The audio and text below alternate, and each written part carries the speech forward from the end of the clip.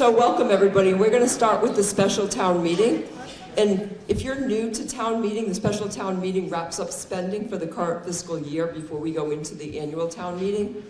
So these are just 4 kind of articles to wrap up our spending. So I'm just going to go through them. The town clerk Michelle Hill has confirmed that the warrant has been properly posted by the town constable and a quorum has been reached. My name is Celeste St. Jacques and I am the elected town moderator. Just to go over a couple things, the fire exits are on the side and in the back. This year, I'm not going to be reading the actual articles, so it'll move a little faster. Once we get to the annual, I have the articles on the thing, but on the PowerPoint presentation. So, okay, would you like to make the motion? Mr. Moderator, I move that we dispense with reading of the warrant in its entirety and act on the articles individually. May I have a second? Second. All in favor on this, please say aye. Aye. Any opposed, please say no. That passes, so we're going to start with Article 1 in the special town meeting.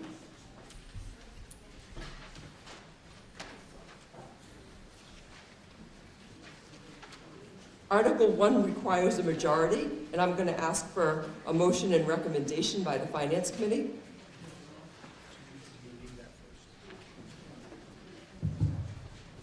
Article 1, the Finance Committee recommends that the town vote Article 1 as written in the warrant. The Finance Committee makes a motion to appropriate and transfer the sum of $58,300 from the General Fund Salary Reserve and the sum of $20,000 from EMS Salary Reserve and the sum of $2,500 from Sewer Salary Reserve and the sum of $2,900 from Water Salary Reserve, for a total of $83,700 for salary accounts as written in the warrants. May I have a second? Second. This is requested by the Select Board, the Sewer Commission, and the Water Commission. Does the Select Board want to make a comment?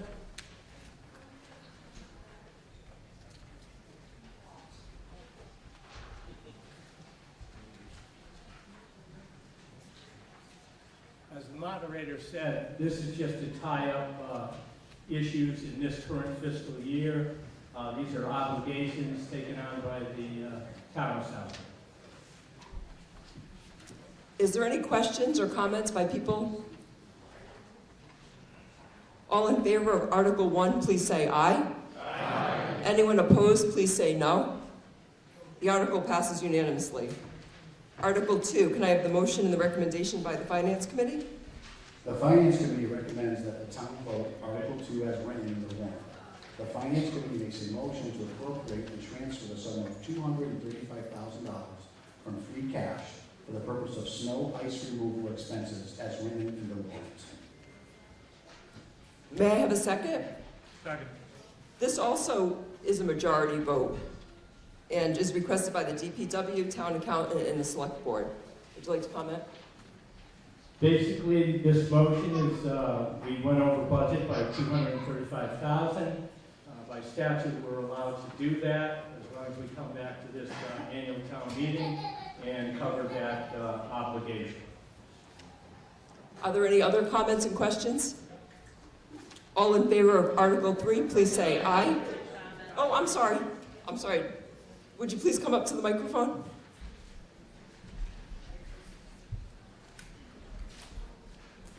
My name is Jim Johnson, I'm from Outer Circle. This was a mild winter. Why are we so far over? I mean, what was wrong with the budgeting process that we're so far off the mark? Do you want to take that, or? I'm going to give it to our DPW Director, Randy Brown, to explain. Thank you.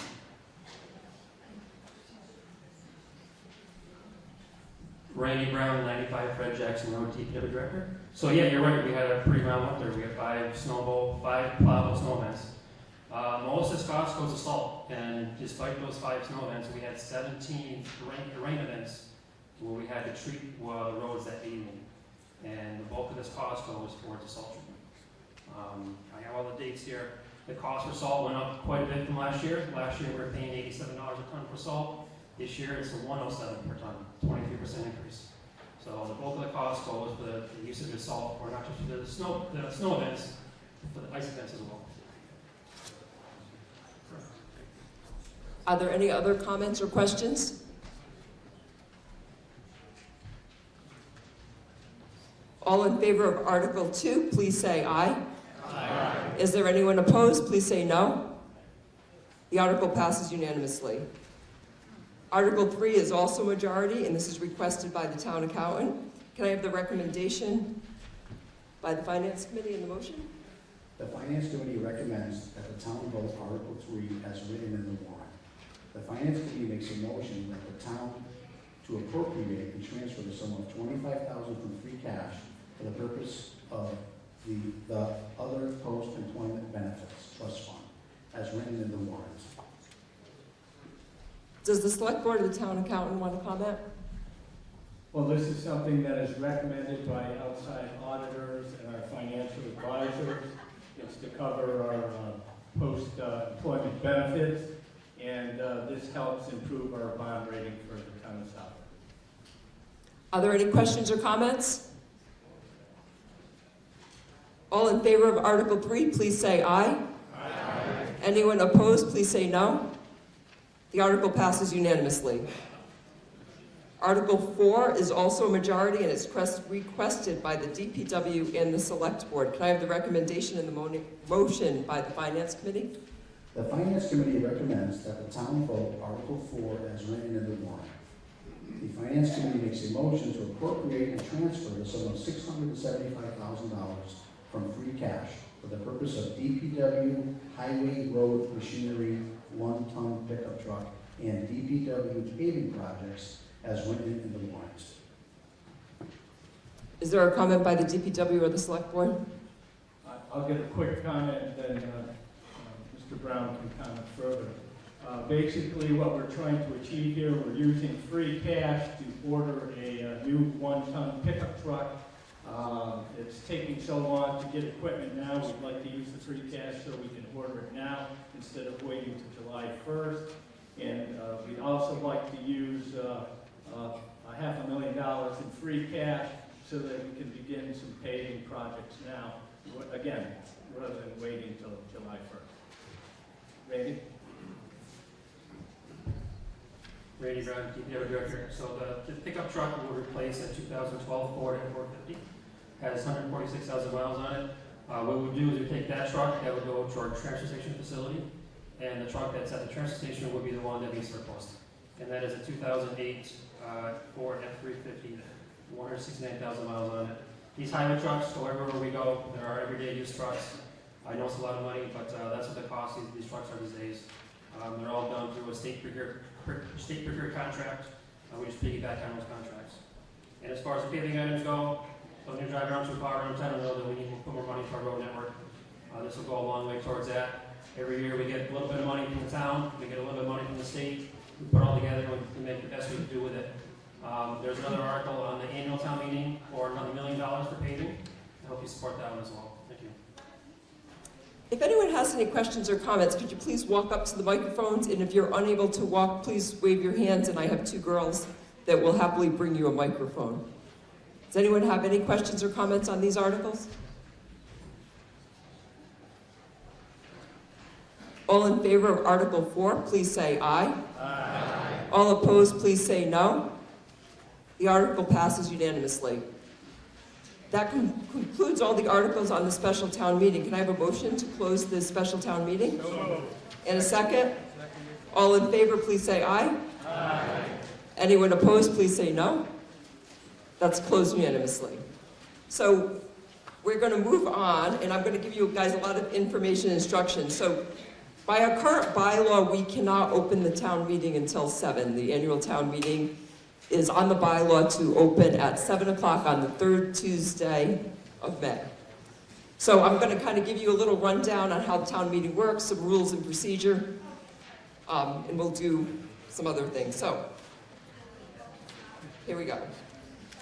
So town meeting is a very old tradition that probably dates back 300, 400 years. We've been doing it in Southwick for over 250 years. We follow our town bylaws, we follow Massachusetts general law, and we also follow town meeting time.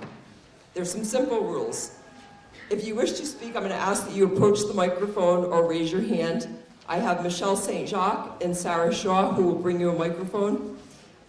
As I say that, this is the year I officially have run out of kids to help, of my children, because they've been very helpful the last couple of years. So if anyone has a high school student that wants to help, please have them send me an email, reach out to me. I always love student volunteers.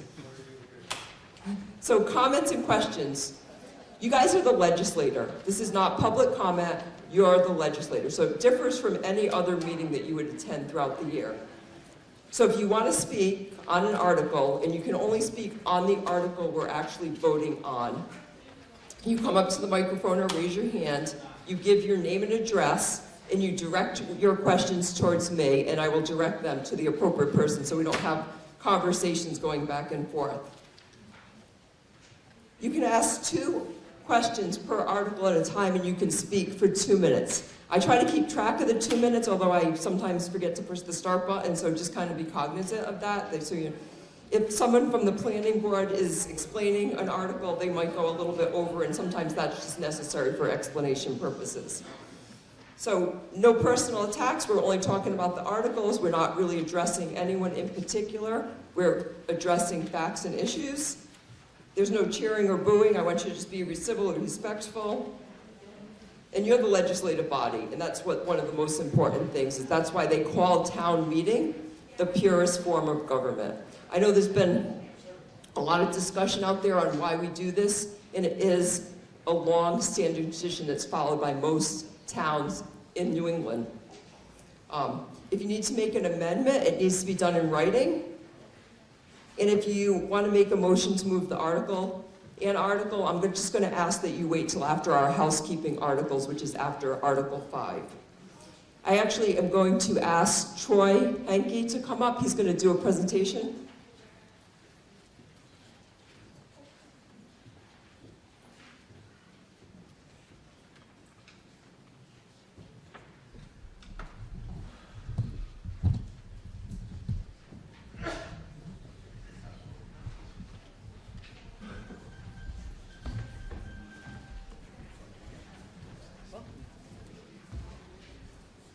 Good evening, everybody. Doing a lot better than I did last year. So this is one of my favorite things to do every year, the presentation of the Robert L. Miller Community Service Award for outstanding community service within the town of Southwick. And the criteria is you have to be a resident or an employee of the town and have done some amazing things for us, either the veteran community or the town itself, or usually both, and the larger region as well. When you consider our past recipients, they're an excellent reflection of what this award was created for. Who was Robert Miller, who was the quintessential public servant of the town of Southwick before we lost him about 5 years ago now. And the person getting it tonight, I've instructed the police to bring him up here and carry him if need be, because he'll try to leave. And when you find out who it is, you're going to understand why I needed to do that. But this gentleman has been doing amazing things for the past 7 years, specifically for the veteran community. And that's why this recipient is so special this year, because he, of his own volition, right from here in Southwick, decided to do something about veteran suicide and mental health. On average, we lose 22 per day to suicide. And the majority of those, believe it or not, are Vietnam veterans. So don't think for a second that because their service was so long ago that they've aged out. No, they haven't. We're still losing them. But there's a lot of young veterans, and when I say young, I'm getting a little older myself now, we're all in our early 40s now, but 22 a day is the average. And he decided to do something about it right here. He also decided to do something about food insecurity with the Mass Military Support Foundation. And then he opened up a center over in Agawam. And that center has proven vital for both food insecurity and mental health in the veteran community, most especially the AA program. I think we had more reaction and people wanting to go to those AA meetings from the veteran community than anything else. And of course, that's a big problem leading up to suicide is alcoholism in our community. And he also organizes that terrific One Call Away Foundation bike run that we have every year at Wally Park. It's a great event, brings a lot of people from throughout the region to this area. It really brings a lot of awareness and money to the cause of veteran suicide and helps them fight that battle, because it's going to go on forever. There's no end to it. We don't know how many he's helped. There was a comment, well, how do we know how many he's helped? I have no idea. And that's how it's supposed to be. We shouldn't have any idea, because if it's not discreet, they're not going to come forward. And that's when they're going to do it. It's going to be very, very quiet. So I'm not going to waste any more time. He already knows who he is. This year's recipient of the Robert L. Miller Award for 2023, David Sutton. Get up here, Dave.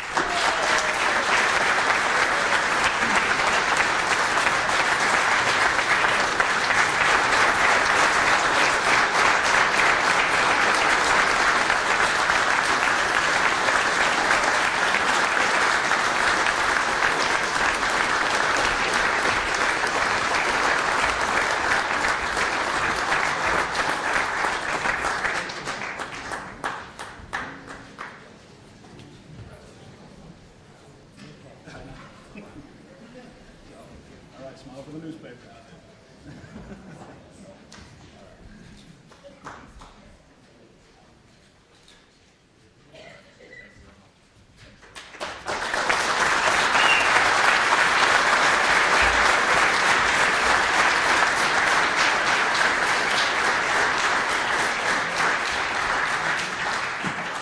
Before I exit stage right, just did want to make an honorable mention as well. This was a tough year for the award. I could have easily given out 2 awards this year.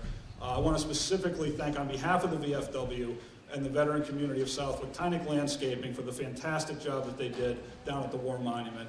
This is the first time in my lifetime.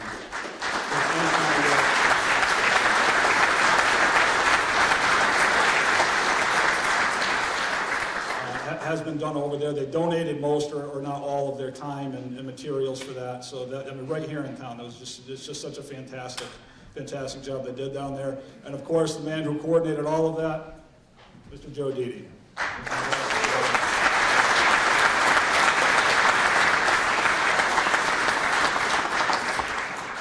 I'll be with you shortly.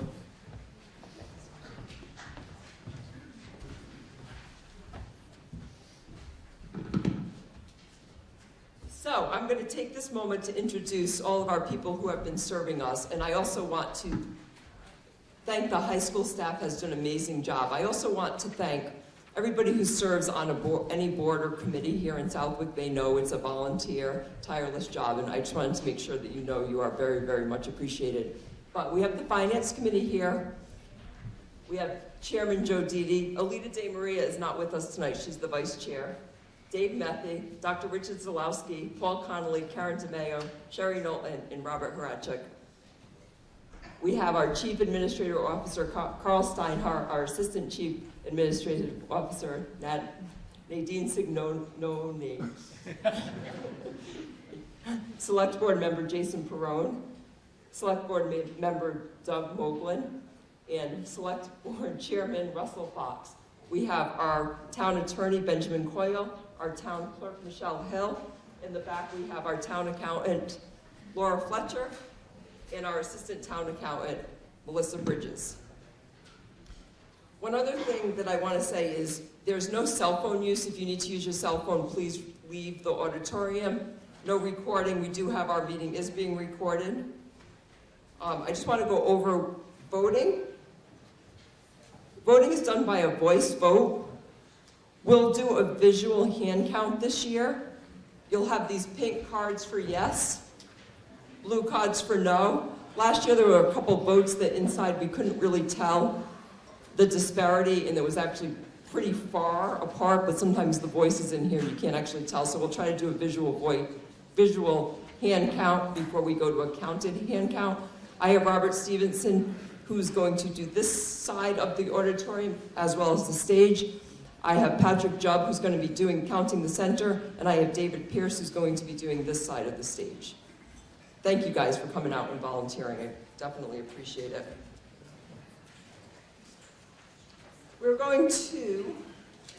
I want to honor some people who have passed this year and have a moment of silence for William K. Sanders. He was the Town Complex Design and Implementation Committee.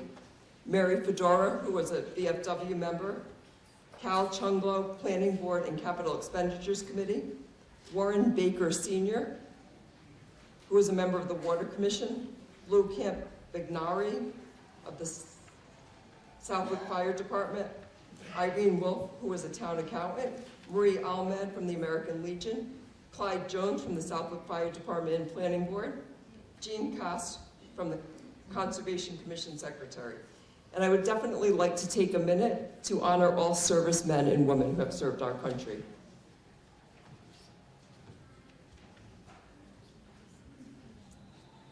The last thing I'm going to ask Troy to lead us in the pledge, but before I do, when I was talking to Mr. Dede about who we should have say the pledge this year, and I was telling him at the same time how Troy was going to be presenting an award, he said, Troy's knowledge was instrumental in guiding the town in the expansion of the War Memorial, insisting with the military side of things. There's no way he would have been able to get everybody's names without him. So he was really instrumental in making this whole thing happen. So you thanked everybody, but thank you, Troy.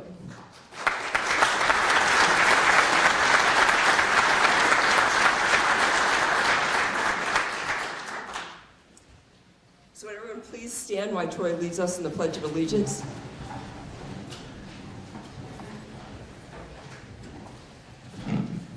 Facing the flag of our country, I pledge allegiance to the flag of the United States of America and to the republic for which it stands, one nation, under God, indivisible, with liberty and justice for all.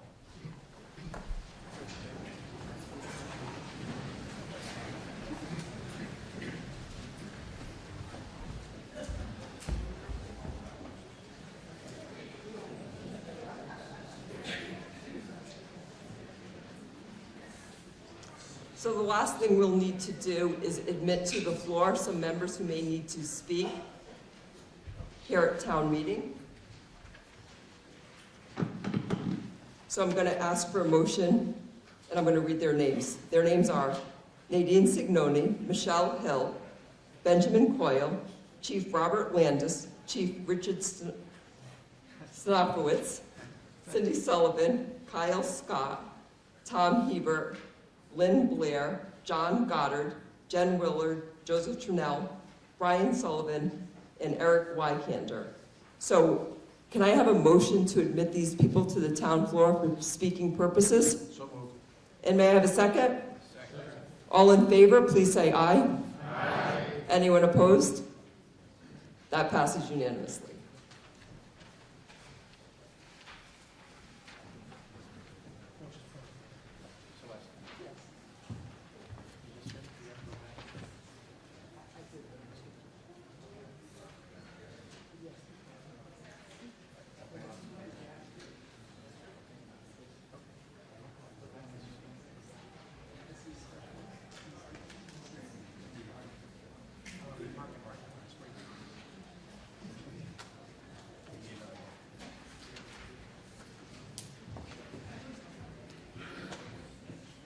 I also need to make a motion for our Levesque, Robert Levesque, is that correct?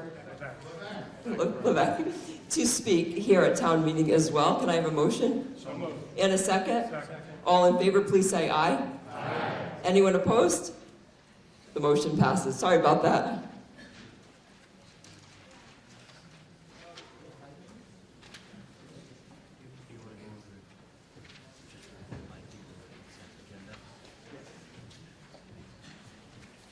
So I'm going to take 5 minutes, since we can't officially open the warrant till 7. There's a consent agenda, so the first article we won't be voting on because that's the election that happened last week, Articles 2, 3, 4, and 5. I'm going to ask for a motion to vote on those together because there's some routine housekeeping items. If anyone wants to pull one out when I read the numbers, just yell hold. I also won't be reading the articles this year. I have a PowerPoint presentation made up and you have the articles printed in front of you. I'll be asking for a motion for some of the articles as they're printed on the warrant, but then the person who's presenting the article will speak on it. So The planning board chairman will speak on the articles of the planning board. The select board will speak on things that are relevant to them. Or a citizen's petition will speak on those, so that hopefully will move things along a little bit faster. Should we put the house lights up a little bit since people are going to be leaving?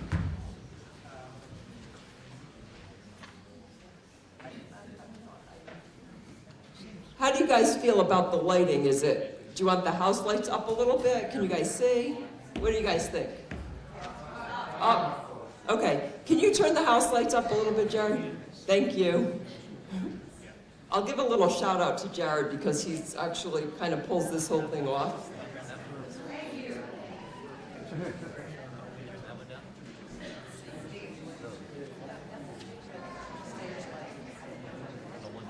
Can you turn the ones right directly on this stage a little bit down? They're a little bit bright.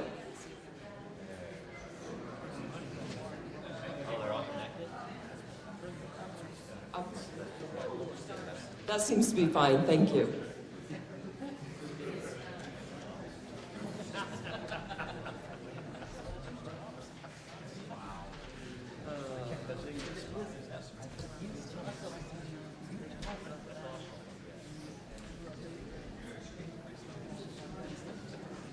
Okay, I think we're close enough.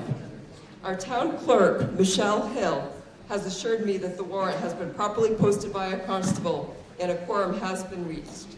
I'm not going to ask Russ Fox to make the motion.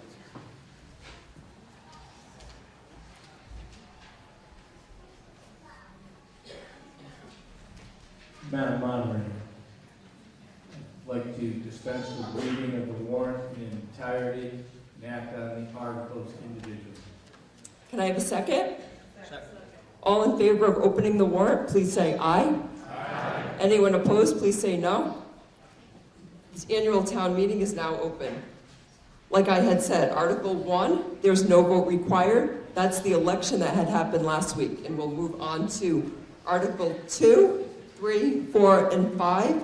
And I would like to have a motion to combine these articles in a consent agenda. Can I have a motion? So moved. And a second? Second. All in favor, please say aye. Aye. Anyone opposed, please say no.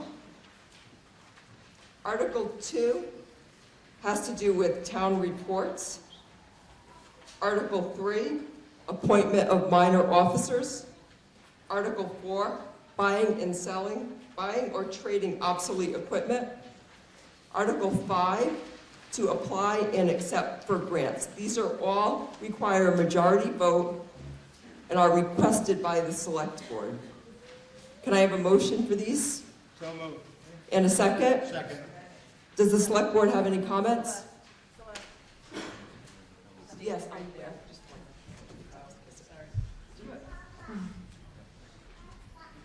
As our moderator said, these are general housekeeping articles. It just gives the select board the powers to appoint minor officers, to seek grants, and these are something that we have on the annual town meeting every year. Okay, now we'll open it up to questions and comments. Yes, sir. Jim Johnson again. What does minor officer mean? Someone under 18 or what? Hold on one second. Okay, try again. What does minor officer mean? Is it someone under 18 or what is a minor officer? What is a minor officer is the question. No, sir. It would be a lot of the employees of the town, the chief administrative officer, the assistant CAO, and employees of the town that are appointed into their role through the select board as in their role as the personnel board. Okay, thank you. Are there any other comments or questions on Articles 2, 3, 4, or 5? All in favor of Articles 2, 3, 4, and 5, please say aye. Aye. Is there anyone opposed? They pass unanimously. Article 6 is requested by the Select Board. It needs a majority vote, and it deals with amendments and additions of revolving account. Can I have a motion as the article appears in the warrant? So moved. And a second? Second. Would the select board please give a little explanation on this article? This is a new revolving account that we hope the voters will approve. Chief Landis could give you more detail if necessary, but basically we have traffic control now rather than reserves out there. Sometimes they'll take a repurposed police car out there, and there is a charge for that, for example, for a public utility that's using it. And what we're doing with this revolving account is using that money to maintain that vehicle, oil changes, and minor repairs. Do you have any comments, Chief Landis? Okay. Are there any questions or comments?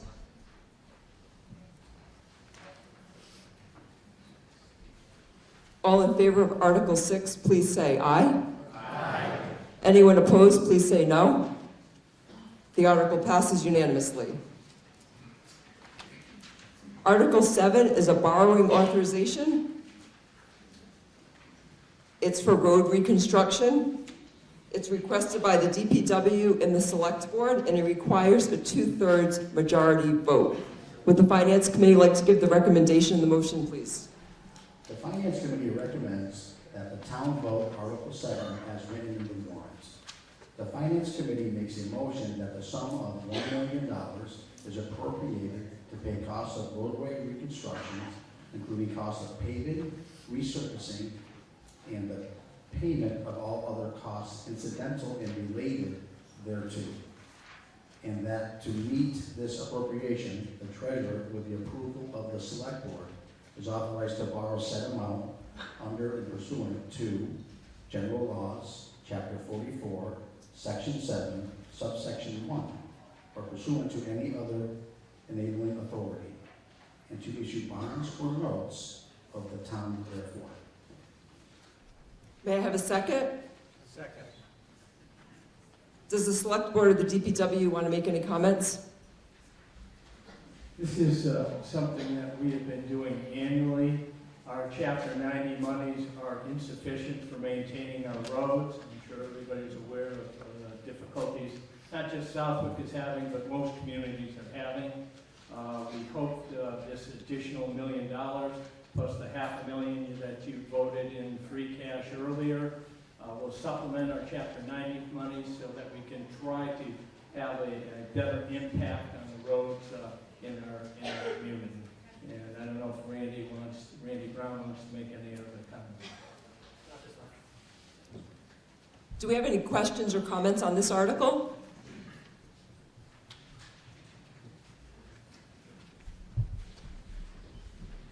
Marcus?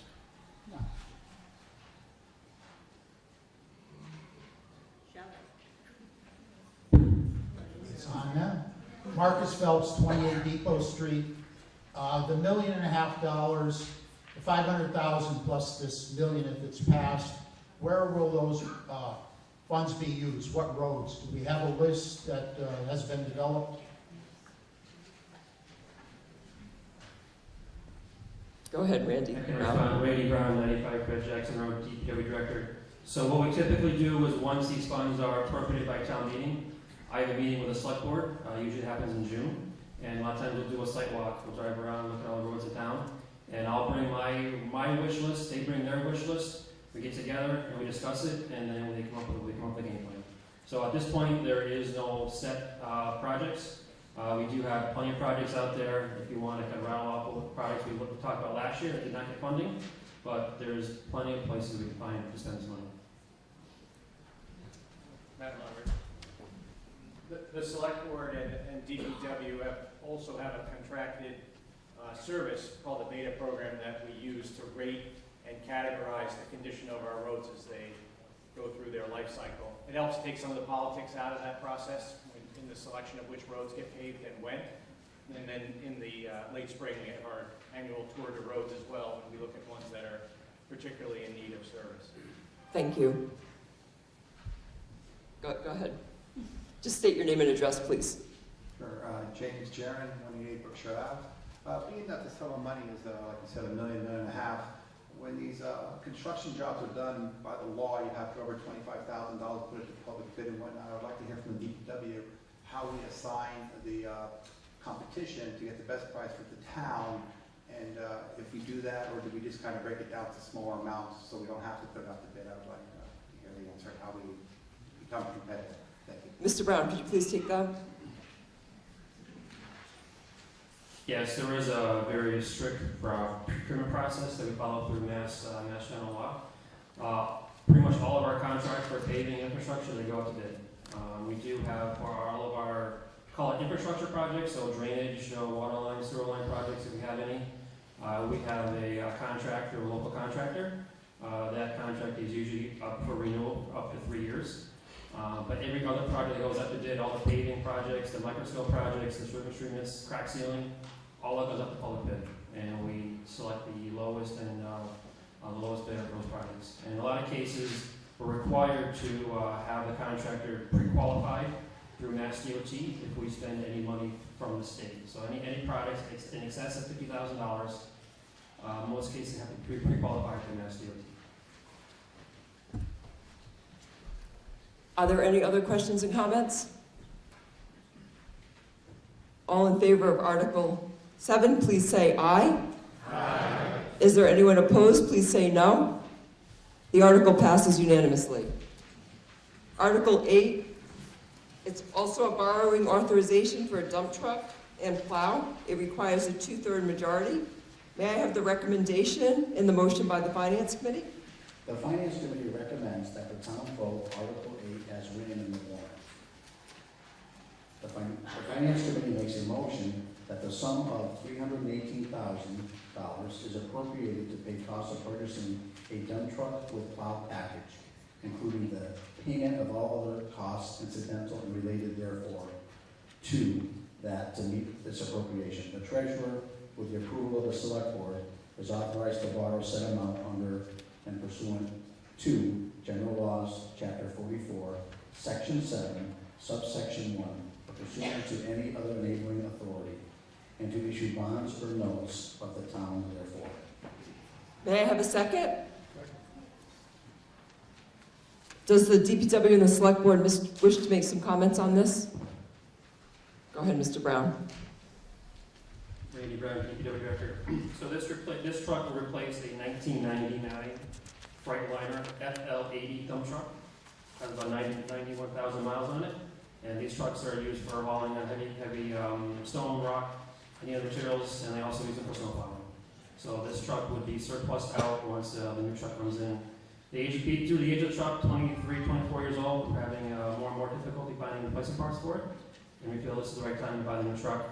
The way the environment is right now, I would not expect to have this truck in time for this winter. So this truck that we have now, this 1999 truck, will probably be on the road this winter, and then this new truck will come in the springtime. And just to follow up on the last question, again, this would also be procured through the state contract at the highest level. Are there any questions or comments? Please step forward to the microphone or raise your hand. Yes. Could one of you please bring the gentleman in the middle with the burgundy shirt and the hat, the microphone?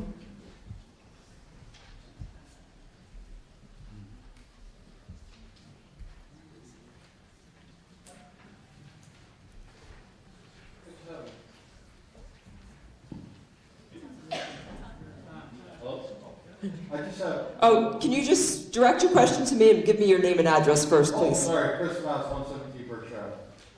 I have a question related to the wording of the, what do you refer to these as, articles? Yeah, I have a question related to the article. To determine, it says, the city town will appropriate a sum of money to pay costs of purchasing. And then it says, to determine whether this amount shall be raised by taxation, transfer from available fund, borrowing, or otherwise. Are we voting whether we want to be taxed for this, we're going to borrow for this, or we're transferring money for this? I didn't see it, it's related to the previous article.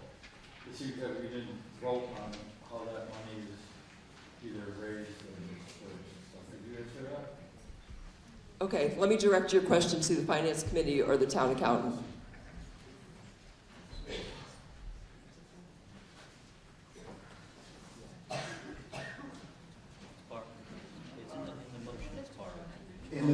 is to borrow the money.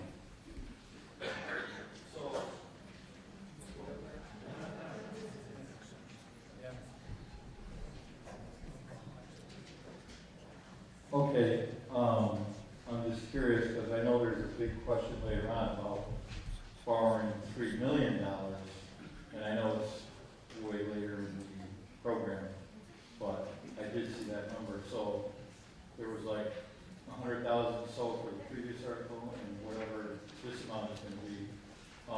This is borrowing from the state. So my understanding is, this money for the truck, I believe we can do 5 or 6 years for that. So that's why they're separate articles. It's not one big package of a bigger dollar.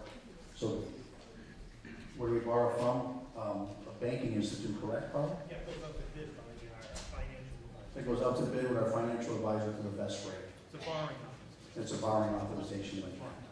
I'm just curious, with all the money that's raised for,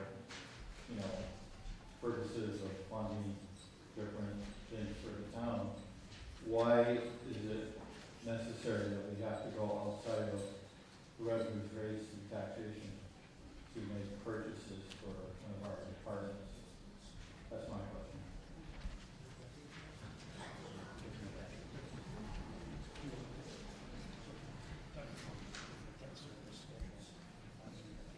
Correct. Good question, sir. So part of it is, it's going to be in a later article in the Green Book, is the budget, and that explains the total expenditures of the town. Part of that list of expenditures that are in the budget is service on debt. Sometimes we choose to incur debt rather than pay cash in order to spread an expense over an extended period of time, especially a large purchase like this, or as you mentioned, the $1 million for road work that we just voted on tonight. Road network is a long-lived asset, to spend that money, rather than take it in cash and raise an additional $1 million in taxes every year, we can apportion that over multiple years. And generally, the town's policy via budgeting has been to replace debt with debt. As debt rolls off, we replace that debt with new debt, so essentially kind of like leasing. If you look at it that way, where once you satisfy a debt, you take on new debt and the payment stays about the same. So it seems to me what you're saying, that the residents of the town here that pay taxes won't have to incur additional taxes because of this purchase or anything for the previous article 1 million? Essentially correct. The budget document tells you what the expenses of the town, and this budget that's on a later article includes that debt service for this article in the budget model. If the town adopts the budget tonight, then that will be used to set the tax rate for the coming year. We need to raise appropriate tax revenue plus other revenue sources to balance our budget every year. Okay, I'm no expert in finance, but I know there's a big debate going on in Washington D.C. now about raising the debt ceiling and Okay. stuff like that. It seems to me that you said you finance debt with additional debt, and then in your last sentence you said something about we may have to raise the tax rate. So, sir, is it you will raise the tax rate or won't? so we're actually, I understand your concern, but we're here to vote on the article and not about what our tax rate in the future is going to be, so we need to address the article. I think that information that you actually need about this could probably be provided maybe through the town accountant at a different time, but right now we need to vote on the articles. Right, and voting on the article entails having knowledge of what it might eventually revolve on back to us. So, this is directly dealing with the article, if you don't mind my saying so.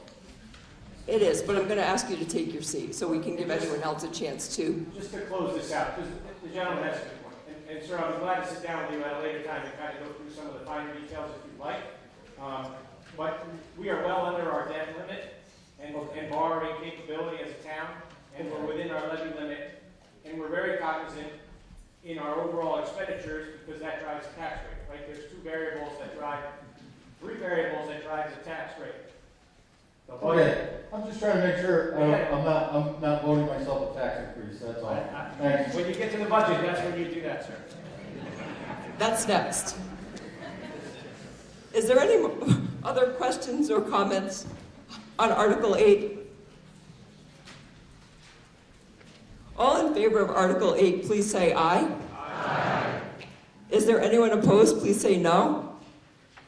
The article passes unanimously. Now we're going to move on to the budget. The annual budget. I'm going to ask for the motion and the recommendation of the Finance Committee. The Finance Committee recommends that the town vote Article 9 as written in the warrant. The Finance Committee makes a motion to raise and appropriate the sum of $14,502,582 and to appropriate and transfer from free cash the sum of $2,057,000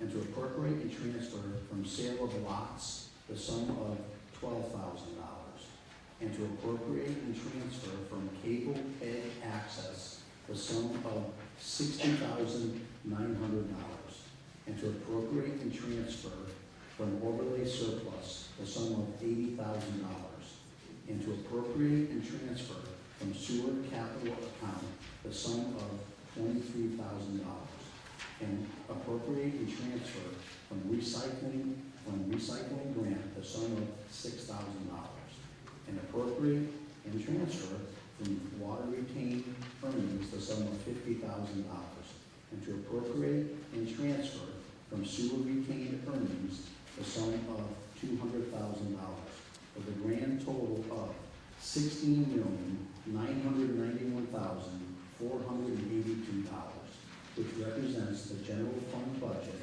in the amount of $12,792,744 and the water fund budget of $1,574,333 and the sewer budget of $1,327,043 and the emergency medical service budget of $1,297,362.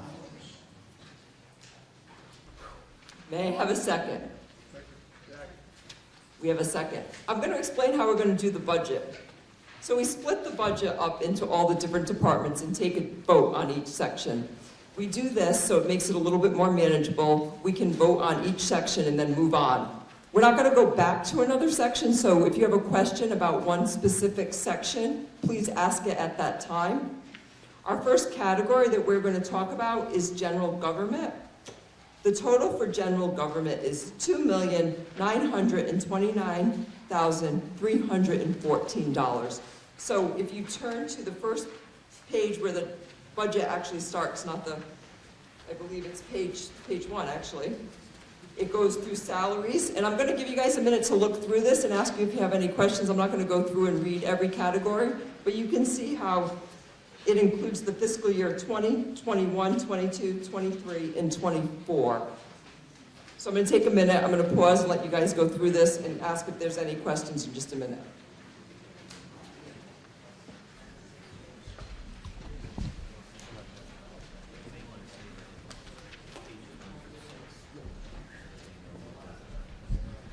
Just to clarify, I know this is a little confusing, that the budget for general government ends on page 6.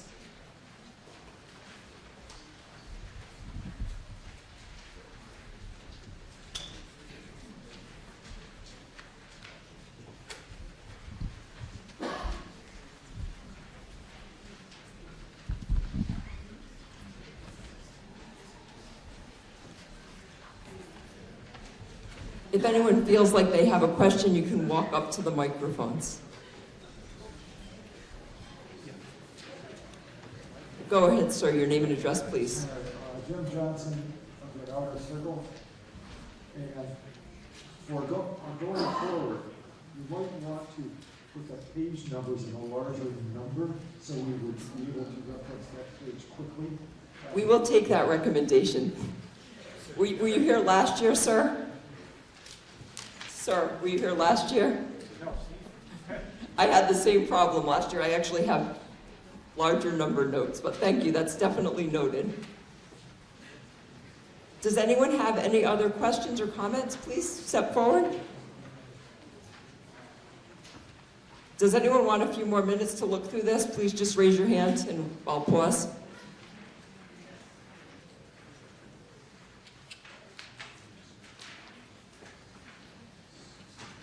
So all in favor for $2,929,314 for general government, please say aye. Aye.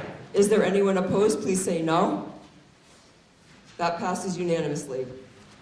The next subject, in which we've already talked about our improvement for next year, sir in the red shirt, I'm sorry, forgetting your name, is we will be adding the header of the next topic, because we've realized that's a little bit confusing in addition to the small numbers. But the next section, which starts on page 6, is public safety. And public safety is $3,605,801.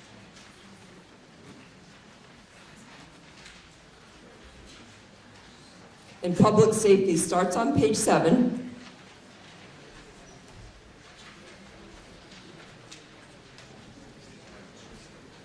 And it runs to the top of page 12.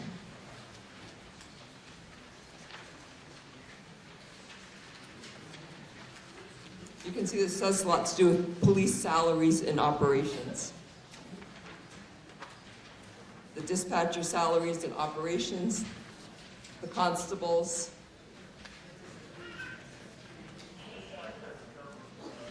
the operation of the public safety buildings, the fire department.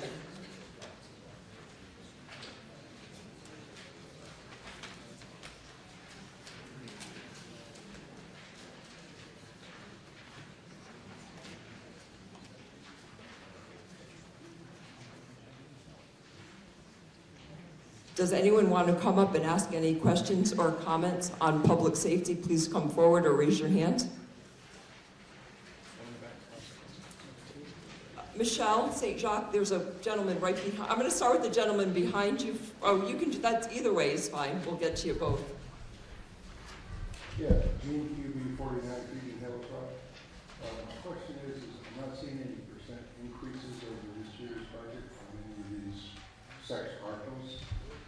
Can we get that information? I'm sorry, are you asking what the percentage increase is? Increase, I know it didn't go down. I'd like to know what the percent increase is.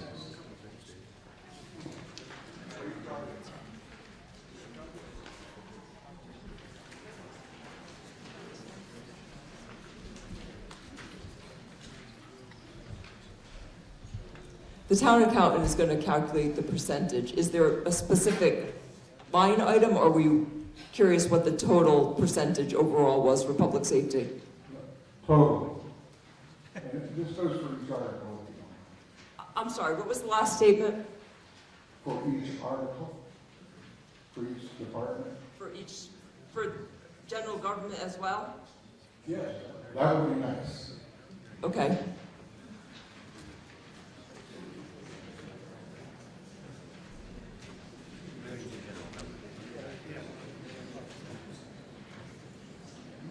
Sir, we're not going back to general government, but we will give you the percentage for public safety. Once we vote, we're not going to be going back on a section, okay?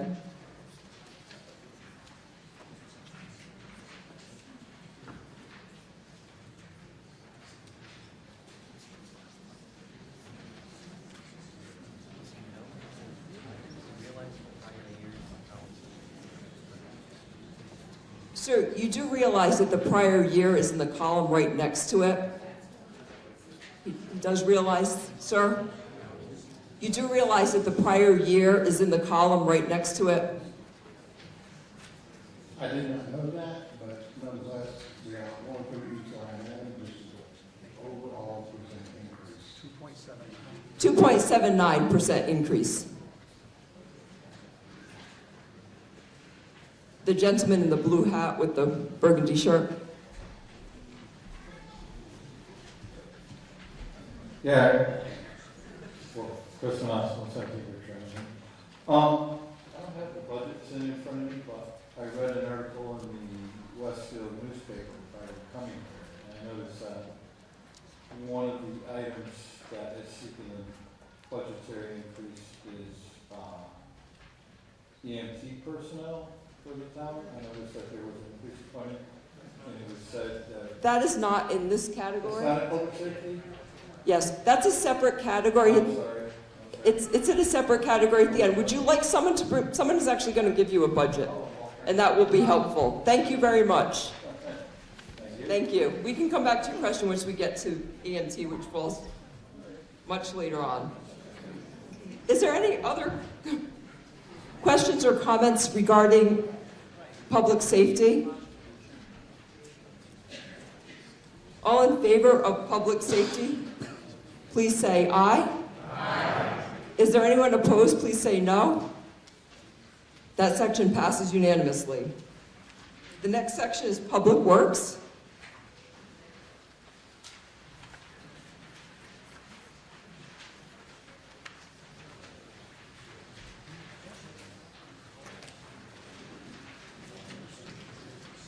I'm just going to get and tell you so I can tell you exactly what page Public Works starts on. Public Works starts on page 12, and the total for Public Works is $2,029,640. And Public Works goes until the bottom of page 14. I'll give you guys a minute to look over that, and then I will open it up to questions and comments.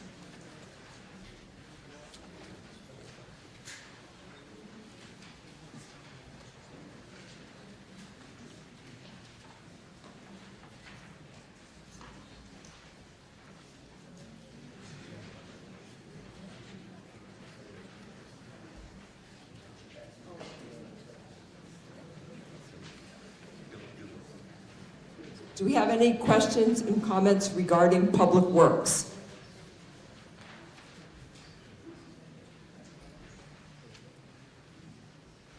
All in favor of Public Works, please say aye. Aye. Is there anyone opposed? Please say no. That section passes unanimously. Ms. Moderator, it went up 1.09%. That was an increase of 1.09%. Our section regarding other environmental is $755, and that is on page 15. That's a pretty short one. Does anyone have any questions and comments about that $755? All in favor of section on other environmental, please say aye. Aye. Is there anyone opposed? Please say no. That passes unanimously. Our next section is Human Service. That starts on page 615.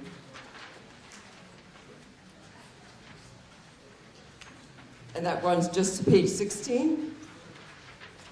The total is $382,611.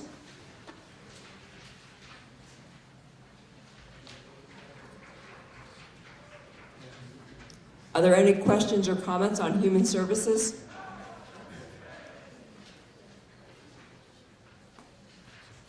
All in favor of Human Services, please say aye. Aye. Is anyone opposed? Please say no.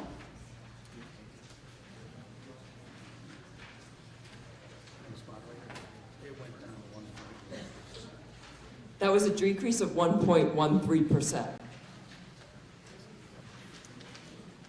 Our next section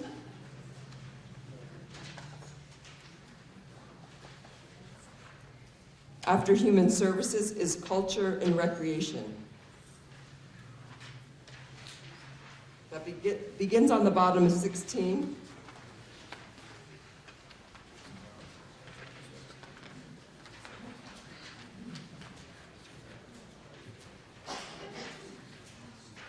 And we end at the middle of page 18.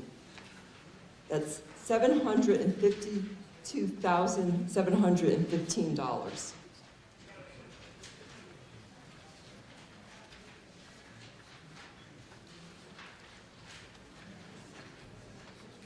Are there any questions or comments on culture and recreation? Oh, yes. Yes, that would be wonderful.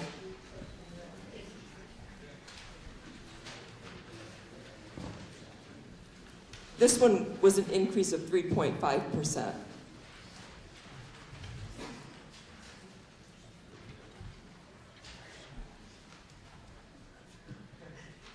Hi, my name is Deb Patron, 11 Patriots Way, Suffolk. I have a couple of questions on Wally Park. First question, has any income been generated through the fields on that? And if so, how much and where has it gone? I mean, we're asking for a lot of money for maintenance there. Okay, who should we direct this question to?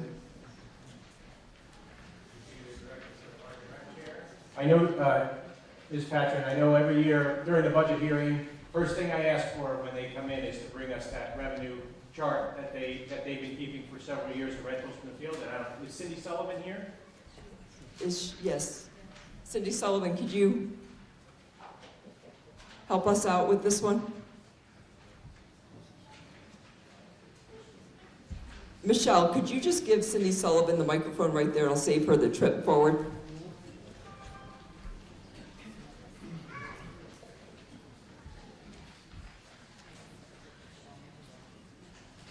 Hi, I'm the Director of Park and Rec, Cindy Sullivan.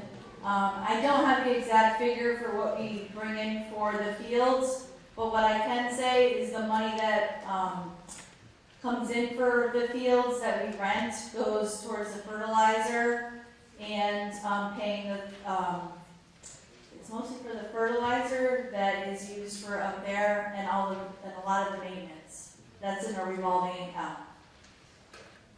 So the line items are separate from where the revenue comes into. I don't have the exact figure tonight for that. Go ahead. Can I ask another question? Yes, you may. Okay. Old Town Beach. Now, I worked at that Old Town Beach over 40 years ago, and I know it's been gone for a long, long time. So, what are they fixing, or why are they still using that and almost paying more money than they're paying for the new Town Beach? Is that a question you could take, Cindy, or should I redirect that?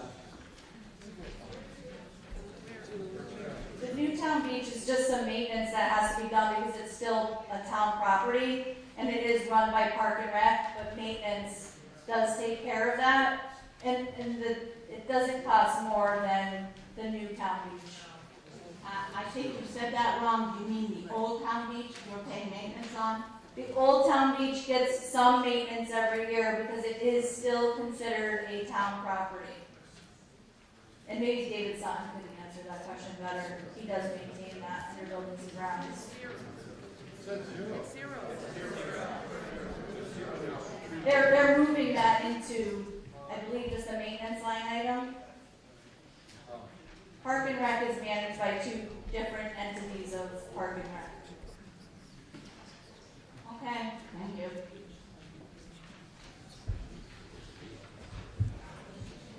Are there any other comments or questions?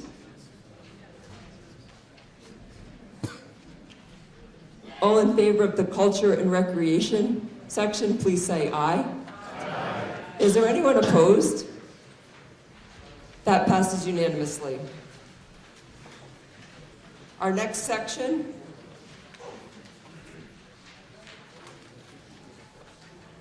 starting on page 18 is debt, interest, and insurance of $3,091,908.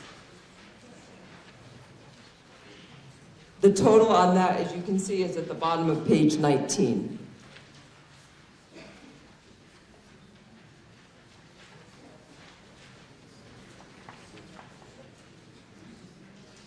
Are there any questions or comments on that section of debt, interest, and insurance?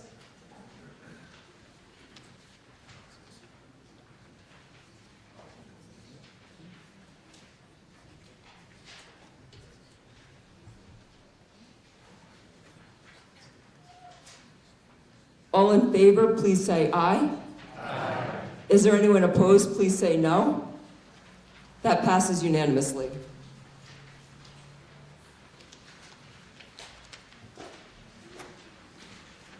That concludes the general government. The total for general government, $12,792,744.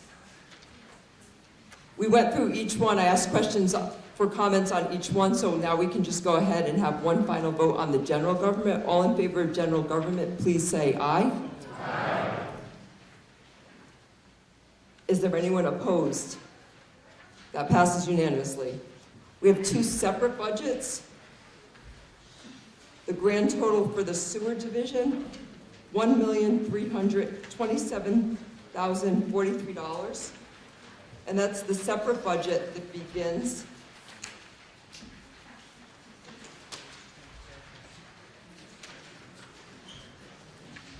You are correct, sir. We do need to make these numbers a little bit bigger. But that begins on page 20. I'm sorry. I know, that's... Let me go back to my total general government, and then we get into, I'm sorry, then we are gonna vote on the grand total for the water division, which is $1,574,333. That's the water division. Are there any questions or comments regarding the water division?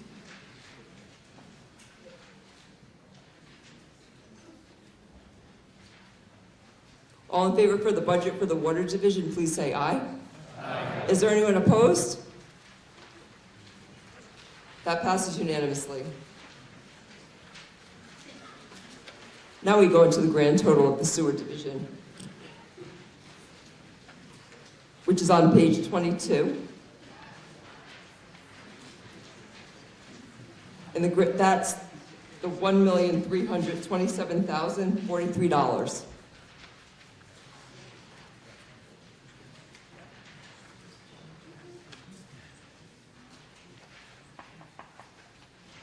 Are there any questions on the grand total for the sewer division?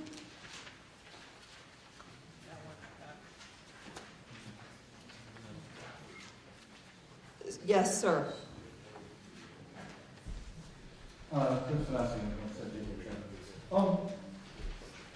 This money that we're allocating today by voting for it, for the sewer, these items are paid for with the property taxes and everything?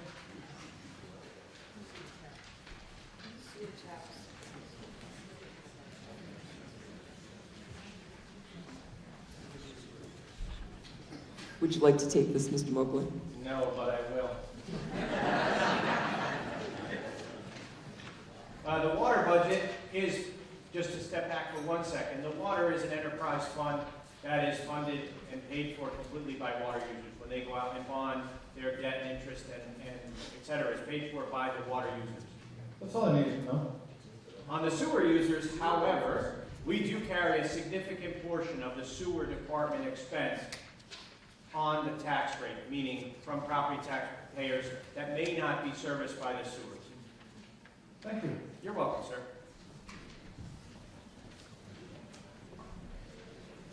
And thank you, Mr. Cummings. Do we have any other comments on the sewer division grand total?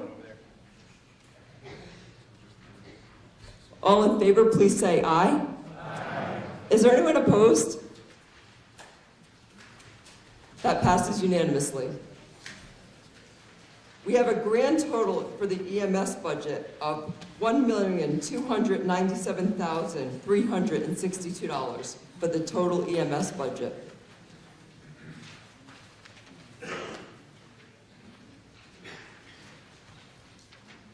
Was there a question on the EMS budget?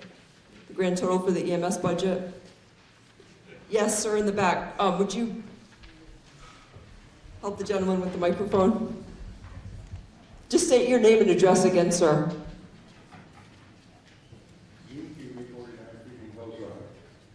There's about a $200,000 overall increase in the budget. That's pretty significant. It looks like daytime staff was taking up a big chunk of that. Could you comment on that? Someone?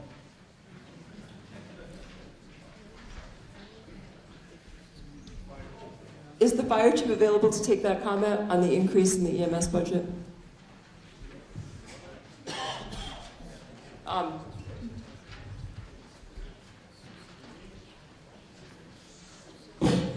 Chief Stefano, it's the girl right. Oh, they're going to pass you a microphone.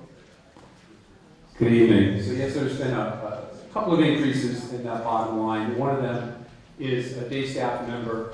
So we're looking to add one additional member to the fire department to cover the 24/7 shifts and the tours that we're currently working. The other part of it that is part of that bottom line is significant increases in materials, specifically EMS supplies. We've seen some with an increase as high as 30%, some as high as 50%. So some of that is operational as well too. So overall, yes, there is an increase on it, but there's multiple reasons for that. Thank you. Are there any other questions regarding this grand total for the EMS budget? Okay. All in favor of the EMS budget of $1,297,362, please say aye. Aye.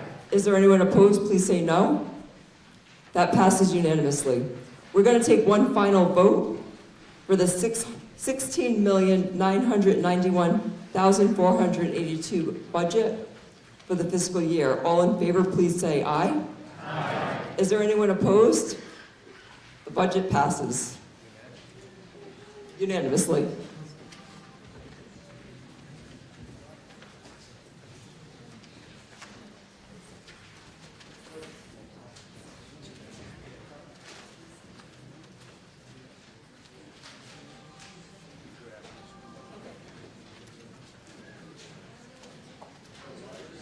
Thank you. That's always probably the toughest line item for me to get in. I need to, do you have something, sir? We just voted on the budget? Yes, but the formatting of it is difficult to follow, and section headings would be helpful. You know, that's one of the first things I actually said to Laura in the office the other day, and I think that we are going to kind of work on this through the year, but thank you, because I appreciate it. I agree with you 100%, and we're going to work on that for next year. Thank you.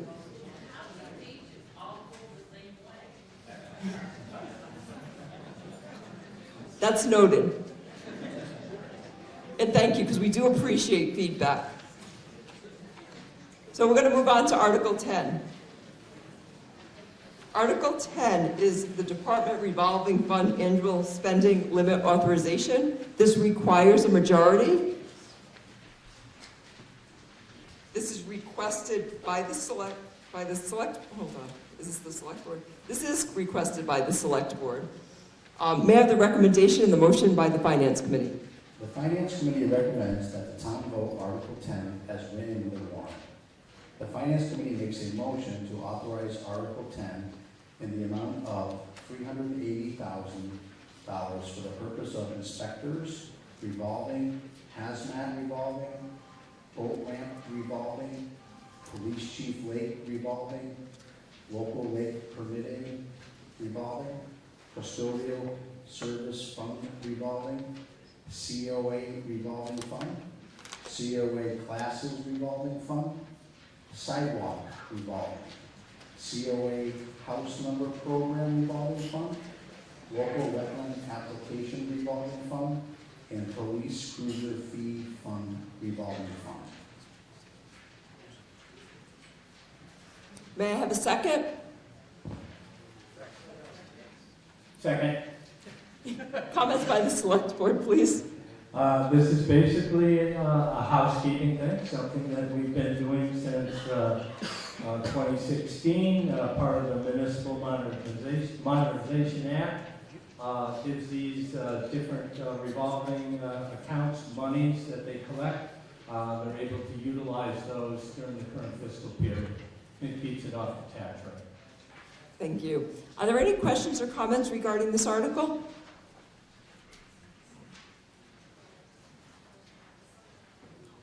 All in favor of Article 10, please say aye. Aye. Is there anyone opposed? Please say no. The article passes unanimously. Article 11 is the regional school district budget. This requires a majority of vote.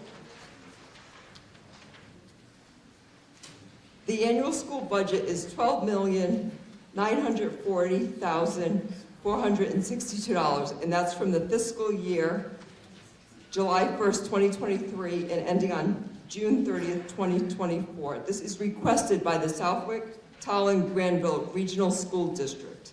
Can I have a motion for this article as it appears on the warrant? So moved. And a second?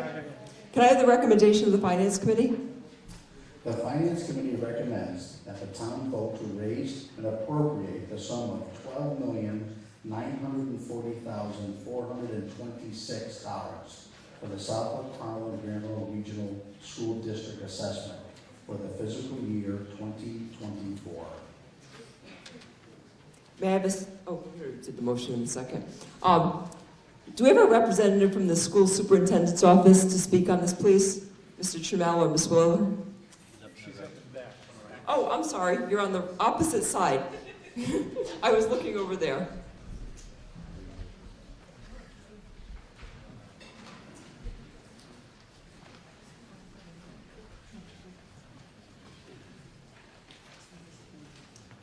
Good evening, everybody. Thank you for having us.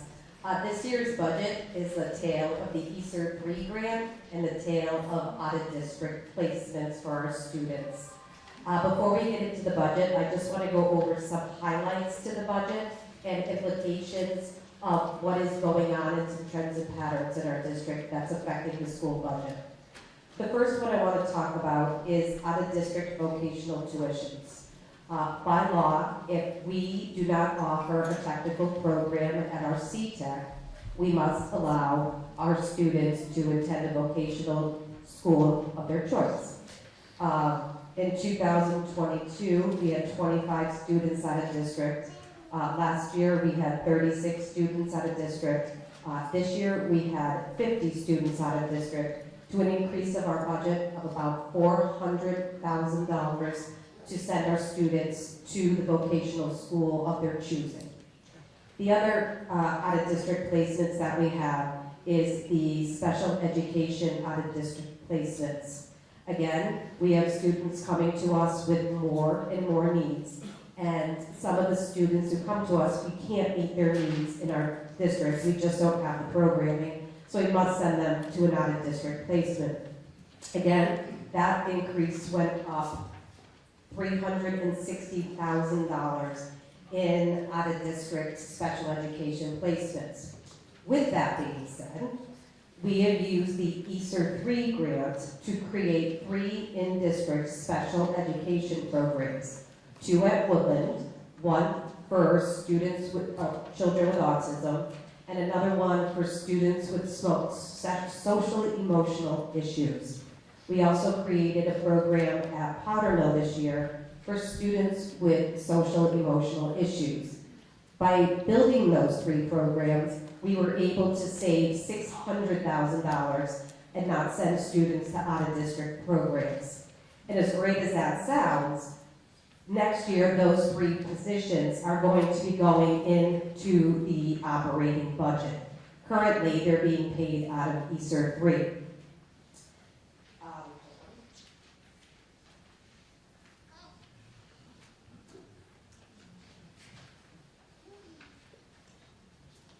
The other question I get asked a lot is, where is all the money going? We're hearing that there's so much money, Governor Healy is spending so much money on education. Why do we not see any of it? If you've been to any of the budget meetings, any of the budget hearings, we are what they call a hold harmless district, which means we are actually getting about $4 million more in state aid than we should be getting. Which means that when our Chapter 70 goes up, it only goes up by the $30 per pupil. So we got an extra $38,000 this year from the state. It's going to be a balancing act now of a lot of the financial pressure coming back onto the taxpayers, because the state is already giving us an additional $4 million. But where did all the money go? If you look at the Chapter 70 money that went out, 93% of the money $544.8 million went to 33 districts. We're not those districts.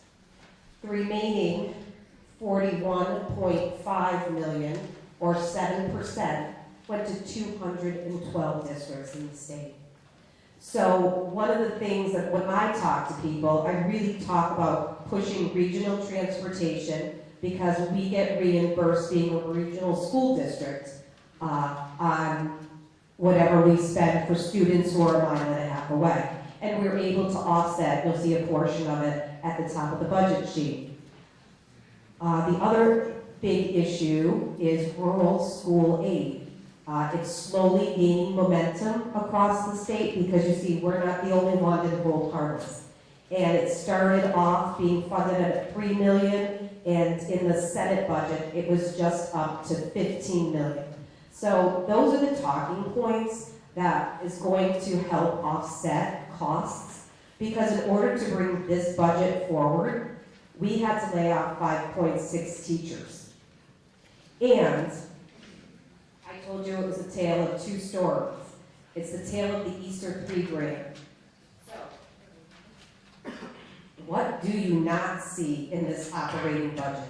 Well, I can tell you we do have an Easter 3 grant, a Title I grant, and an IDEA grant. Right now, we're spending a little over $1 million in grant money on salaries. Out of district, special education tuitions, we're using a large choice of our school choice revolving, a small portion of circuit breaker, and again, a larger portion of our Easter 3 funds to offset that large $900,000 in out-of-district special education. $716 is being picked up by grants. The out-of-district vocational tuitions, we are using the school choice revolving and our rural school aid to offset that out-of-district $1 million vocational cost by $769,736. But we're using more of our school choice money than we are getting in. This is not a complicated math problem. I told the FinCom when I met with them, we can only keep doing this for so long. We put an extra $40,000 out of our E&D, and we took a large chunk, almost all of it, to help offset this year's budget. So that is our budget this year. We did get an increase of required local contribution of $525,000 that was mandated by the state. And just to put it in perspective, $760,000 of that is directly related to be spent on vocational and special ed out-of-district placements. That's not including our CTEC that went up by $100,000. It's not including raises in the district. It's not including our pension assessment that went up by about $100,000. It's not including our health insurance, our retirement benefits. So we really brought to you a super conservative type budget using every tool that we had, every excess bank account that we had to keep the discretionary line item at a minimum. So thank you. Thank you. Does anyone have any questions or comments? Please raise your hand or walk forward to the microphones, please.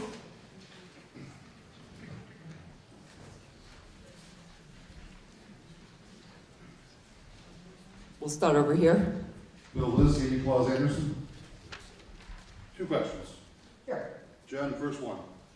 Did Southwick Regional benefit from any COVID funds? Go ahead. You're supposed to direct your questions to me, Mr. List. I'm sorry. You're going to be reelected, aren't you? Yes, I am. I think you're referring to the Easter funds that I'm referring to. That's the total Yes. fund? Okay. Yeah. Okay. Next question. We did the bus contract transfer about 2 years ago. Yes. What has that benefited the school system? It has benefited our pension assessment, and our special needs transportation went down this year, and our regular transportation went up minimally. It's definitely a cost savings to the district. Do you know how much?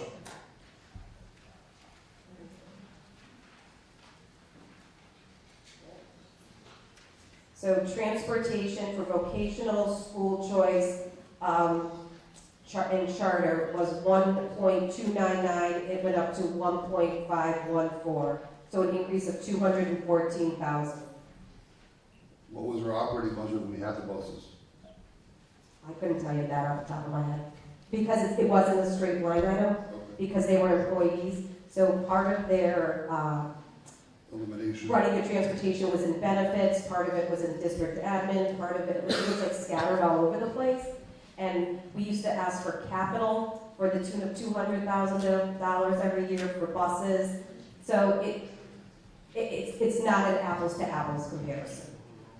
Okay, you all set, Mr. Liss? We're going to move it over to here, to this microphone, I believe. Jean Marie Mort Mining Road. So the operating budget for the three towns is going to be the $27,502,895. $27,502,895. Okay, so that's for our three towns. So I guess my questions are, the new special ed that we have coming in, we have a delightful and very educated special education department, sorry. And why we added 3 new programs, which we more or less already had in the district, we've just given them renamed.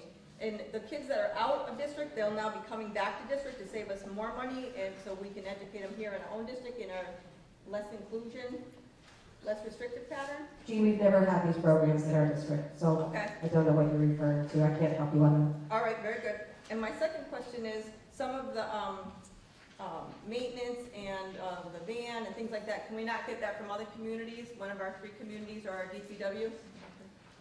Go ahead, Talk about that in capital. Okay, capital budget, yep. And then the other thing was, and we look at the line-by-line budget, which I don't think anybody has. I see a lot of coaching, well, we have, we don't call them coaches anymore, special educator, is it still called coaches? We don't have a special education coach. No, just coaches in general. We have academic coaches. Academic coaches, and then we also have lead teachers still? Lead teachers are different than academic coaches. Right, but is there any way that we could combine that to save some money in that department? I mean, I get that we're gonna have to pick this department apart, and I get that the school committee does it, but does the finance committee and the select board get to really review line by line before it gets to this point? No. Okay. That's on the school committee. But I think you're confusing the 2 things. A coach is a position in the district. A lead teacher is a minimal stipend in Appendix B. Okay, yeah. Okay. Yeah, and my, Well, thank you. 2 per person. You got it. You can come back up one more time if nobody else has any questions. Does anyone else have any other questions? Okay. All in favor of Article 11, the Regional School District Budget, please say aye. Aye. All opposed, please say no. No. The article passes. We're going to move on to Article 12. This is the Regional School District Debt Authorization. I'd like a motion for Article 12 as it reads on the warrant. I have a motion? And a second? Second. So this is for network improvements and a maintenance van. Would you like to just speak on this, Ms. Miller? I'm going to speak super quickly on this because you don't want me explaining the network upgrades to you. I have somebody here who can do a much better job. But I just wanted to, just because sometimes people are curious about capital and how much has the school district been borrowing.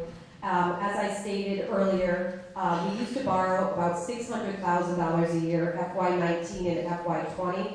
About $200,000 of that was spent on transportation. I did say to you, after we took transportation out, we would come forward with this conservative of a capital borrowing budget as possible.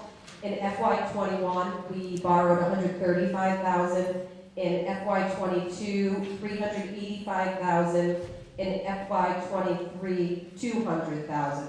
So well below even the $400,000 that we would have been what we would have asked for in the past, minus the transportation.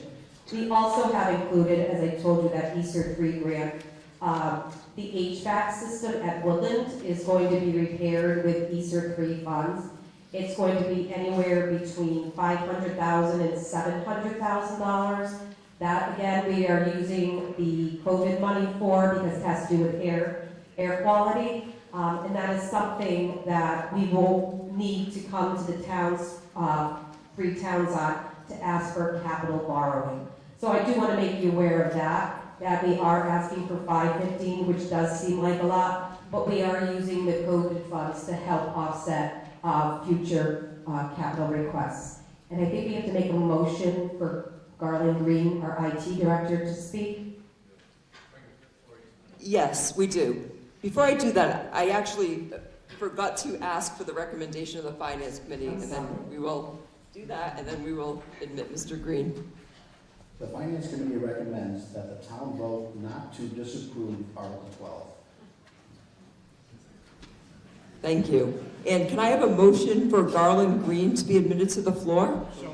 And a second?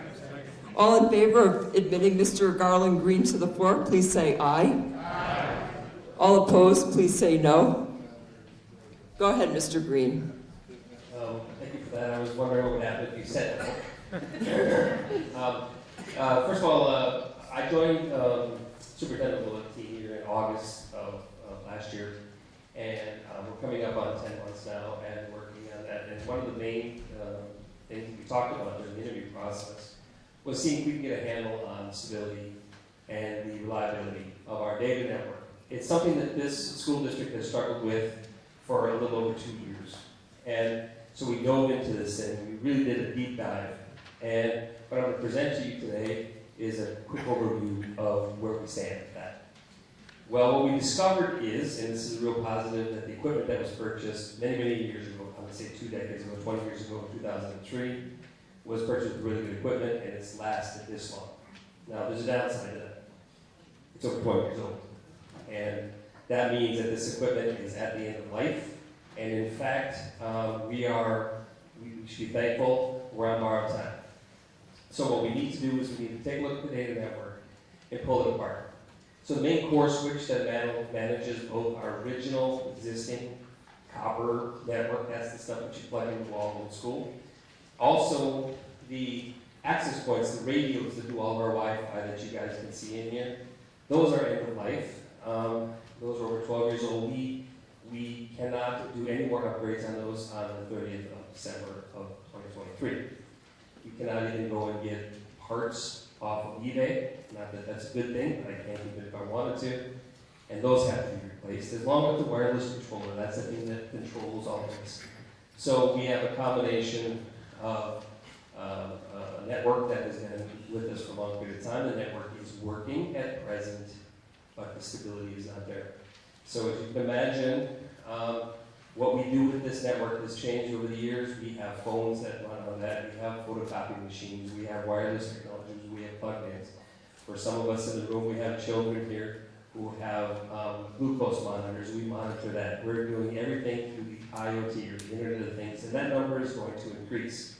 So what we're talking about, we're asking here tonight, is to consider helping us get to a point where we can not only stabilize our network for the needs that we have now, but we need to be able to grow that network and evolve with the growing technologies. When this was put in, there wasn't a one-to-one technology program. We did not have every child access to the same machine. When the core switch was put in, there weren't even iPhones, iPads. All of that stuff was there. It was built for a time that no longer exists. So we need to upgrade. It's old, so it's got to be done.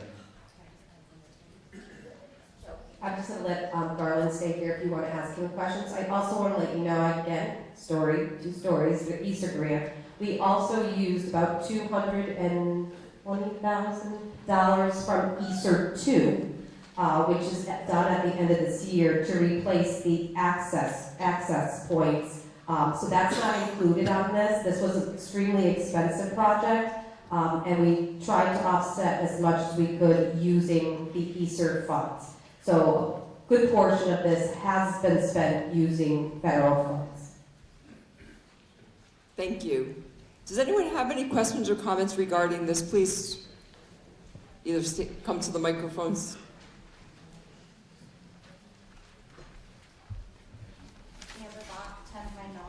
I'm just curious, I know this is later on, this is for later on, but if we do this upgrade, will this be, like, let's say we get the fiber optics, will this be able to be compatible with that? Good question. In fact, we are already running fiber optic. That's the thing. Our school district is a very different district in the sense that we have fiber optic cable to every classroom. So we have a combination of things. We have a traditional, what we call the copper network. I think that's the one that we're most familiar with. But we have fiber optic running to every single classroom.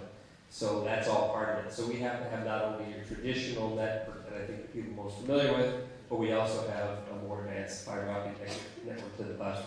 So we're working in parallel, yes. So it's absolutely true, and that's it's a really good question. It's already compatible now as it is. But we can update that technology. It's simply cool. Thank you. Are there any other questions or comments on this? All in favor of Article 12, please say aye. Aye. Anyone opposed, please say no. The article passes. Again, I just want to say thank you for supporting the schools. I know we are a huge portion of the budget, and I appreciate everything that you do and understanding that by supporting the schools, you're supporting your future and you're supporting our children. So thank you. Thank you.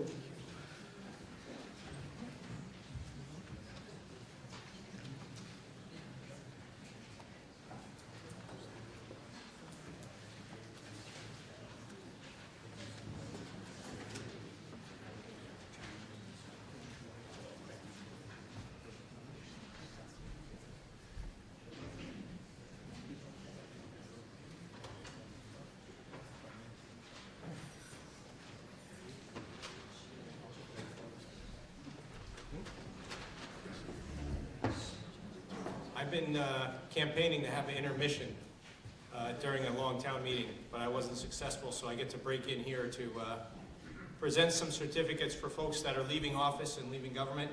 We want to thank them for their service and publicly recognize them. If you're here, please come up and grab your certificate. The first is to Brian Houlihan for his service on the Southwick Housing Authority.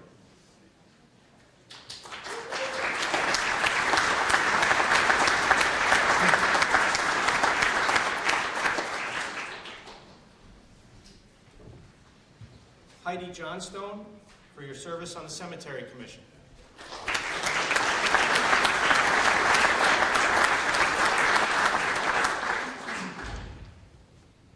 And Jean Nielsen for your service on the Board of Health.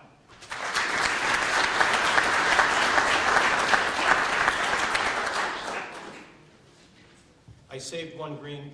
I wanted to call this person up.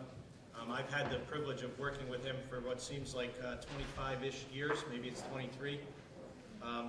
This person chose not to stand for election this year, and they are finishing their service on the planning board after many years on the planning board and formerly the town planner.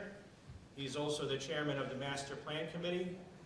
Earlier this evening, the select board voted to designate Marcus as a special representative to the Master Plan Committee so that he can continue to serve as the chair or in a capacity with the Master Plan Committee and see that process through to its completion.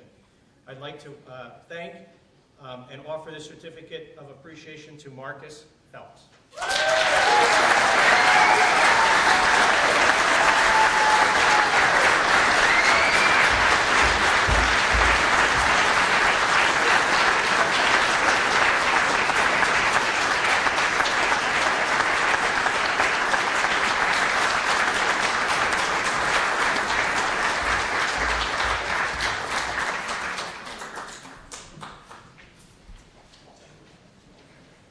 Last year was a tough one for me. This one is equally as tough.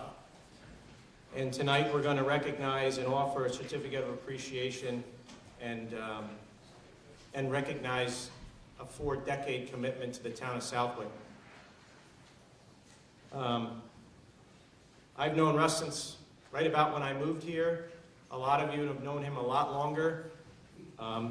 And to borrow Ronald Reagan's line, he was not at the first town meeting, contrary to rumor. And we always made a lot of jokes with Russ, but Russ was a very steady hand, a good source of advice, a good source of knowledge for how things came to the way they are, or why things are done a certain way. and kind of explain some pitfalls to process, or sometimes good things, sometimes bad things, but always a cool hand on the controls, and I can always count on his sage advice. I'd like to have Mr. Dede, the chairman of the Finance Committee, Carl Steinhardt, come up here as we present, and Jason Perone, come up as we present this plaque. Mr. Fox?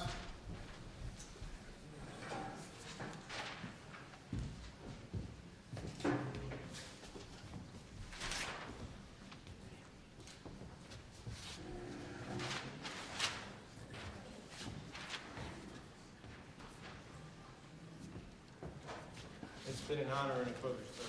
Thank you very, very much. Thank you.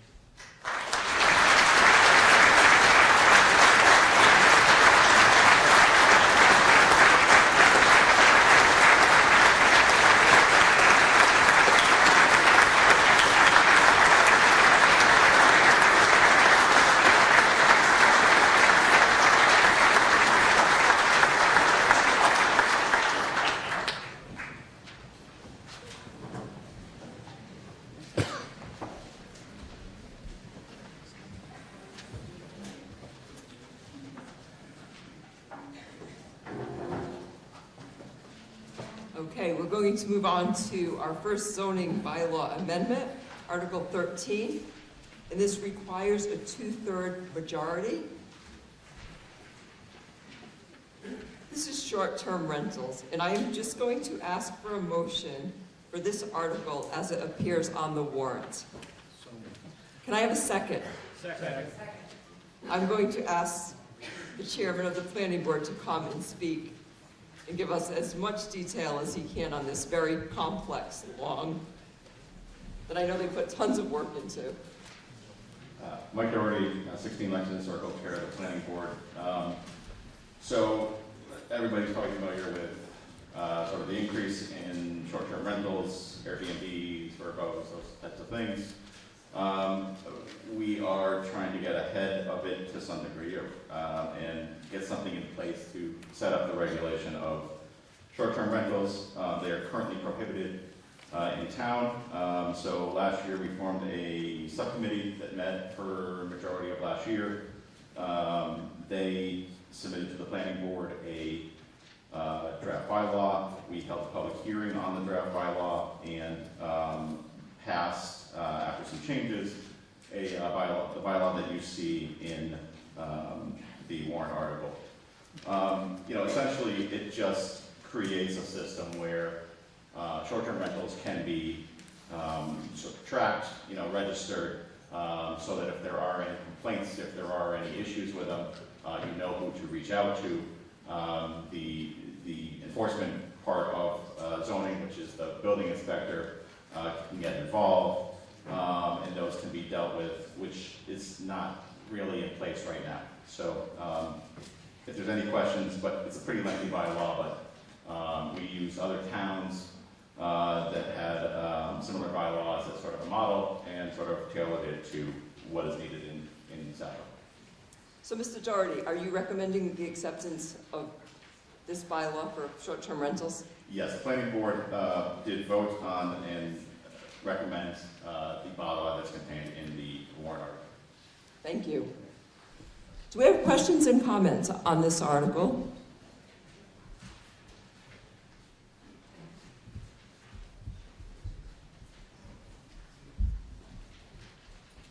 Hi, my name is Perry Swarther. I live on Crystal Drive, 1 Crystal Drive. I actually went to one of these meetings, and I was impressed with all the work that the committee was doing. But I have one question, and I brought it up at the meeting, and I don't see it here. And after I read this, is there any restriction on, and I would like it that way, on people renting out their RVs on their property?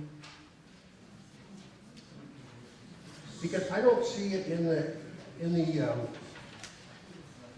section here, ineligible units. And there's nothing here about me getting an RV and sticking it in my yard and rent it out as a B&B. Thank you. Sure. So I just want to make sure that I'm finding the right section here, so give me 1 second if you could.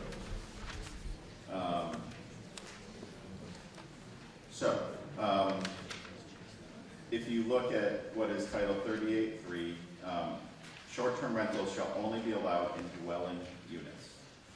So that is sort of anything else is prohibited, right? So they are only allowed in dwelling units, which is a defined term. If you go up to 38.2, the definitions, which is just above that section, you will see the definition of dwelling unit. That's any building or area in a building used or intended for use for human habitation, including but not limited to cottages, guest house, or residential buildings, dwellings, not to exceed 2 units. And it keeps going. So that would prevent RVs from being used as short-term rentals under this bylaw. Hold on, you need to be recognized to speak, so I'll let this gentleman finish, and if someone wants to speak over here, you'll have to stand up and give your name and address and be recognized. Go ahead. Could we add that to the article? To no RVs in the limitations? I think it is in the article. I mean, so. Well, it doesn't, you say it is in the article, but I don't read it here at all. I read this 3 or 4 times. So. But it says other things. It's not, there's nothing in here that says that I couldn't add an RV. And that's absolutely correct. I agree with there's nothing specific that says anything about RVs. So I want to put in. But let me just, if I could just finish. Yeah. We can't draft bylaws to include every single possibility. It would not be possible for us to put together a bylaw that covers every single possible scenario that could ever happen. Can I make a motion to add it? You could make a motion to amend. It has to be done in writing. We would have to have a second. And then we would have to vote on it. And let me just get the correct voting on this. No. An amendment. So yes, you'd have to make the amendment in writing. We'd have to have a second. We would have to vote to add that amendment, add that to the article, and then vote on the article from there. Excuse me? Can we put it on hold until I get that into you? Can we do it tonight or not? Yes, it would have to be done right now. Yeah. Who's on that right now? Just as a point of order, you would have to specify exactly what section you wanted it in and amend it accordingly. I will, however, support what the planning board chairman indicated in that the definition of a dwelling unit does not include RV. Any omission means that it is prohibited within the town's, within the zoning bylaw. So if it's not specifically allowed, it's prohibited. And what I believe Chairman Doherty was saying and was trying to indicate is that to include everything, under your analogy, you would have to say no one could rent out their car, no one could rent out a fifth wheel or anything. So by doing what they've done, they are trying to address all the other issues, and because it is prohibited under the bylaw already. All right. Thank you. Thank you. Was there a question or comment on this side of the room that someone was speaking on? Okay, yes, speak up and then we'll go with you. Well, as we all know, we have a couple. Can I have your name and address, please, sir? My name is John Wilson, 116 Berkshire Ave. Thank you. You know, we have 2 campgrounds in town. Would that not allow them to have a short-term rental at the campground as well? Mr. Doherty, would you take that? Sure. Okay. So I'm going to confess a little ignorance on that. I don't know the answer to that, but I'm making an assumption, which is that the campground is operating as such and has been operating as such for a lengthy period of time without any regulation in place. I don't think this would affect it. I assume, and again, I'm making an assumption, but I assume that there's some other mechanism in place which allows for the rental of spaces at campgrounds. And the other thing I would just say is we're trying to get something in place, see how it works, with the idea that we can come back and revisit it after a period of time to see how it works. We don't necessarily want to have nothing there and sort of let the desire for perfection, prevent us from getting something in place. We can always come back and come to you next year and say, this is what we've seen, how this has played out, and we want to change it. So, Thank you. Patricia Odeon, 11 White Street. I've been on the committee for the short-term rental, and it's an excellent bylaw. My objection to it is before it was maybe passed, it was not allowed to have any, and now it is allowed, even though it's being regulated in some way. The other thing is, the Commonwealth of Massachusetts, when they came down with regulations of whether they would approve B&Bs or not of this type of thing, they specified that they have handicapped access, just like a motel or a hotel would. And we did not discuss that in our meetings. So I would like you to defer this vote until the handicapped access section of it gets fixed. Do you have any comment on that? I don't. I mean, I don't. The subcommittee, which Mr. Dorn was a member of and dedicated a lot of time to, certainly looked at that closer than we did on the planning board. But it strikes me that there are a lot of Airbnbs and Vrbo rentals out there which are not handicap accessible. There's certainly some that are, certainly some that aren't. I don't think that it's required to have every single possible rental out there handicap accessible. It's certainly something, again, that can be discussed, but again, I don't necessarily want to get, that quest for perfection in the way of getting something that is a pretty decent bylaw passed on the books in this town. Thank you. Go ahead. Odeon, 11 White Street. I just want to say for the last 7 years or so, we've had an Airbnb next door to us. That means that the owners aren't there. It's a B&B that people come and go, and there's no supervision in the property whenever there are people there. And we have had large groups of young kids that come in, and maybe 10 kids staying in the one house. And they go over to Six Flags, and then they'll show up at midnight or so when Six Flags shuts down, and then they have parties outside. There's nuisance noise and smoke, and we've even had vandalism on our property. So all I can say is, if you vote for this, be prepared to have fun with your neighbors, okay? Because if they want to have an Airbnb next door, you're the one that'll be calling the complaints.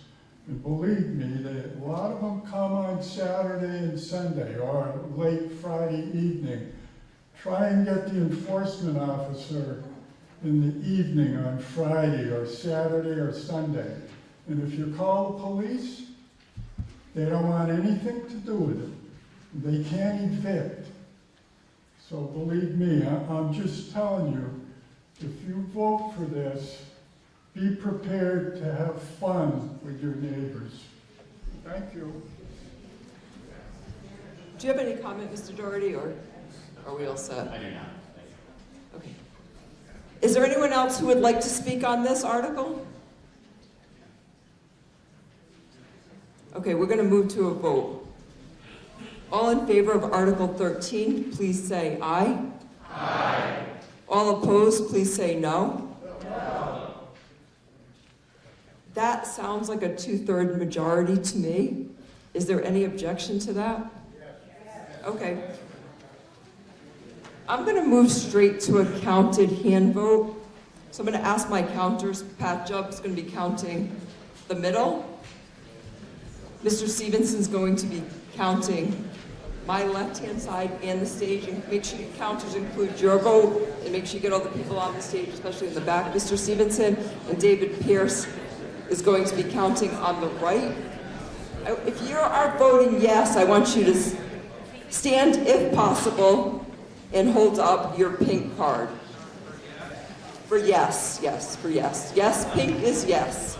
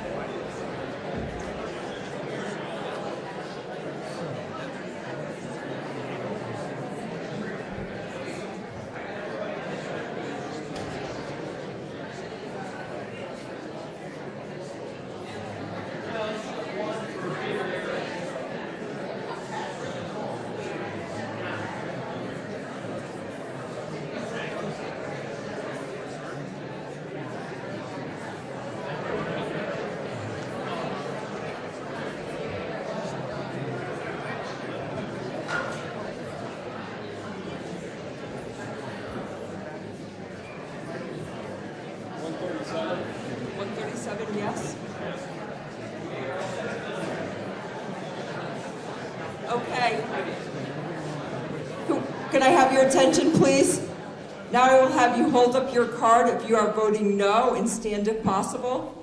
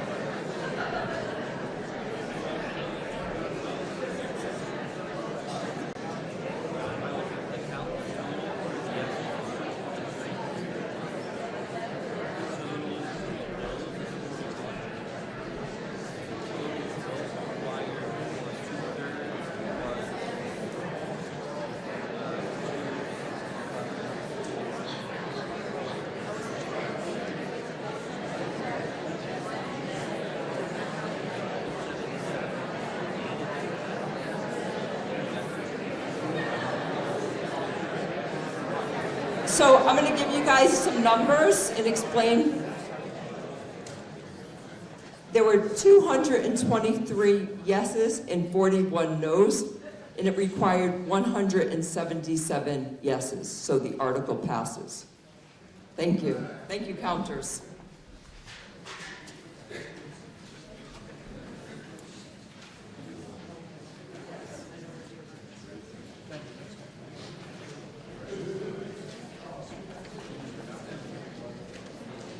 On Article 14,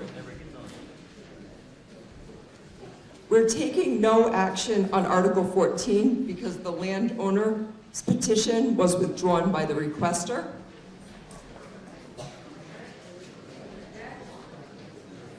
We're moving on to Article 15, which is a citizen's petition.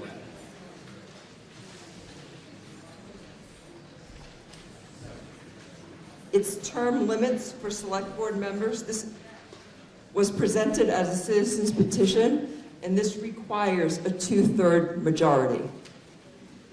Our citizen's petitioner is going to present the article. Good evening, Inga Hoteling, 45 Klein Road. And Juliet Hanson, 153 Mort Vine Road. Currently, the elected select board members have no limits. Actually, could you just read the article and we'll make a motion? And after we make a motion and second it, you could explain more in depth to just read the article. I move that the town of Southwick will support the adoption of term limits on elected members of the select board. Currently, the town of Southwick, there is not any written language pertaining to the select board term limits. We, the undersigned registered voters, are petitioning to limit any one individual from serving more than 3 consecutive elected terms, which would be 9 years, with a break of 1 term being 3 years before being eligible to run again for select board term. Is there a second? I second it. Okay, now you could explain. I also have an amendment that I'd like to present in writing. Sure. Just a term.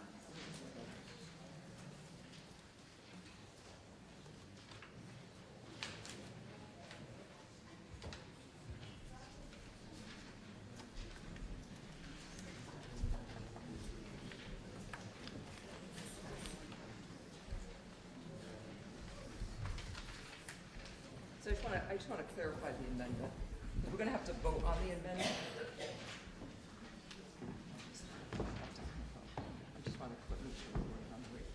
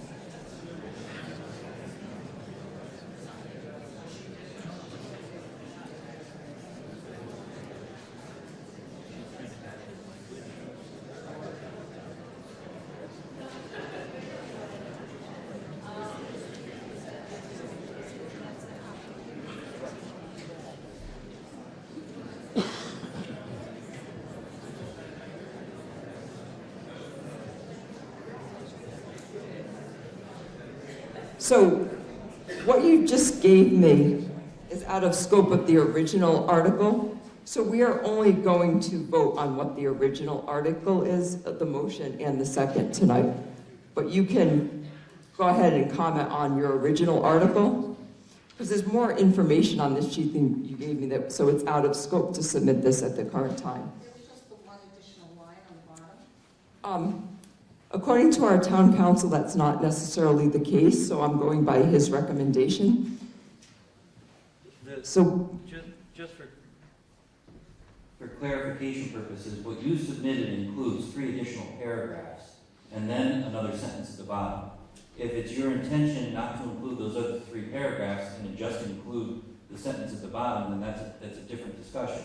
But what you submitted to the moderator as a written amendment, in my opinion, far exceeds the scope of what was printed in the warrant and then didn't notify voters appropriately. So I believe that it is out of order. Okay, well, we weren't able to have this petition even printed on the web. It wasn't allowed to be on the website for the meeting this evening, nor were they allowed to be included in the official table. We were able to have our article on a are you separate referring table. to the explanations? Well, Yes. the explanations is different from the actual what is printed on the warrant. The article is what we're making the motions on, nothing to do.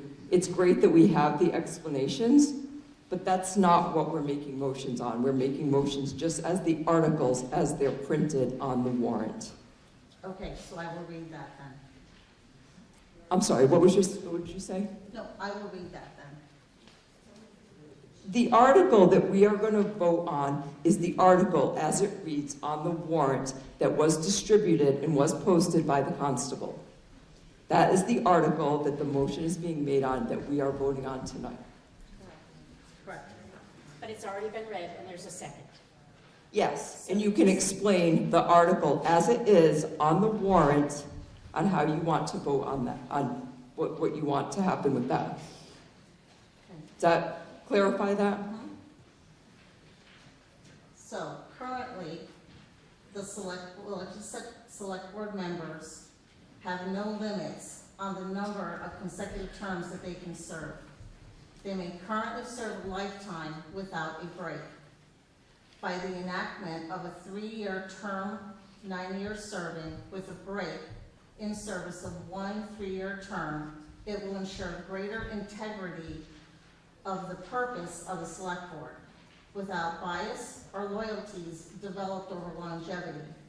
It will ensure the opportunity for other potential candidates to have a fair chance at an open seat, insert fresh perspectives and ideas into town leadership, and will ensure continuity of the knowledge base with a 3-year term, 9 years total, allowed before a break in service. After 1 year, which is 3 years term, required break in service, any former select board member may run again.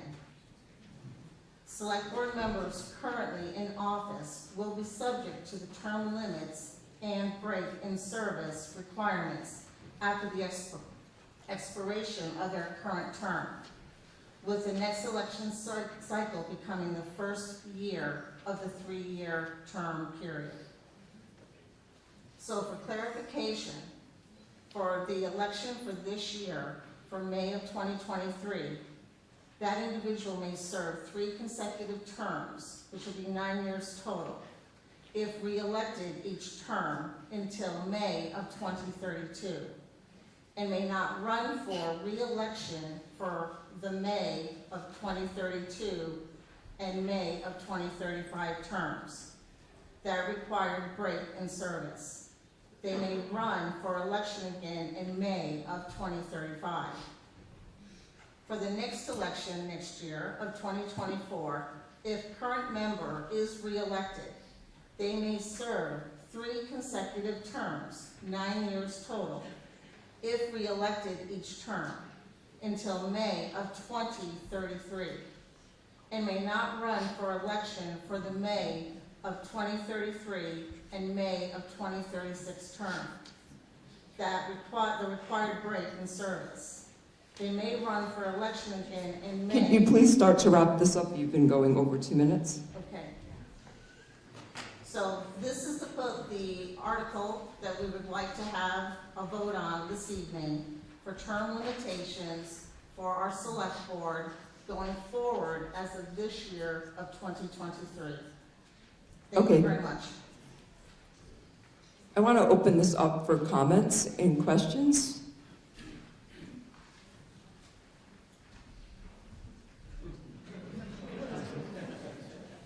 Caroline Goff here, 6 Island Pond Road. I think it's a great idea. I think we need more diversity in our government, and a lot of people feel as though there's no room for new people to be on any of the boards and commissions. I commend you, Anna. Thank you. Nancy Stone, 14 Jeffrey Circle. Why just the select board? Why are you targeting the select board? I think it should be all or nothing, as per the lady who was just speaking. Give everybody a chance to vote.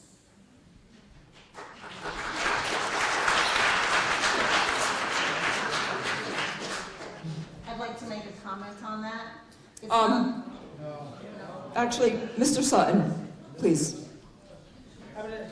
David Sutton, 207 Wood Barney Road. Every year we have a town election. Every year somebody's up for vote. They're elected to an office for 3 years. If you like them, and they're doing a good job and they're just, you re-elect them. If they're not, then you re-elect somebody else. That's the process. That's a limit right there. If somebody comes into office and they're doing a tremendous job, and they continue to do a tremendous job, and you vote them in for a 3rd term, and they're doing a tremendous job, they're a great leader, now you're going to stifle them because they're just another idea. It's worked for a lot of years. And one other thing I wanted to add before I call it a night is that I've been in the town for 28 years. I don't see a lot of people running for select board. It's a difficult job, a very difficult job. And these guys have done tremendous work, and our past members have done tremendous work. I don't think this is needed.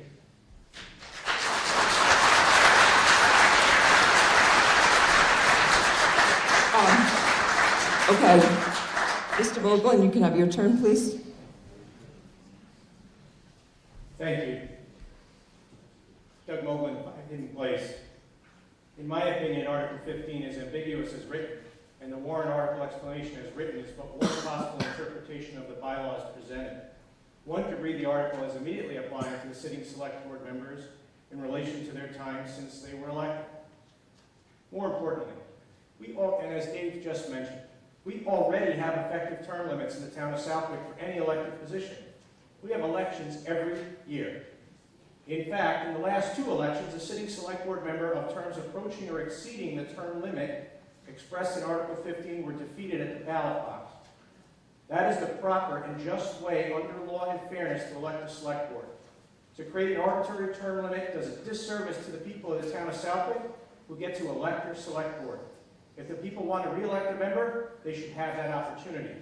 If they don't want to re-elect someone, they can elect someone else. Thank you.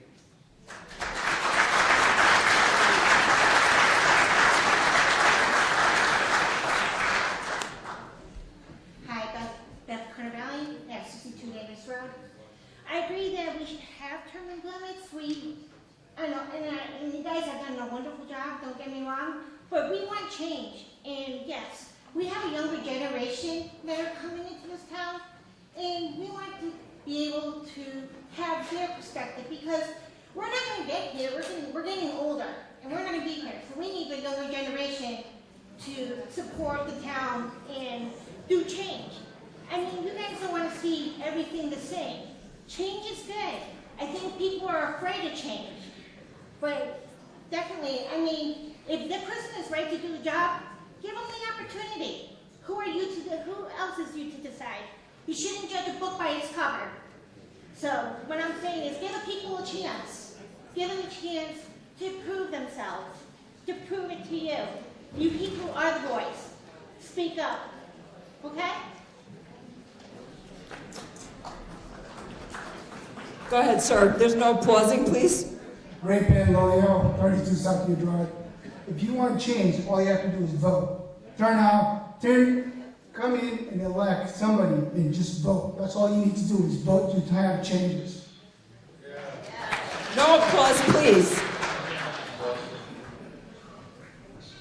You're the legislative body, and please act as such.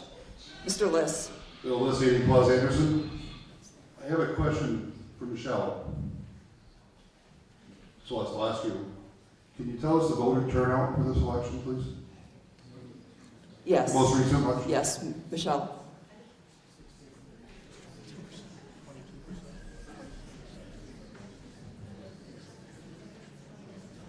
I can look online, I don't have it up here, but roughly 1,600 for this year and about 1,100 last year, but I can get those exact numbers. 1,600 Yes. of a town of 9,000. Vote! These last 2 years, I've seen a huge increase in voter turnout since before, for local.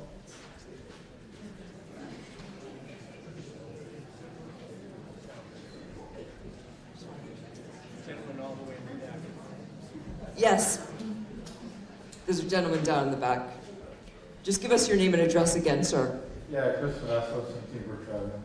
I know there's a lot of upset and tumult about a couple of things that went on in town, like with the Carvana and stuff like that. I think it brewed a lot of bad blood for people, but, I mean, the way things are now, I know that this town tends to lean heavily conservative, which tends to be a good thing, but I also remember the day when, and Russ will remember, old Luke 50, he was a Democrat, he was a selectman, I don't know, over 20 years, I think at least. They named a park for him in our town hall. So the shoe isn't always on the same foot. Sometimes it might be the other side that has somebody that everybody likes, and they want to keep an office. I think the people that spoke up about how, you know, we have the opportunity to change the person sitting in that office every time we have an election rings true. And I think in a small town like this, if you have a guy that's really popular with all the people, and you want to keep staying on that horse, you should be able to ride it one more time if you want. Thank you. And go ahead, sir. Yeah, thank you again, reading those on. I commend the petition, and I commend everybody's voice on this. But I'd like to just point this out. How many times you've gone into the ballot, and there's only one candidate, same candidate, over and over and over. When you have, you know, competition, vote for it, absolutely. But I just point that out, okay, and commend everybody's support of it. Thank you. Is there anyone else who'd like to speak on this article?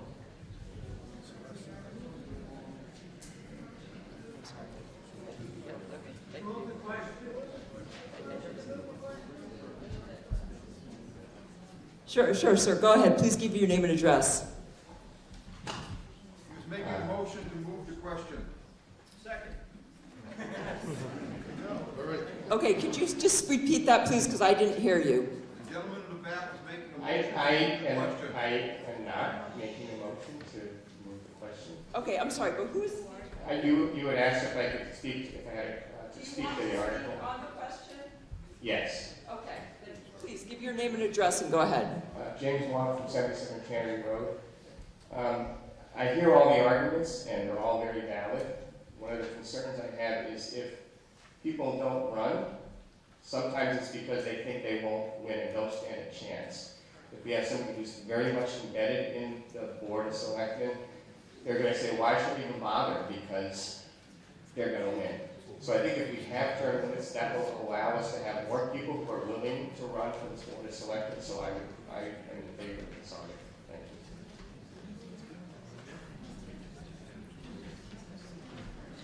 you. And the woman with the blue top? Could you take the microphone because I can't hear you? Thank you. Donna Colson, 215 Maiden Hills Road, Southwick. I just want to say, as a former educator, I think we need to educate our kids and our adults in the community about what a town government is and how they can make a difference.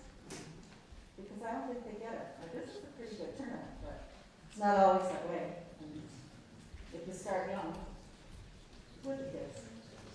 it might be a little bit better for everybody. Thank you. Yes, please come to the microphone.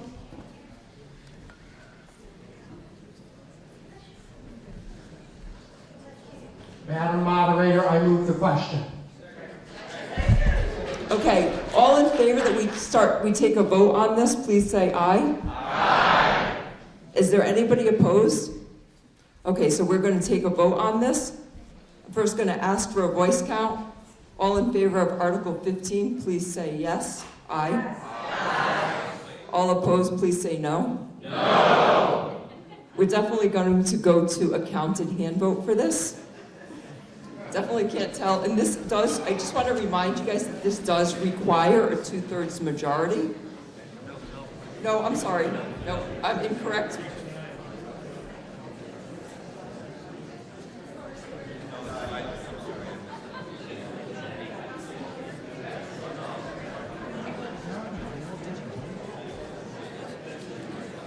I'm sorry, there was an error made, and that is definitely just a majority. But if you are in favor, I want you to please stand up if possible and raise your red card. And just kind of stand up till we can verify that everyone's been counted, because I don't want anyone to be missed on this one.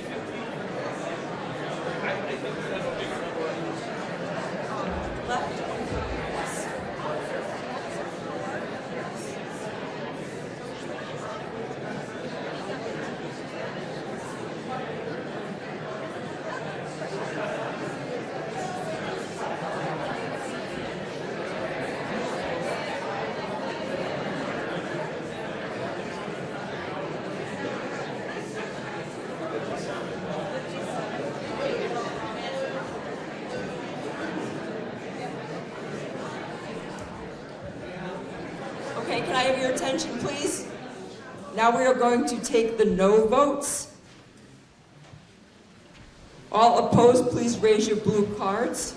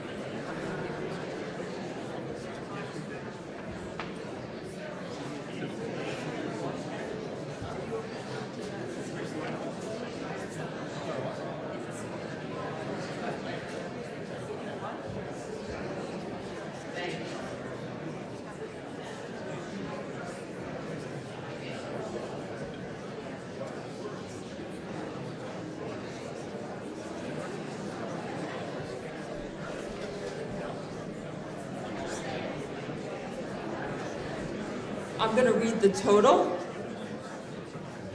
168 no to 96 yes. The article does not pass.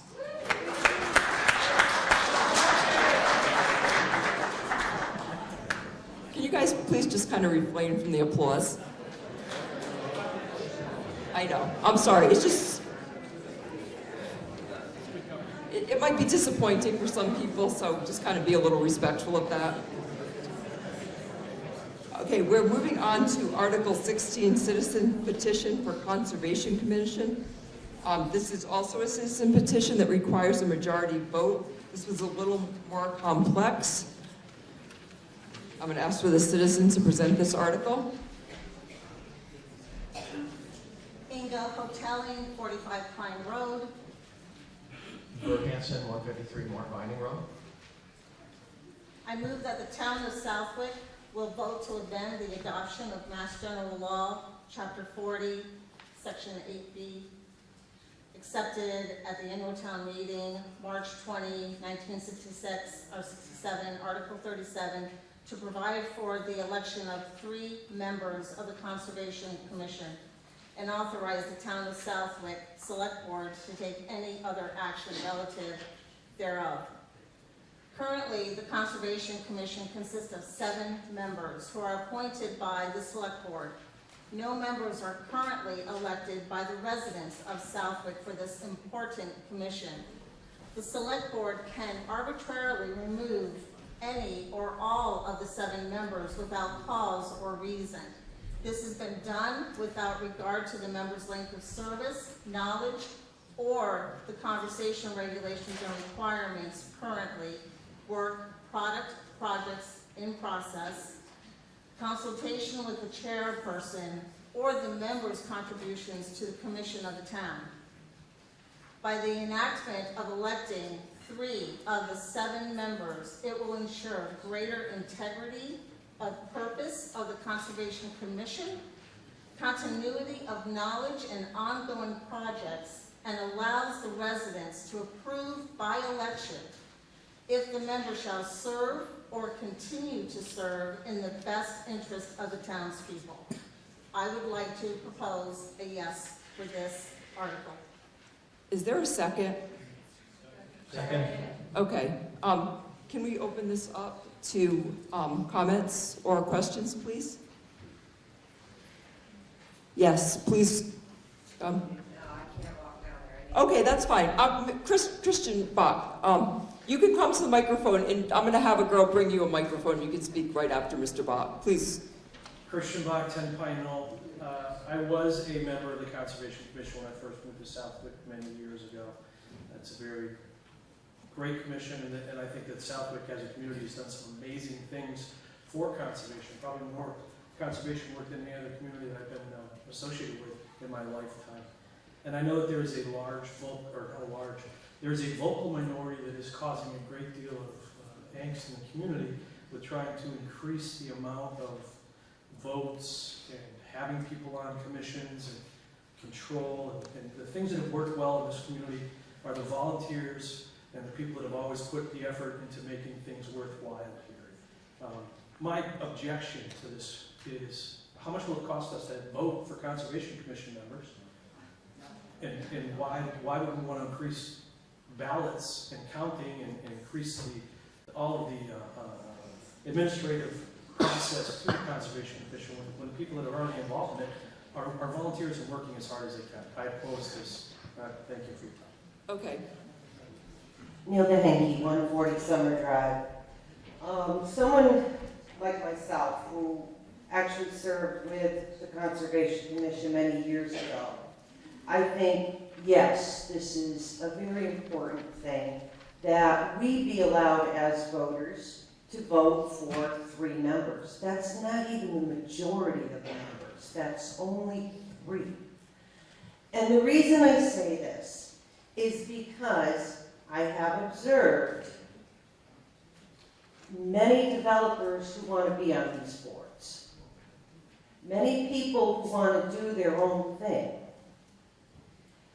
I can go probably through the town with a conservation number. I'd be more than willing and show you many violations in this town that are being overlooked. Don't shake your head, Mr. Moakland, because I know, and I know what those bylaws are. So I do support you. Please vote yes on this. I think it's very important we have a voice on this. Thank you. Is there anyone else out in the audience who would like to speak?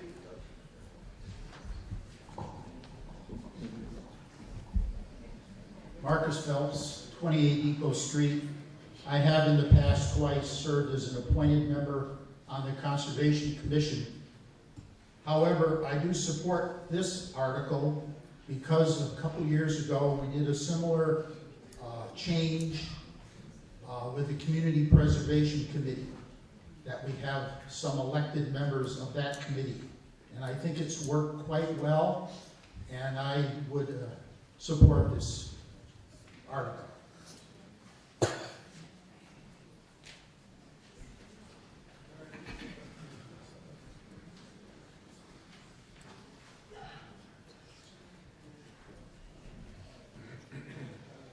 Michelle Pratt, 152 Berkshire Ave. As Marcus Phelps had just mentioned, unfortunately, we did learn a painful lesson back in 2018, 2019, when a number of people were appointed to the Community Preservation Commission to uphold an agenda and not have townspeople's taxes spent on preserving the remaining 62 acres over there.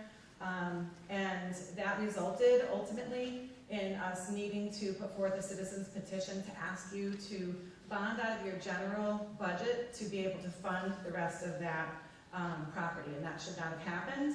That money should have been bonded through the CPC. It would have come at no tax implication to you whatsoever. That's money that you're already putting in. Could you kind of talk about why you want to support this and not what has happened in the past, please? That's why I want to support this, because through that action that happened, then led us to put forth a citizen's petition to have members of that committee elected, and overwhelmingly this town voted to do both of those things, which I'm extremely proud of. And then also, I feel that we're in the same position again, where we saw this board without any communication with the boards and committees remove people from the conservation. Okay, I'm going to cut you off right there. It's fact. Okay. It's fact. I think that people know, and But it's free speech. I don't. It's fact. Stop. We're not here to criticize others. I will finish. And what I will say is, I believe very strongly in this article, and this is a very natural. Okay, and your 2 minutes is up. To change the way that you people can have more voice, and it comes at no cost. Thank you very much. Could you please return to your seat? Ms. Pratt, can you please return to your seat? Please, there is no applause.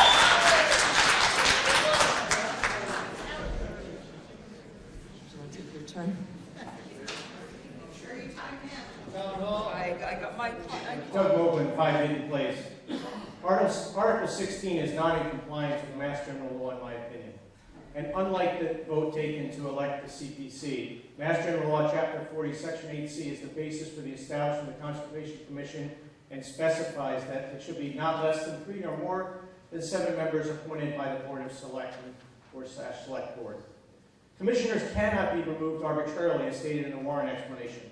Under Mass General Law, Chapter 40, Section 8C, it states that any member of a commission as appointed may, after a public hearing, if requested, be removed for cause by the appointing authority. That is far from arbitrary. There is also a huge difference between appointment and removal. And although some people have used that term interchangeably, there is no expectation of reappointment. And the Select Board protocols describe the process by which the Select Board undertakes the appointment process. The Select Board did make errors during previous appointments relating to the terms of appointment of 1 year versus 3 years. Those errors were corrected, and I publicly accepted responsibility for that error. This petition does not correct the wrong. It attempts to weaken the authority of the Select Board in a legal manner. The Conservation Commission is guided by Mass General Law and Southwood Town Code for wetland protection. They are also accountable under the Open Meeting Law and other statutes as well. Thank you for your consideration. Thank you. Is there anyone else? Yes. Diane Gale, 5 Point Grove Road. The select board protocols were admittedly not adhered to in the last 2 years.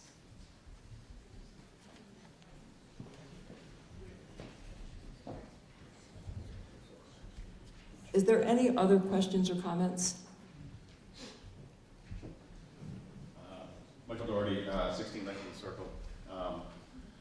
I just want to give, putting aside all the history and everything else like that, just from my perspective as the chair of the planning board, which is elected, all 5 positions are elected. The Conservation Commission, in my opinion, has grown in importance, and their role has grown significantly in my time in town. I do think, theoretically, this would be an appropriate thing to elect some members of it, given the size of the Conservation Commission and the role of the Conservation Commission in town.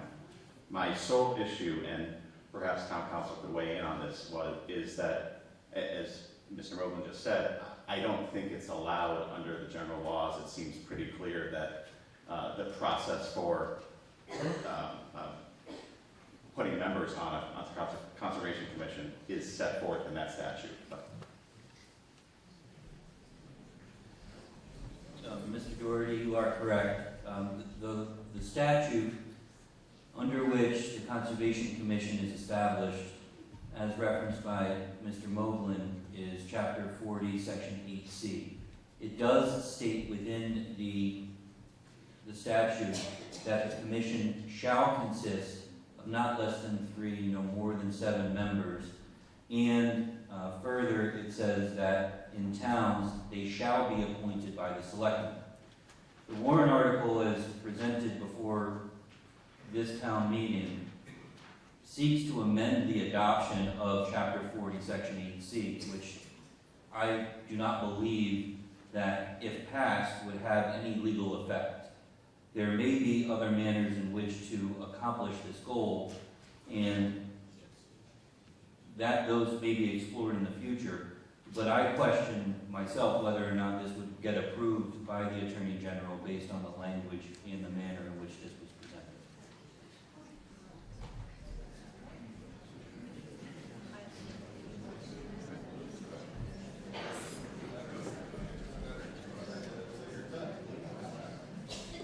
Go ahead. Diane Gale, 5 Point Grove. Question to the moderator. If the vote is affirmative on this, it would pass and then be reviewed by the Attorney General, correct? Yes, all articles are referred to the Attorney General for approval, not just this one.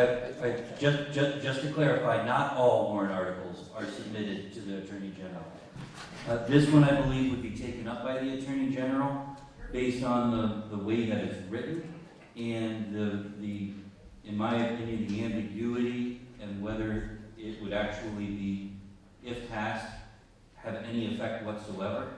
There are other manners in which this legislative body can petition in order to have a general law, or actually have a special law enacted for the town, which has been done in the past within this town. This petition, or this warrant article is written, I don't believe does that, but it's not something that I would want to make that ruling on and would rather have it go to the AG for their approval. Thank you. Just real quick, this is Roz Terry, 228 South Loomis. Attorney Cole, could you please explain the difference between shall and may? Because it is very important when looking at the law. Correct. When the word shall is used within a statute, it means that the select board must, and it doesn't have an option. When it says shall, the select board shall appoint.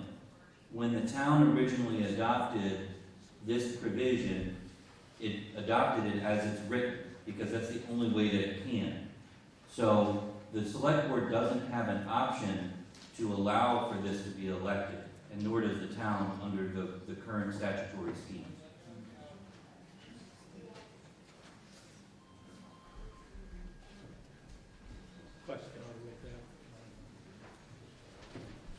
Go ahead. Edinburgh to Lauren Lane. Question about the statute. So, what is it protecting by disallowing elections? I'm sorry, I didn't understand that question. Could you just ask that again? Yeah, there's a statute, right? And it says we can't have elections on this, right? So, what is it protecting? What's its purpose by not allowing elections? You'd have to consult the legislative branch when it passed this as to why they included that language in there. I don't want to give any opinion relative to that.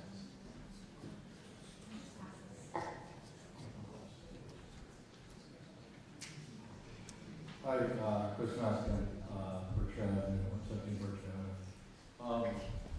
It seems to me that this would be appearing tonight as an article on the warrant if there wasn't some chance of it being considered by, the Attorney General or the pertinent authority.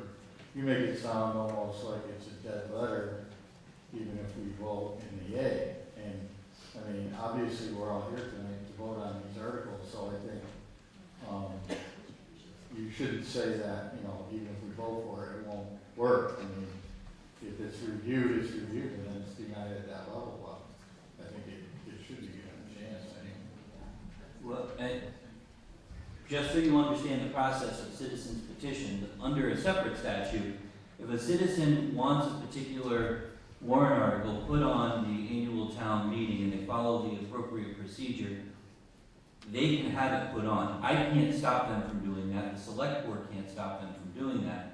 Whether it's legal or not, I'm explaining to you that I question it. I'm allowing it to go forward so you can vote on it. I'm not ruling it out of order and summarily dismissing it. So whether it's ultimately going to be approved or not, I don't know the answer to that. I have my own opinion, and that's why I'm voicing it to this body, saying, I don't know if this is going to be passed if you guys approve it because of the way that it's written. So it may not have the legal effect that you ultimately want, but there may be another way to do it. So since the motion has been made and seconded, and that's the only thing we have on the floor right now, unless another motion is made, we will take a vote on it and go from there.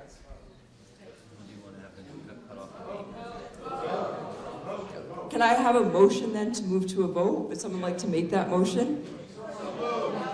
And a second. Okay. Just to. Are you going to take a vote on that now? You have to vote on that. Okay.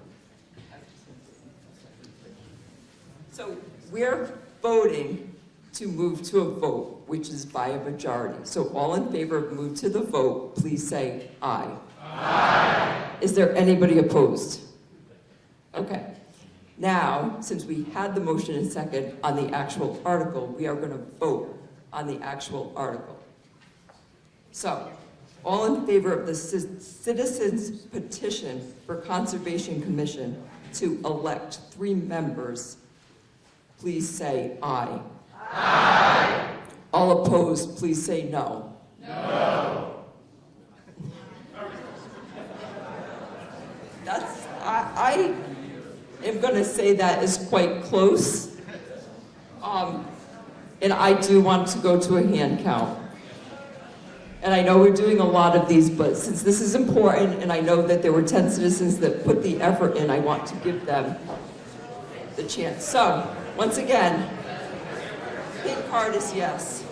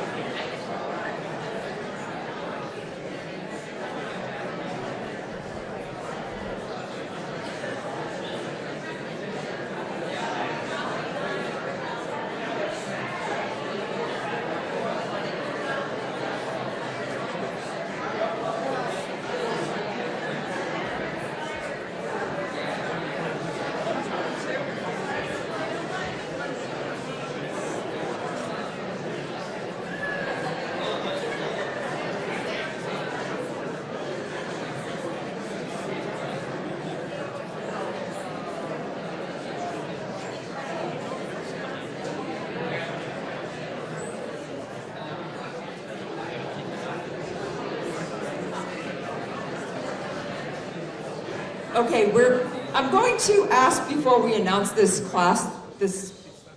vote, that we refrain from the applause, because we still have about 20 more articles to get through.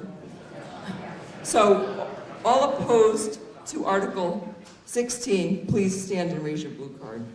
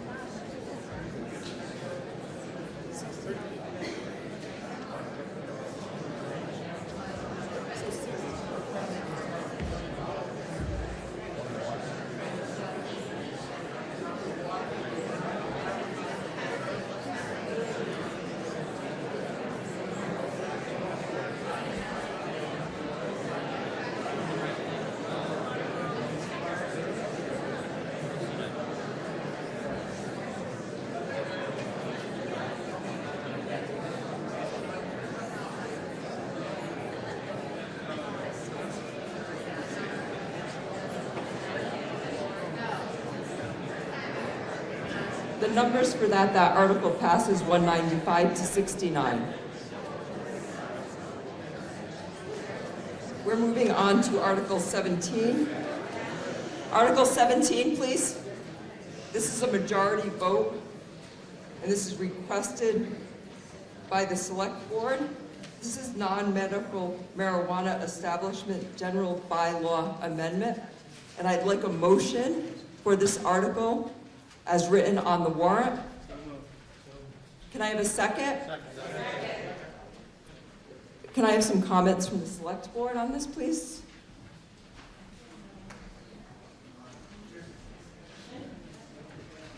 Good evening, everyone. I know this is a hot button topic, so I brought this forward because of the tax revenue. I understand people's concerns about safety, but everybody knows what I do, what I have done for the last 26 years. There's going to be concerns on anything. If you compare this, I've seen a lot of stuff and talks that have been going around, but I'm supporting this because I want to bring tax revenue into this town that will benefit this town without harming you, the residents. This is revenue that we as a town don't have to do anything other than say, okay, let's give this a shot and take a look at it. There's permits that are involved. The state is involved at a heavy, heavy level, even more so than alcohol or tobacco.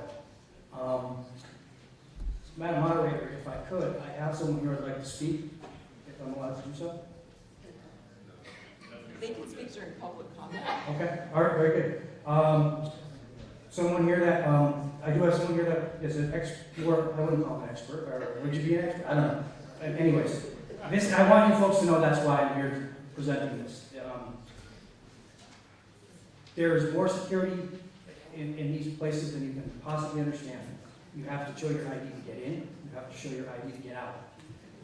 There's your concerns. I'm listening to them. If you guys vote this down, you voted it down. I respect your opinions on this. I just understand why I'm doing this. I'm not necessarily a cannabis supporter, but I support the rights of the business, and I support the ability that the tax revenue that this can bring to us and help benefit the town that, as we heard, may have financial issues in different aspects. I'm not going to look at different boards or departments, but that's it. If anybody has any questions of me, that's great. Through the moderator, obviously. And that's it for me. Just to clarify, if there ever is somebody who wants to speak over the 2-minute limit, that's something that has to be pre-approved. So you're more than welcome to come up and speak, but just keep your comments to 2 minutes. Thank you, and give your name and address. Sure, thank you very much. James Jaron, 188 Brookshire Ave. Jason and I have worked on this, and why he refers to me is that to the mediator that I am a cannabis owner, and I live in town. So, you know, you hear a lot of rumors, but when you have somebody in town that like lives on the lake and say, oh my God, you know, so this is a story. I own Holyoke Cannabis, and we're a small store, and we approximately sell $10 million in cannabis. The store here in Westfield probably does double or triple the business. We give the city of Holyoke and the 20% that we collect for them, $2 million, plus $300,000 in the 3% tax that will be voted on the select. It's just a tremendous amount of money, and I think what Jason is proposing here, it's not if cannabis is safe. The residents of the state of Massachusetts has voted for cannabis. It's in our towns. It's in our houses. Like Jason said, when I open up gummies, I have to cut the stupid thing off because it's so childproof I can't get into it. So it's really just a revenue, and I would suggest that we vote in favor, and let's buy some nice fire trucks, and let's get some stuff and support our children. I mean, Okay. Let's let him finish, please, so we can hear him. Offset the budget, and again, we can say no, and they can drive right from our town to Westfield, and we can leave all the money there. We can leave it in Holyoke, we can leave it in Springfield, and we're smart guys. Come on. Thank you very much. Let's let him finish, please. No, that's all I had. Thank you. Great, thank you very much. Thank you for giving me this opportunity. Christian Bach, 10 Pine Knoll, Southwick, Massachusetts. Marijuana was projected to be $1 billion industry in Massachusetts for last year. And last year, tax surplus was $600 million for the state of Massachusetts, brought to you by $2 billion worth of marijuana sales in the state.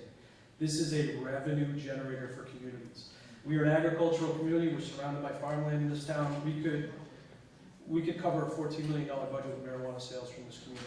I'm for this, yes vote.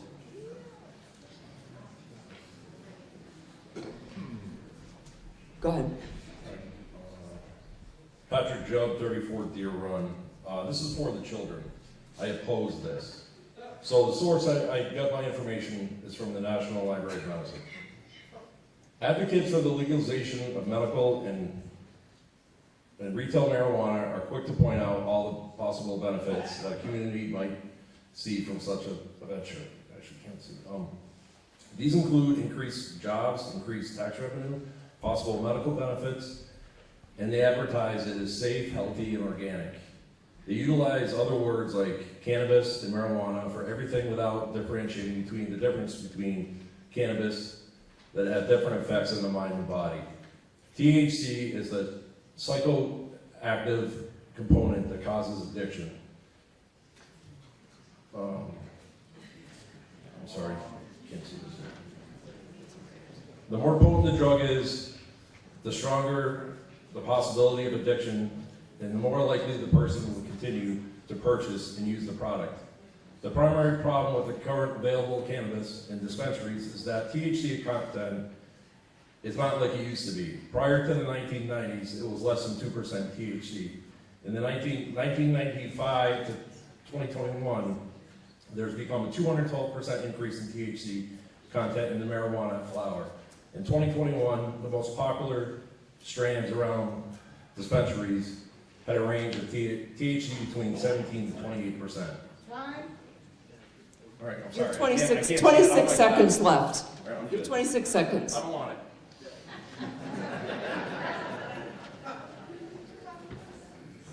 Go ahead. Diane Gale, 5 Point Grove Road. In marijuana retail locations, the product is tested and regulated. If it's grown in homes, it is not. If it's already grown in homes, children are already exposed to it.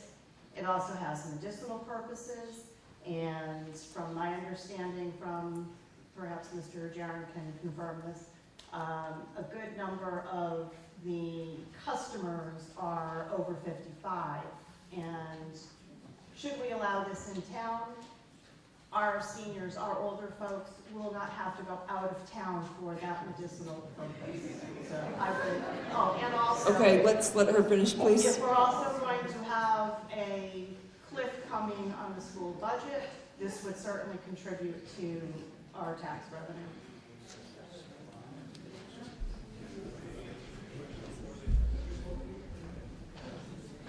We have someone here in the center, and then I'll head over to you.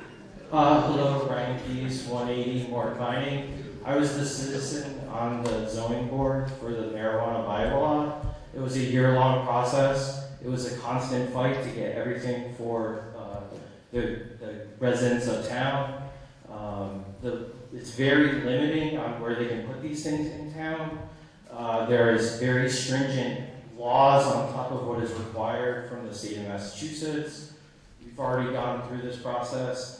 This is now the third vote also on cannabis in town.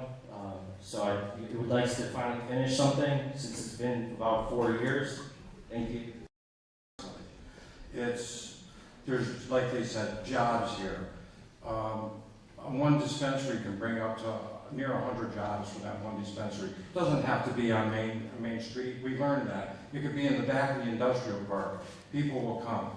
It doesn't have to be brought out where kids could see it and bright signs and billboards. It can be in the back. People that know it's there is there. The revenues are great, the pay rate is great, and it'll bring people to our restaurants, it'll bring people into our community that are going to these places. So please vote yes on this. I appreciate it. Thank you. Okay. Go ahead. Amber Box, Pine. So I completely agree that children should not have marijuana. They should not have it. It's not good for them. It's not good for their brain development. However, there are so many people that are struggling and battling with cancer or other eating disorders that need to use it. There's medical usage where PTSD, people have trouble falling asleep. They use it for this. This is not a building that your child is going to go into. They won't be able to get in there.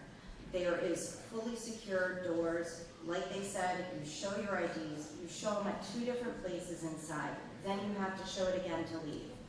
This isn't something that has pot plants like all over the outside of the buildings and stuff. You've probably driven by a million and you don't even realize it half the time. Connecticut just passed legal marijuana.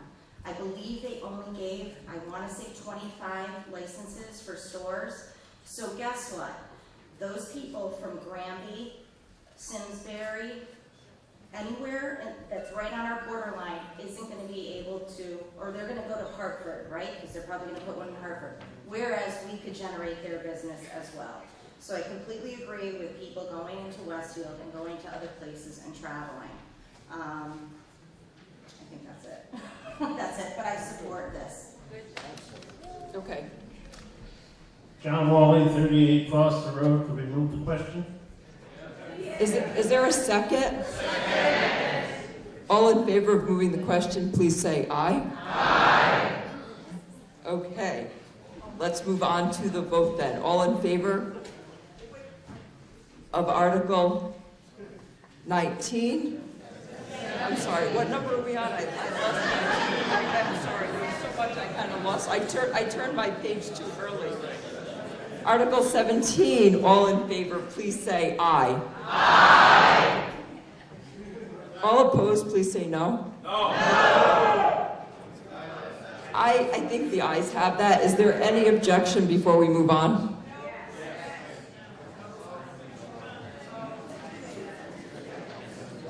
Okay. All in favor, please say, raise your pink card.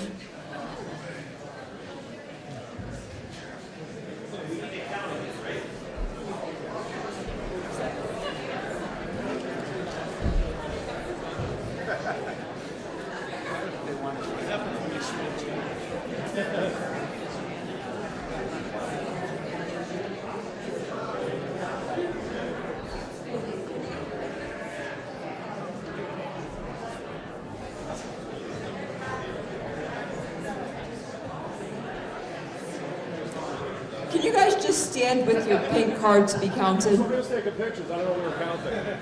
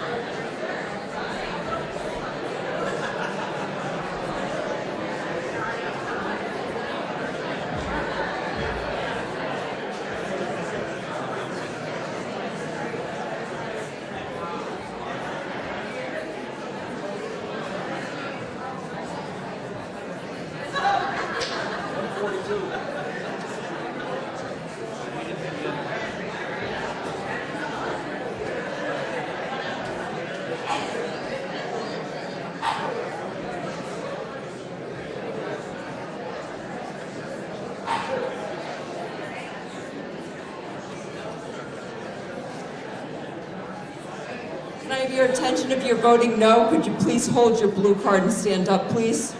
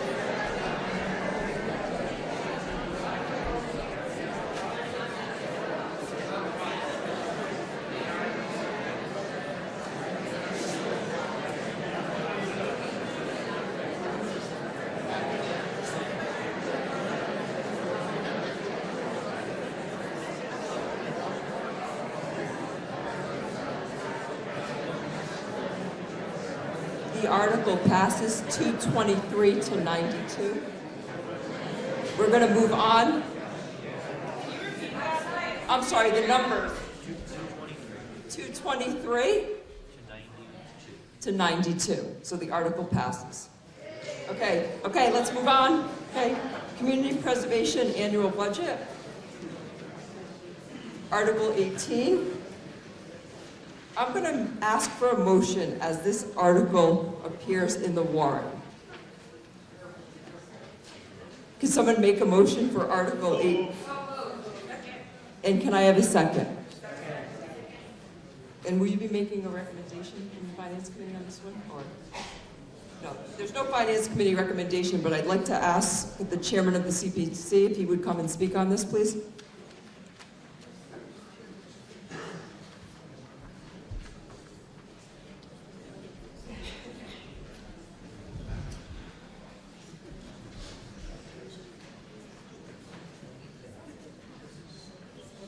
Hi, Chris Pratt, 152 Berkshire Ave, Chair of the Community Preservation Committee.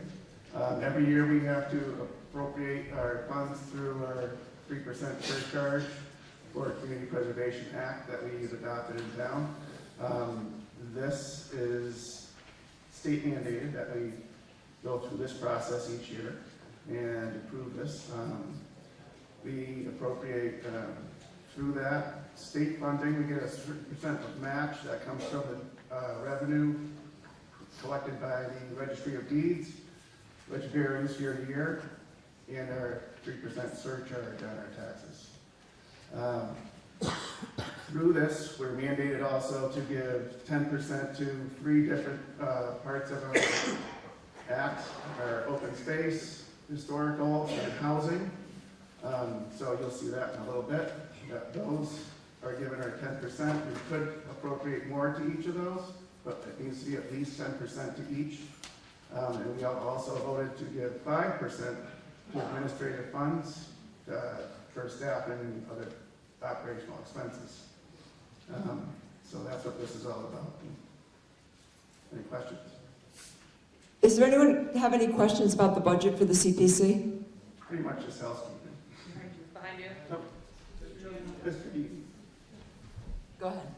Joe Didi, 258 Feeding Hills Road. Could you tell me how much is in each account, sir? I believe that is in one of the warrant articles that tells us how much we're appropriating for each of those funds. I don't have the figures on the top of my head. We did request from the accounting office. We did not receive the numbers. Do we have the numbers? I have them if you'd like to know. Sure, go ahead. Well, I think it's good business so everyone here knows what we're voting on tonight, numbers-wise, that's all. I was hoping we had it when you pulled up an okay place. No, we requested them a couple months ago, but we did not receive them. I guess we did finally receive them, but I didn't receive them yet. Understood. I've emailed you a few times, same thing, I didn't get anything back. So open space as of FY 2023, you have $348,025.10. Historical, you have $380,065.81. Housing, you have $741,481.99. In administration, $17,655. In unreserved, you have $1,627,260.49, sir. Thank you very much. All right, sir. Have a good day. Any other questions? Are there any other questions or comments on the CPC budget?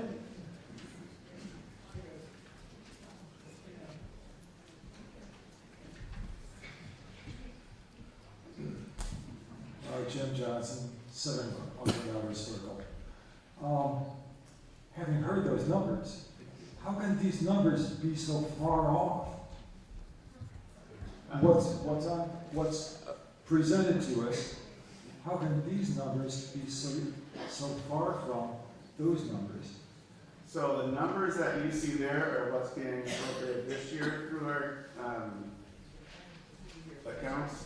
Those numbers are what's left in the budget. I believe those are the balances that are in the budget now.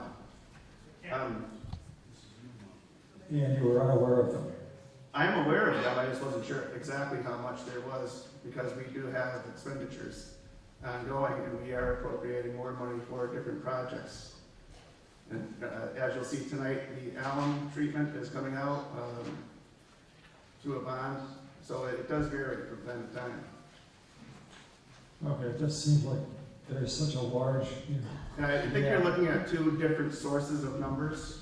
Well, I'm just going by the numbers I heard and the numbers I saw. Okay, well, ask Mr. D the question you want to know, because I believe the question he answered is what was the line, what we have left in the budget from last year. Is that correct? Yes, that's the balances in the account. And like Mr. Pratt said, these are new numbers in front of you tonight. So when we vote on articles, like there's several articles, I just letting folks know there is money in those accounts. That's what it's about. Right. That's the new revenue raise that would be going into those other accounts on top of what Mr. Dede gave you. Okay, thank you. Are there any other questions or comments? All in favor of Article 18, please say aye. Aye. Anyone opposed, please say no. The article passes unanimously. Article 19 is the Community Preservation Administrating or Office and Operating Expenses. Can I have a motion for the article as it is written in the warrant? Can I have a second? Second. Did you want to add anything to this part, Mr. Pratt? It's I believe I addressed that. you think you, okay. I just wanted to double check with you. Are there any questions or comments? All in favor of Article 19, please say aye. Aye. Is there anyone opposed? The article passes unanimously. Article 20 is also a request by the CPC. Excuse me, that's not updating anymore. Oh, I'm sorry. My IT went to break. There we go. Thank you. Article 20 is a majority. It's also a request by the CPC. It's the alum treatment debt service. Can I have a motion for Article 20 as it appears in the warrant? So moved. May I have a second? Second. Does anyone want to make a comment on this? On what the alum treatment is? Does anyone have any questions or comment on this? All in favor of Article 20, please say aye. Aye. All opposed, please say no. The article passes unanimously. Article 21 is a restoration of bronze memorial plaques. It's also requested by the CPC, and it requires a majority. I'm just going to ask for any questions or comments on this. Oh, I'm sorry. Can I have a motion for this? And a second.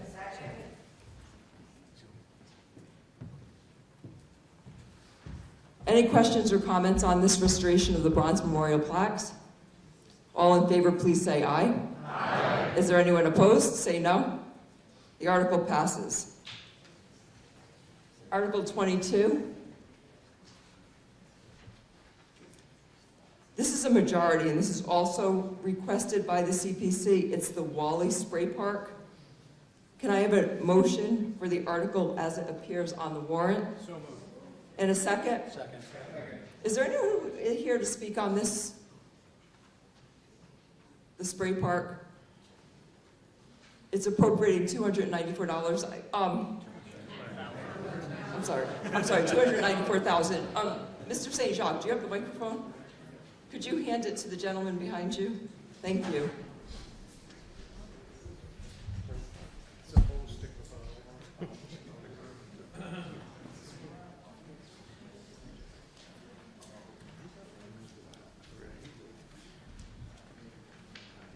Hello?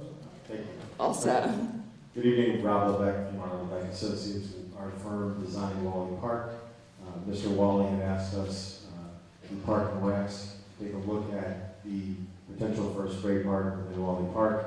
We're looking to locate this directly adjacent to the volleyball fields, as well as kind of between the volleyball fields and the parking lot. That said, the spray park was conceptually designed by a company called Site Specifics.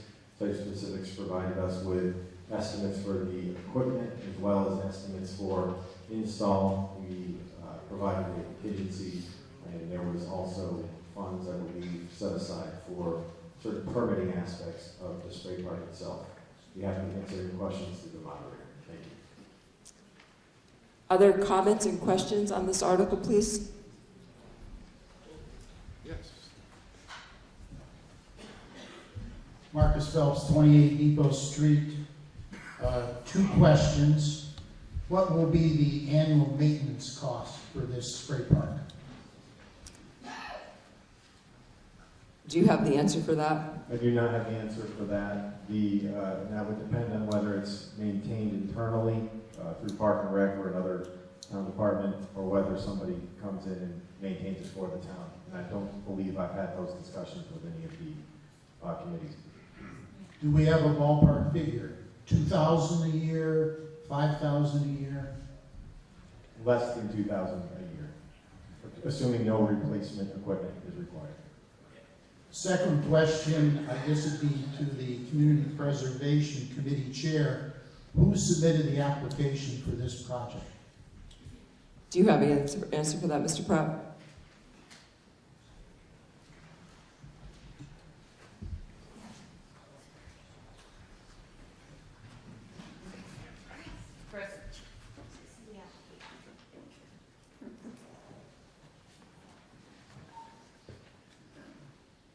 I believe it was brought by Cindy Sullivan, the chair of the Park and Rec Department. She submitted the request, is that what you're saying? That's on the application. Director of Senior and Recreation Operations. I'm sorry, I can't hear you. I can't quite read it. I can take a look with my reading glasses on. Basically, okay. Cindy Sullivan, do you have any information?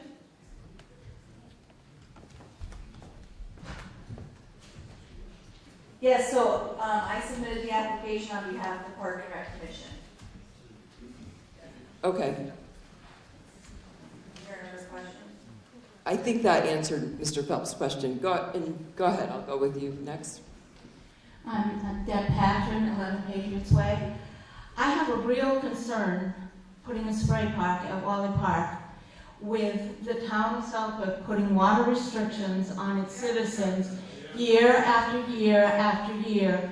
And not only that, but fining people who choose to use water to water their lawns, and or threatening to fine them for watering their lawns. I think this is the wrong time and the wrong thing to put in this town. We already support a town beach. We do not need a spray park.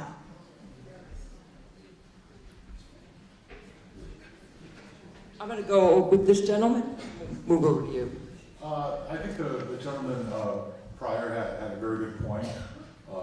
Is this the initial cost? What are the reoccurring costs? What are the water costs? And what happens to the wastewater and all that? Just go into a storm drain, I would assume. So it's hard to make an educated decision on something that you don't know all the variables to. Okay. I'm going to ask Mr. Levesky. Please pronounce your name correctly for me. Rob Levesky. Okay. So we did look at a number of those items. I will defer, if it's okay, procedurally to Mr. Brown regarding some of the water usage, because that's really his department. That said, we have looked at how we'll handle the water from the spray park. The water from the spray park is permitted to be sent back into the ground and recharged in the aquifer through what's called an underground injection control permit through Mass DEP. It's fairly straightforward. It's not regulated under Title V. It's something that basically you recharge the water in the ground. But if it's okay with you, I'd like to defer questions regarding water usage and some of the allocation of the water to Mr. Brown. Do you want to take this, Mr. Brown?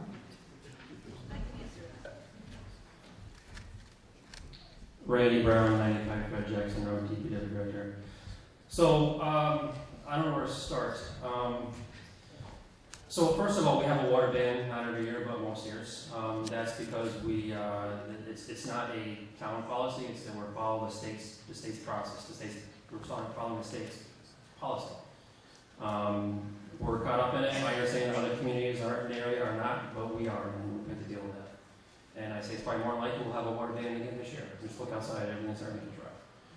So the question regarding whether Wally Park can use water when we have a water ban, the question is yes, they can do that. I did ask that question to Mass DEP.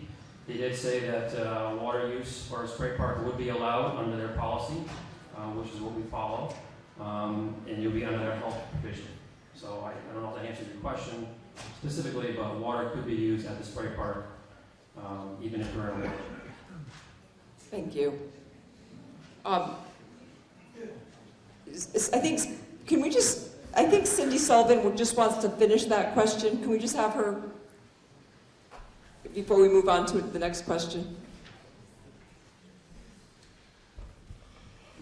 So I want to answer the question about the water usage.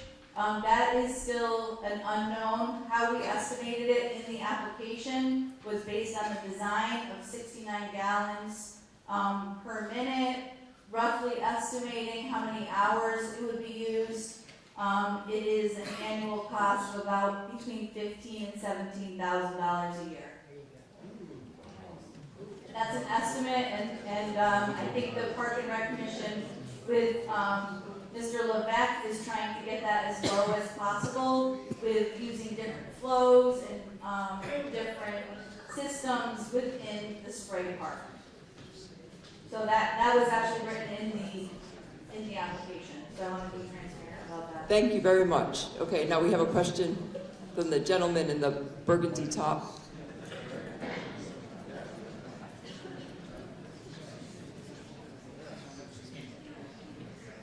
Yeah, hi, Chris Nelson. Well, the question is, I noticed that it says $294,000 for community preservation, open space, recreational fund, paid for all the costs. Wally Park's been there for a long time. How is that preserving more open space if that's where the fund is being drawn from?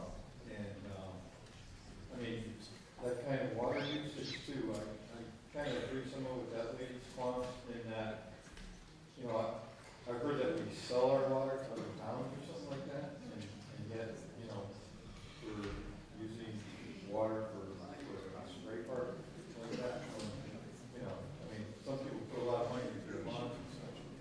Exactly. Do you have a specific question I can direct to somebody, or you just come? Yeah. Okay. I guess it's directed to the conservation The CPC director, Mr. Pratt? Yeah, the 294,000, how is this, going towards preserving open space?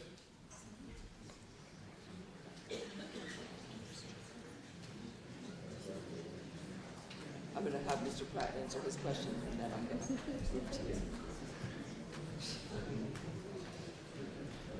Under the article, it can go to open space or recreation. This would be the recreation part. Thank you. Linda Tersovich, 61 Berkshire Avenue. Just a couple thoughts. The town beach situation, we have southbound closures a lot. So to say that the south of town beach is going to be, a fill-in for a water park, I don't think that's really realistic. Every community has these water parks, everyone, all around us. So if we want to attract people to the town, we have to have the kinds of things that families want. The playground is scorching hot during the summer, and it can hardly even be used because it's so hot. So I think the cool off with the water park would help. And that's it. Thank you. Thank you. I'm Jim Johnson, Bernardo Circle again. I think there seem to be a ton of question marks like this. There's more unanswered questions than there are answers. Clear answers. My question is, who's going to use it? Okay, wait, if someone wants to come up and speak next, please just don't yell. Okay. I do not understand the need for it. Okay. I'm going to go over here, and then we'll move back over there. Go ahead. Jessica Thornton, 352 Greenville Road. I'm in support of this article because I have those children who are going to use it.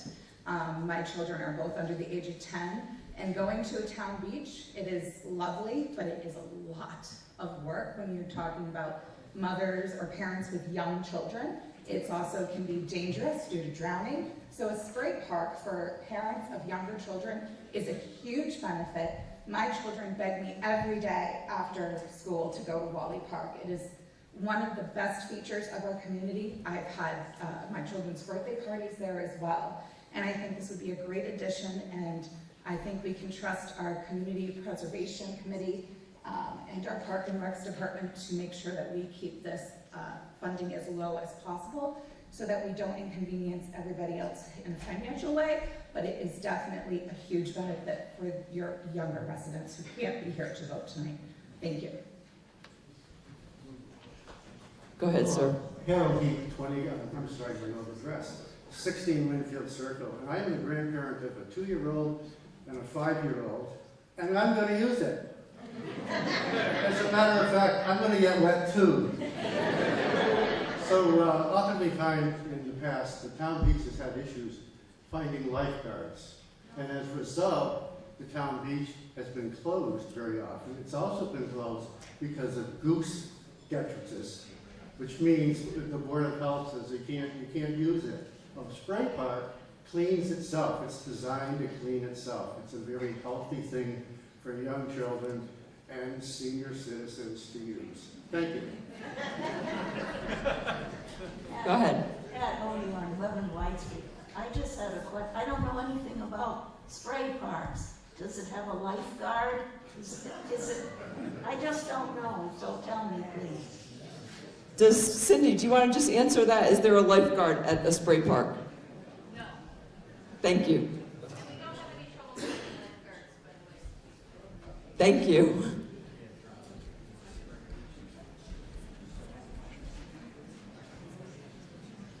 Hi, Nancy Beeman, 92 Common Law Road. Huge expense, $294,000. Estimated, what is it? $17,000. It's going to use 69 gallons of water per minute. A shower is 2.1 gallons per minute average. This is too much. Water rationing, last 3 years, again this year. No.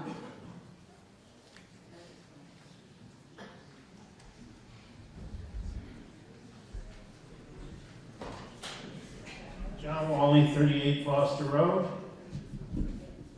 Two things. First thing is it's not going to have any effect on whether or not you can water your lawn. It is exempt from the limit that we have to use in all of our houses, washing our cars and everything. There's a limit to that. And because of the population, the state limit doesn't allow us to do a lot of things. But it has nothing to do with the park, the spray park, because that is exempt. And also, I'd like to move the question. I just want to, we all set? You guys, can I get a second on that? Second. All in favor of moving the question to a vote, please say aye. Aye. Is there anyone opposed? Okay. All in favor of Article 22, the Wally Spray Park, please say aye. Aye. All opposed, please say no. No.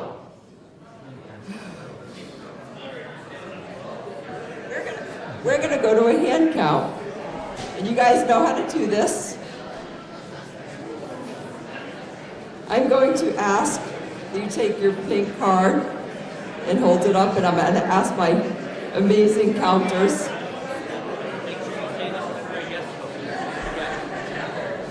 Just to confirm, this is for a yes vote. Pink is for yes.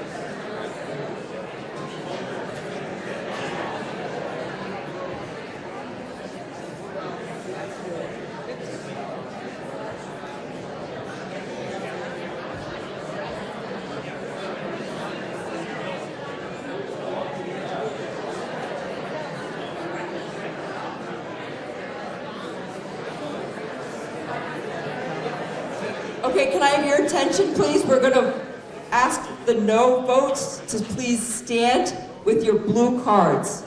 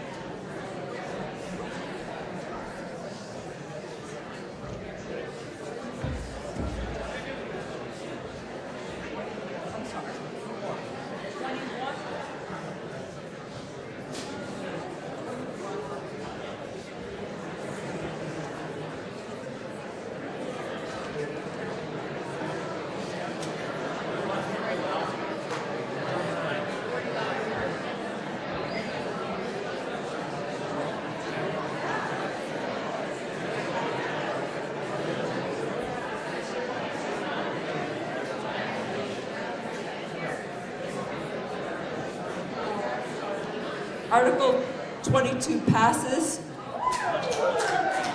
113 to 96. Okay, let's move on, please. Article 23 is the Morehouse repair. This is also requested by the CPC, and it requires a majority vote. Can I have a motion for Article 23 as it appears on the warrant? Can I have a second? Is there anyone who'd like to speak on this article in the CPC or historical?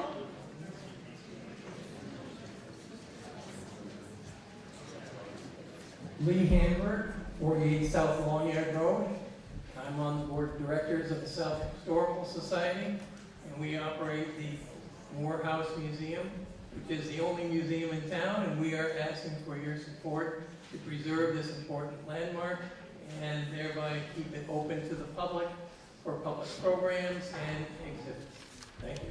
Thank you. Are there any questions or comments on the Morehouse repair? I'm not seeing any.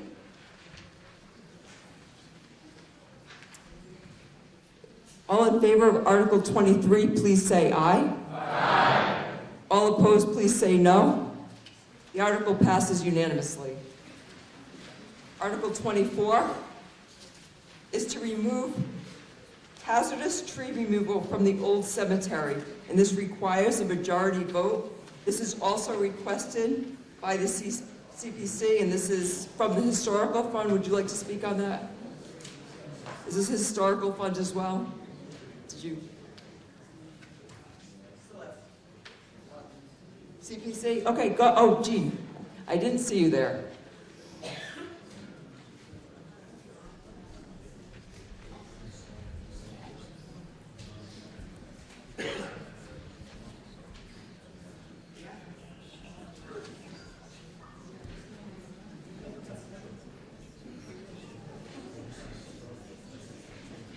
Good evening. Gene Thoreau, 20 Bugby Road. As many of you know, I've been working in the old cemetery for a number of years. We've done a lot of tremendous good work in there, and it's been due to 50 years or so of neglect. The trees that are in there are from pine cones where the grass wasn't mowed. There's invasive species in there. I've almost got killed in that cemetery.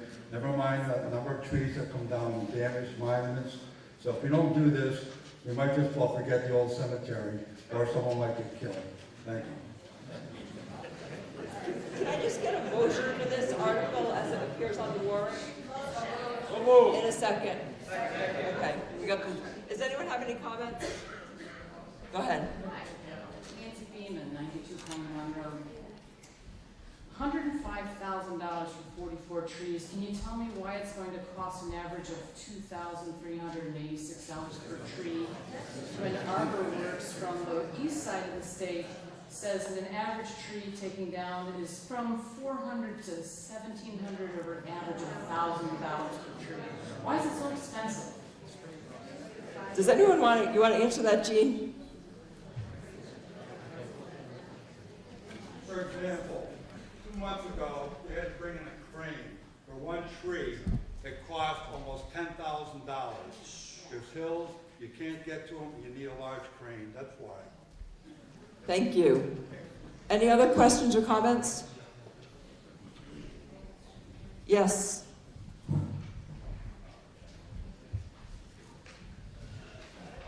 To comment on that, I recently had 2 trees out of my yard, and it was $5,000 a tree, so it seems very reasonable.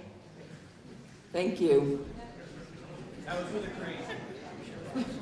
Are there any other questions or comments on this? I'm not seeing any, so we can move to a vote. All in favor of Article 24, please say aye. Aye. All opposed, please say no. No. I think that passes by a majority. I'm pretty confident on that one. So we're going to move on to Article 25, which is also CPC, and it also requires a majority vote. It's repair of the slate roof and cupola at the police station. Can I have a motion for Article 25 as it appears on the warrant? And may I have a second? Second. I believe this is by the CPC, but I believe Dave Sutton was going to speak a little bit on this and give a little explanation.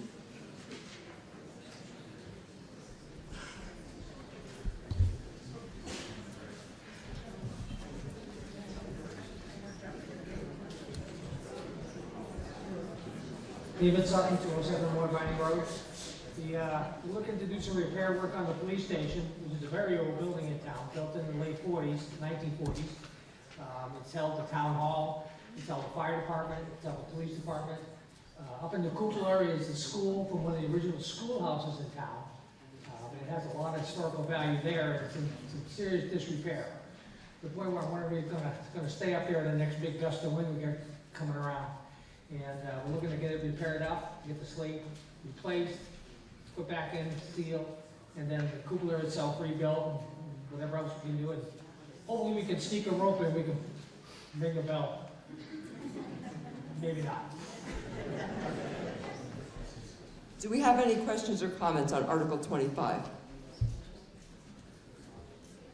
Seeing none, all in favor of Article 25, please say aye. Aye. Is there anyone opposed? Please say no. The article passes unanimously.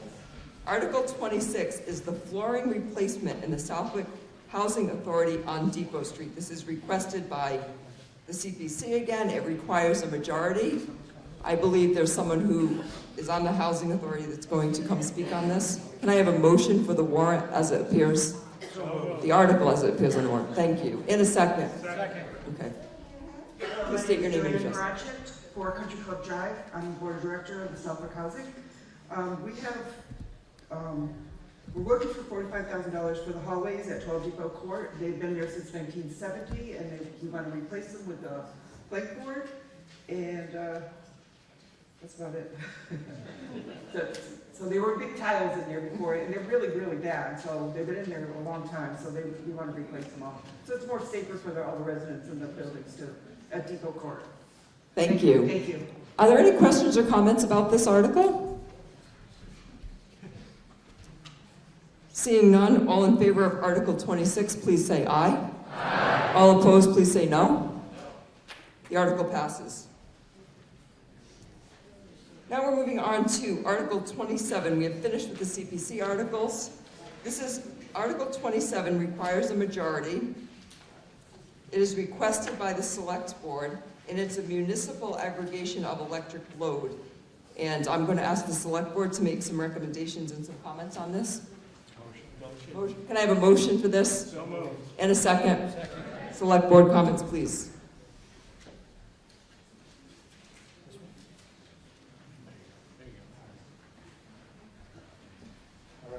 Okay, everybody.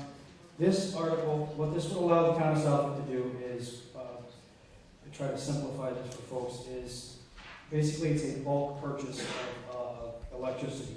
It would allow the town to work on a program or a plan that would again have to come before you to be approved, to work with one of the several companies that are electrical aggregators. They basically shop for a lower rate than market rate. This has been going on around the state now since 1997.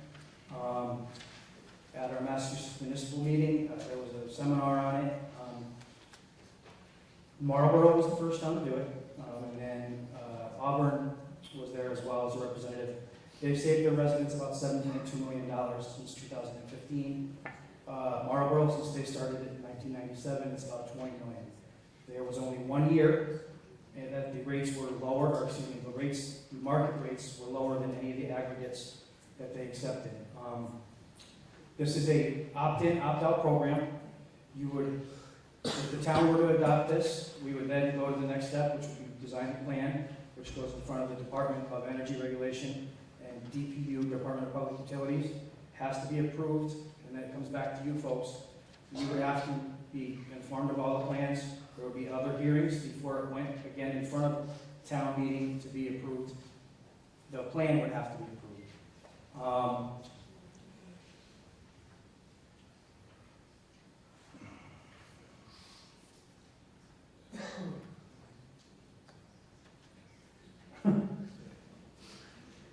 So basically what you're looking to do is get your permission to look into getting the best rates possible for you here in the town. Several other towns around us have done it. Agawam is now in the process of doing it.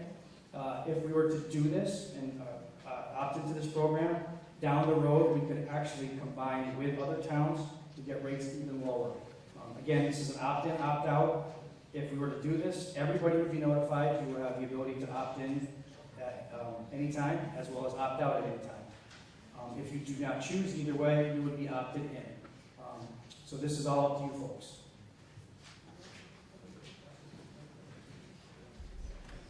Questions or comments on this article? Sure, Mr. Didi has a question.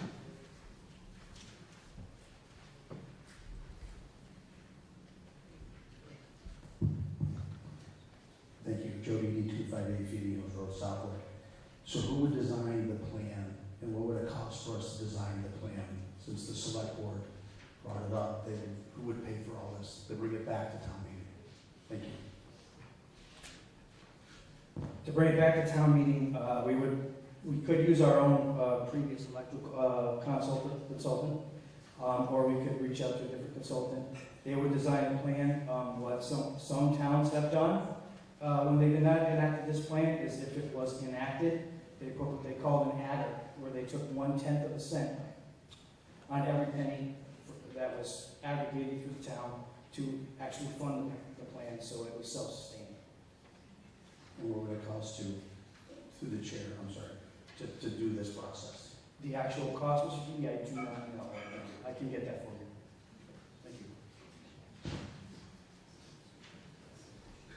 Are there any other questions or comments on Article 27?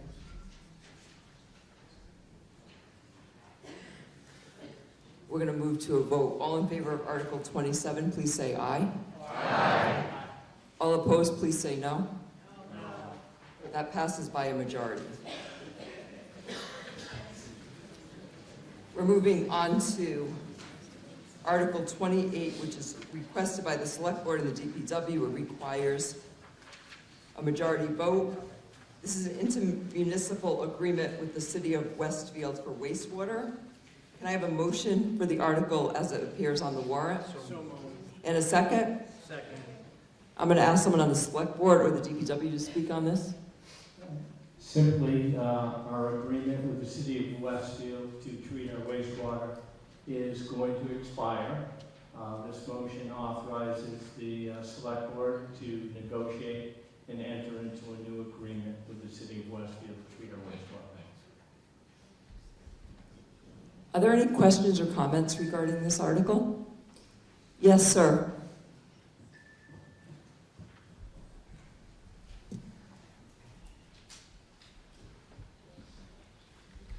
So, could you just Chris give me... I'm sorry, Bertrand. I was reading... What's your name and address, sir? I'm sorry. Christopher Nass, 117 Bertrand. Thank you.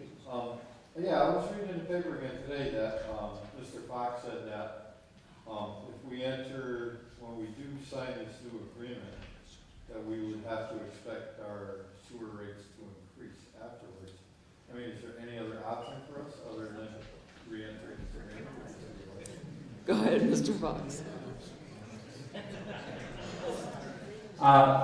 We don't have very many options. We signed this agreement with them and brought sewers to Southwick 25 years ago. At that time, Commonwealth of Massachusetts wouldn't let us put our own treatment facility in the town, and Westfield is the only game. And Westfield residents, their rates have gone up, so I think it's a given that our rates are going to go up. Thank you. Are there any other questions or comments about this article? All in favor of Article 28, please say aye. Aye. All opposed, please say no. The article passes unanimously. Article 29 is requested by the Select Board. It requires a majority vote. It's the acceptance of Mass General Law, Chapter 59, Section 5N. Would you like to speak on this, or would you? Can I have a motion? And a second? Do you want to speak on this, Mr. Moklin? Sure, and I'd like to recognize Mr. Thoreau as well, who championed this through to where we are right now. But this would be the adoption of Mass General Law, Chapter 59 would allow us to have veterans sign up to do work within the town and receive a lesser property tax or abatement against their property tax in exchange for their effort. This is very similar to the senior tax work-off program we have, and we'll expand it to veterans. And I'd like to recognize Gene Thoreau, who championed this through to the Select Board and brought it to this town meeting. Mr. Thoreau's going to come up and make a comment.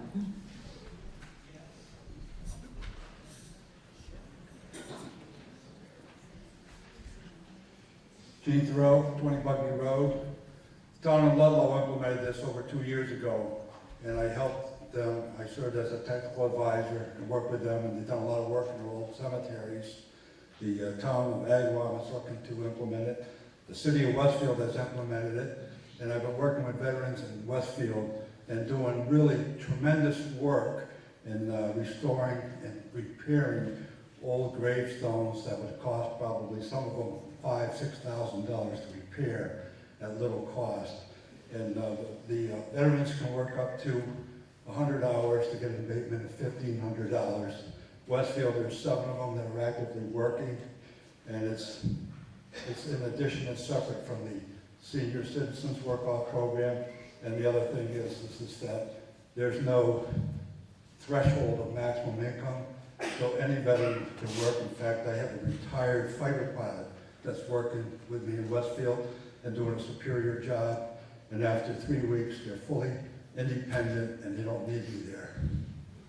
I fully endorse this program. Thank you. Thank you. Are there any questions or comments regarding Article 29? Seeing none, all in favor of Article 29, please say aye. Aye. All opposed, please say no. The article passes unanimously. Article 30 is a zoning bylaw amendment on parking and access. It requires a 2/3 majority, and this is requested by the planning board. Can I have a motion for Article 30? And a second. Second. Can I have the recommendation and some comments on this article from the chairman of the select board, please? Planning board, I'm sorry. You wanted to do it, I was looking at you and I knew what I was meant to say. Mike Doherty, 16 Lexington Circle, Chair of the Planning Board. I'll give a little lengthier explanation because these are going to be the same on a couple going forward, which is it was required for the town to have an assessment of their bylaws to identify barriers to green infrastructure or low-impact development methods. There was a lengthy report prepared. We've been going through, we did it last year with some stormwater changes, regulations. This is required to be done at town meeting. We're making some tweaks to the bylaws to incorporate more green infrastructure and low-impact development methods. This is a pretty straightforward one. This simply just changes the requirement for parking surfaces that they be hard surface and allows for the option that they can be constructed with engineered permeable paving materials. So that's the only real change, and you'll see a few more later on. And you're recommending this? And the planning board is recommending this change. Are there any questions or comments regarding this article? All in favor of Article 30, please say aye. Aye. Any opposed, please say no. The article passes. Article 31 is the acceptance of Sawgrass Lane, and this is a majority vote, and this is requested by the select board. Can I have a motion for Article 31 as it appears on, so moved? And a second? Okay, do you guys want to explain this from the select board? The acceptance of the Sawgrass? So this is a subdivision at the former Southwood Country Club, part of it that is substantially complete, and we're trying to have the town accept those ways. That means that the ways will become property of the town of Southwick, and everyone will have the right of access to them. It also includes them in our Chapter 90 money. As Mr. Dougherty can attest, it's been a long process, but it is the goal of the planning board to get, when a subdivision does come in, to get these roads accepted and to be accepted by the town, so that they're counted in Chapter 90, they're eligible for maintenance, they're eligible to be plowed, et cetera, et cetera. Thank you. Are there any questions or comments about this Article 31? Seeing none, all in favor of Article 31, please say aye. Aye. Anyone opposed, please say no. The article passes unanimously. Article 32 is a zoning bylaw on estate lots. It requires a 2/3 majority, and it is requested by the planning board. Can I have a motion to accept this article? And a second? Can I have the recommendation and some comments by the planning board, please? Got it right that time. So this is similar, same process. The difference here is this is simply dealing with the amount of impervious surface that would be allowed. It is changing, let me make sure I got the right one. Changing the width for estate lot driveways from 15 to 12 feet where justified by the planning board and accepted by the safety officer, fire chief, and DPW director. Again, this is arising out of the same review of town. This is simply just trying to reduce impervious surface, and the planning board recommends this change. Are there any questions or comments regarding this article?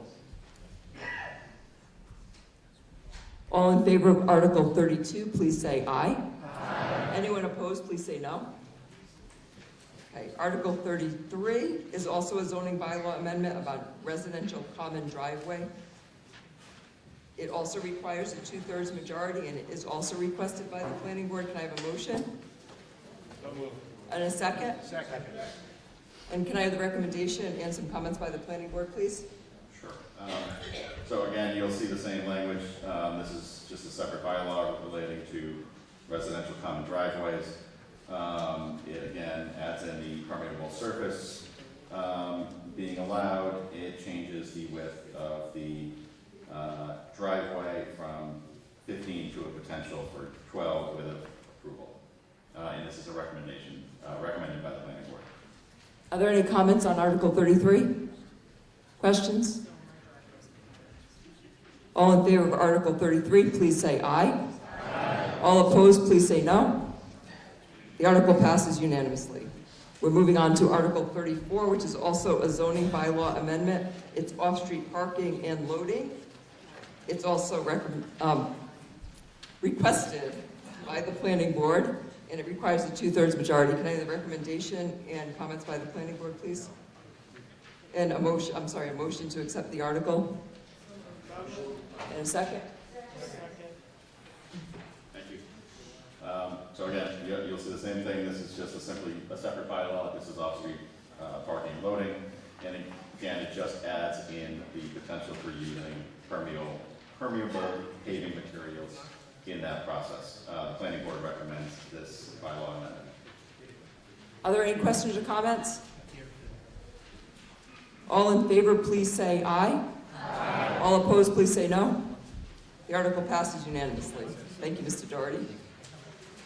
Article 35 is a special act. Elimination of appointed tax collector, town clerk, treasurer. This is requested by the select board, and it requires a majority vote. Can I have a motion as this article appears on? And a second? Second. Okay, I'm going to ask the select board to speak on this, please. They can give you a lot of explanation on this. Maybe some explanation, please. So, Southwick is, if not last, second to last town in the Commonwealth that has a town treasurer, clerk, collector in a single office. Absent a charter, that office was put in by special act. Therefore, in order to change that office, we need a special act of the legislature in order to effectively work towards splitting that office into more than one person. So, therefore, this article is asking town meeting to approve for us to go and ask our legislators to put in that act and then have it voted on by the legislature and signed by the governor. Are there any questions or comments regarding this article? Seeing none, all in favor of Article 35, please say aye. Aye. All opposed, please say no. The article passes unanimously. Article 36 is the establishment of the municipal light plant for fiber, and this is requested by the High Speed Internet Committee and the Select Board, and this requires a 2/3 vote. Can I have a motion on this article? So moved. And a second? Second. I'm going to ask the Select Board to speak on this. Good evening. Well, if we keep going, it'll be good morning. So Article 36 36 is the second of two votes required to allow the town to form a municipal light plan. If you recall, for those that were there back in November, we had a 2-article special, world record 7 minute. We're going in the opposite direction tonight, but that article was resoundingly approved. By the statute to form an MLP, you need to have 2 votes at successive town meetings in different years, I believe, which we've now achieved if we vote in the affirmative tonight. Forming a municipal light plant gives the town the ability and access to the telephone poles and rights of ways. They're not telephone poles, utility poles and rights of ways throughout the town in order to construct a municipal broadband network that would serve every business and residents in the town of Southwick.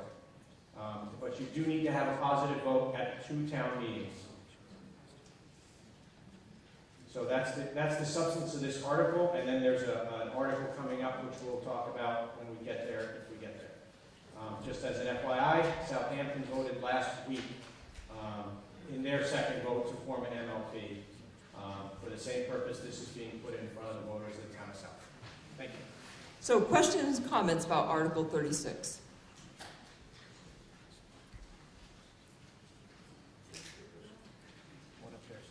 All in favor of, wait, I'm sorry. Is there a hand up and I'm not seeing it? Oh, yes, go ahead. Can we pass the microphone again to the gentleman?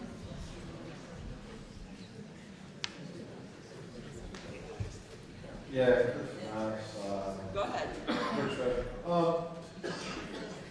I see these 2 questions seem to be closely related. I was just curious as to whether or not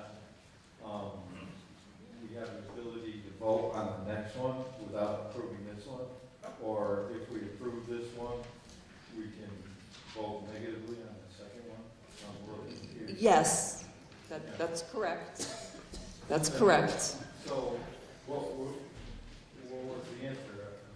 So, if we vote to approve Article 36, we will make a motion a second, and we will then get the recommendation from the Finance Committee and take a vote on that. We have to vote on them separately. Okay. Does that make sense? Yeah. Okay. I get it. I'll walk you through it, however this vote goes, okay? So Article 36, and are there any other comments? Yes, in the back. Do you guys want to just maybe pass the microphone back? Chris Campbell, Canada Road, Southwick. Are we all required to hook up to this network once it's in? How does that work? Absolutely not. Okay. So what's the cost? I'll defer to the moderator how much discretion she wants me to go into to talk about the municipal fiber network. What do you propose the Do a cost quick of the little- whole network in would be? I'm sorry, sir? What would the cost of the completed network be approximately? Yeah, that's probably better discussed at the next article. But I can just, the preliminary estimates, we have not finished the work on the engineering and design because we don't have permission from the town to form an MLP, so therefore we were not willing to expend funds until we had at least that authorization. The preliminary estimate is around $9 million. Okay. Well, I've been in this town for almost 50 years, and I'd like to see sewers put in before. Okay. But that's just me. Yeah, we need to just keep your question. Okay, we're good. Okay, does anyone else want to comment on this? Yes. Robert Boyd, 44 Bugby Road. If this is vote yes, does that obligate the town to create a municipal light, or does it only open the door to allow? We don't have to do it, no. Thank you.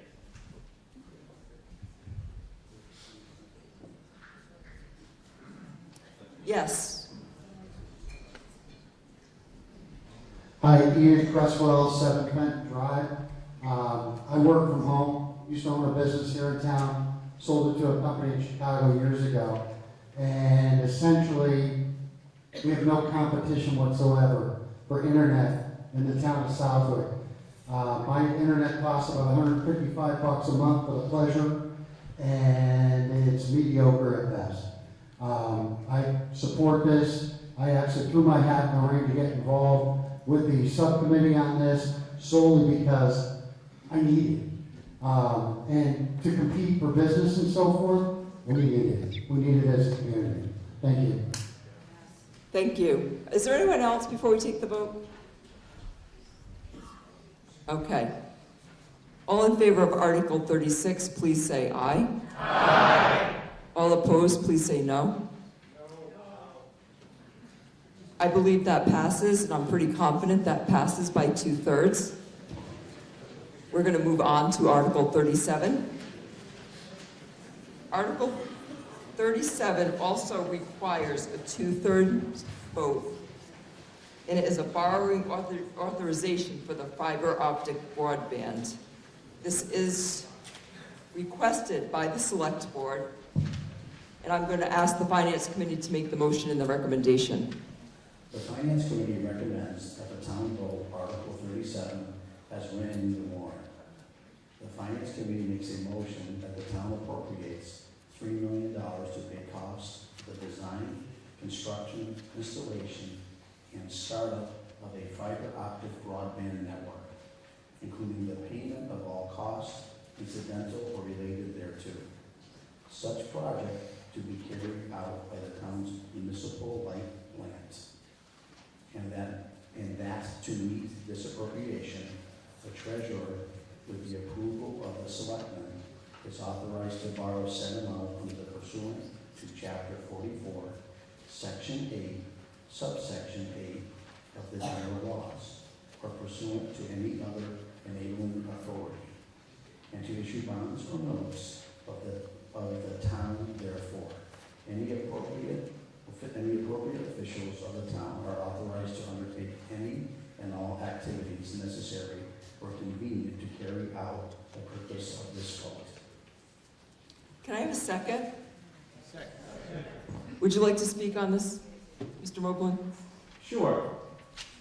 So just a couple quick points, because it is growing late, but I'll be glad to take any questions. First is, this is a bonding authorization being put in front of town meeting in the interest of time. There would be no need to withdraw or borrow against this authorization until such a time as a design is complete, a vendor is selected, and the select board votes to authorize the expense or borrowing under this note. No decision has been made on a provider for the municipal broadband network. A contract will need to be negotiated after interviewing and vetting potential suppliers. It's been written and talked about that Whip City Fiber being a foregone conclusion. That couldn't be further from the case. We have a great partnership with the city of Westfield. We do a lot of things together. They also torture us on sewer rates and other stuff. We will certainly have conversations with other suppliers and potential bidders to make sure that we get the best deal for the residents and businesses of the town of Southwick. And as I mentioned, the select board has to vote to authorize the issuance of any and all bonds. The overall plan is to have the municipal light plant operate as an enterprise fund, similar to how the water enterprise fund works today. And there was a question on that this evening. Water users pay for all capital improvements and maintenance of the water system. Once the municipal fiber is up and running, it is expected that the municipal fiber will service its own debt.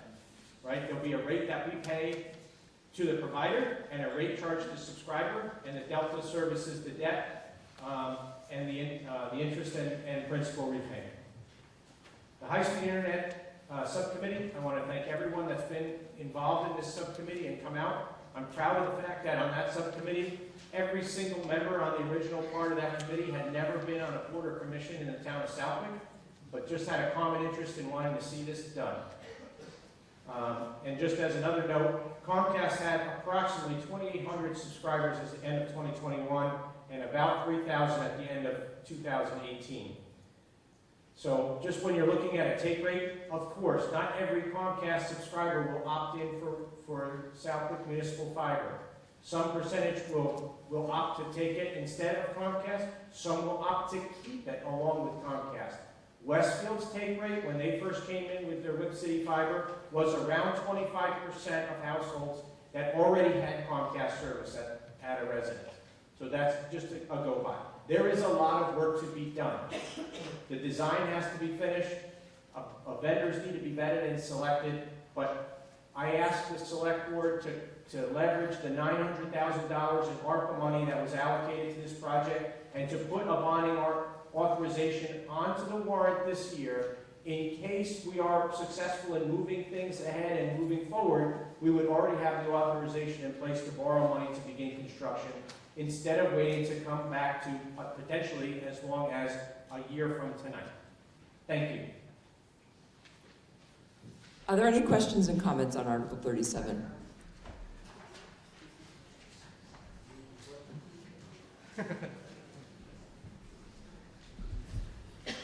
I'm going to start here. Go ahead, name and address, please. Andrew Gale, 5 Point Grove Road. Doug answered a lot of the questions about not going to do anything with the money for a while, but my concern is that the select board just authorized $900,000 of the remaining gift of ARPA funds to also fund this endeavor. Would it be better to apply the $900,000 in ARPA funds into this moonshot, which does have a better than zero chance of not working as presented at the moment? Or instead using that $900,000 for concrete purposes that will definitely benefit the town, funding projects with a proven need, funding infrastructure projects that have been presented and not funded in the past year or two. The town just used $300,000 of ARPA funds to help pay for the town hall roof when the bids came in higher than expected. The DPW could always use the funds for road, water, sewer projects. Wouldn't it make sense not to gamble that money and use it for more immediate needs?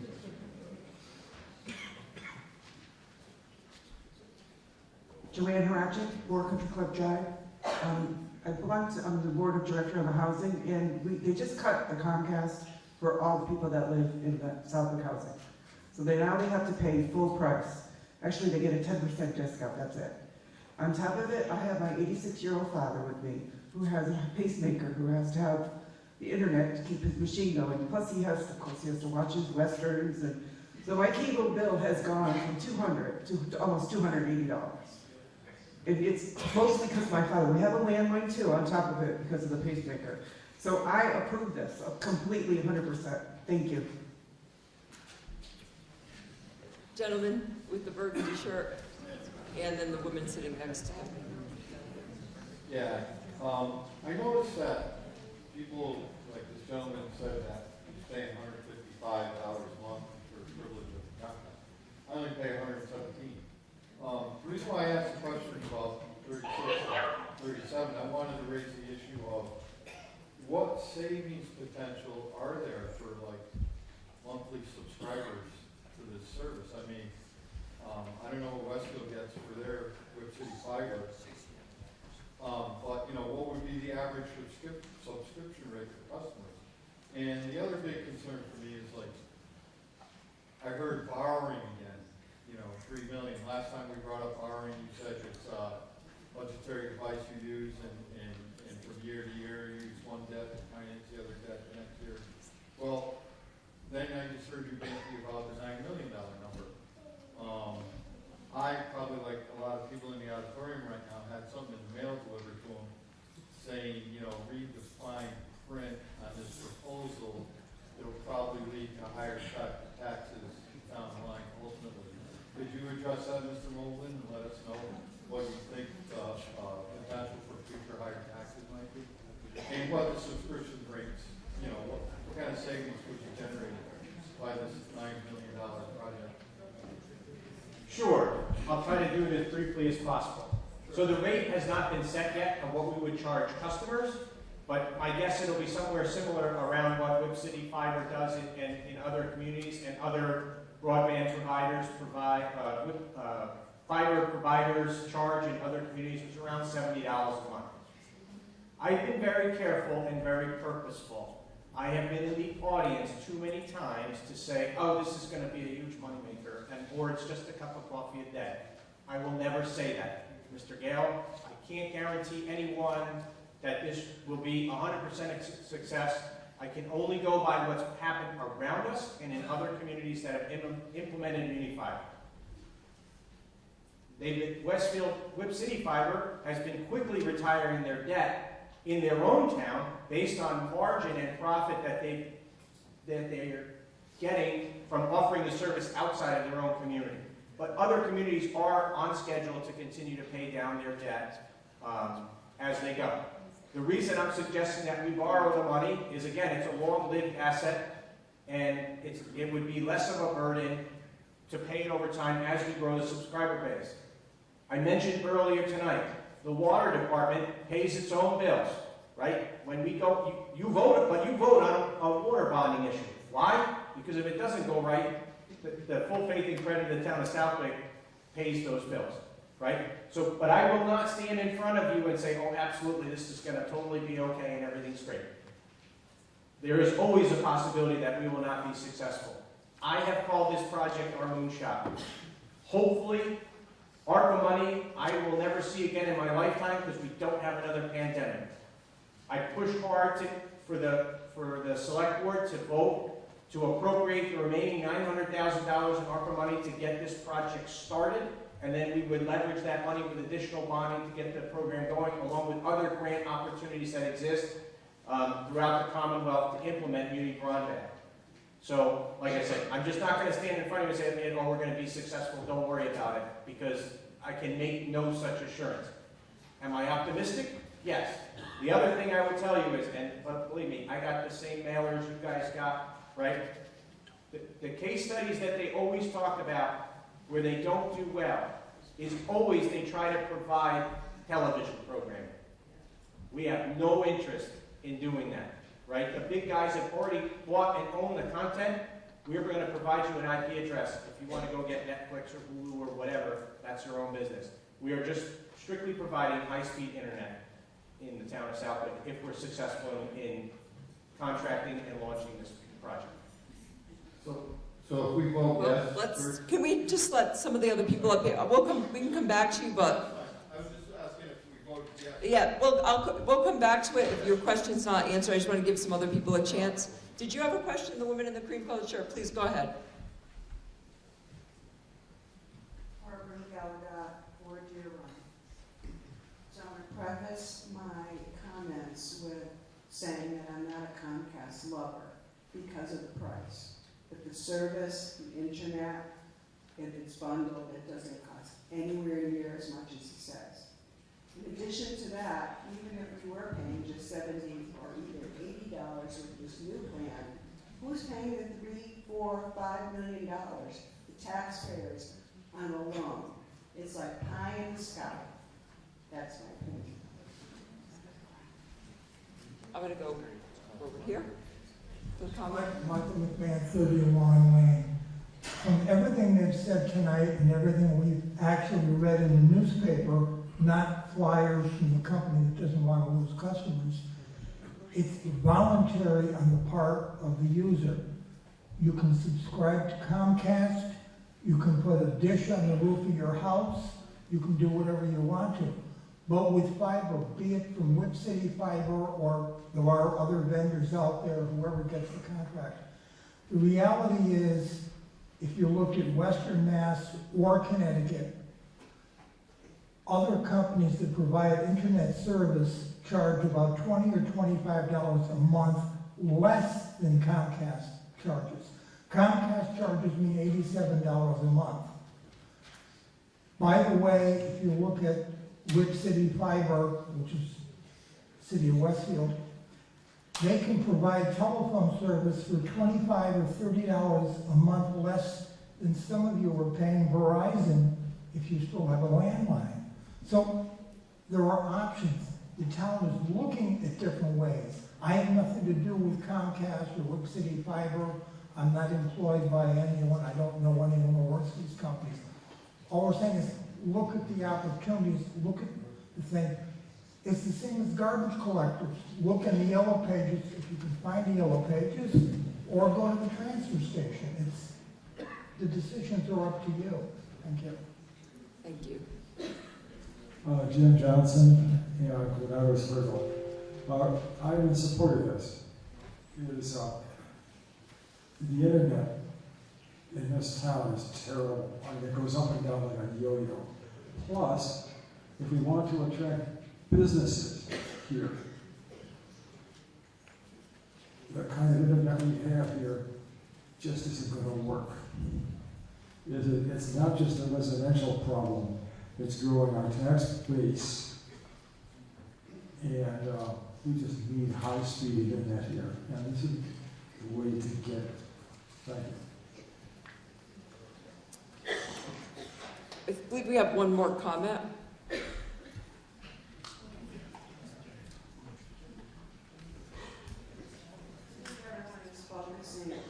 Can you just give your name and address again, please? Barbara, you got without 401. Go ahead.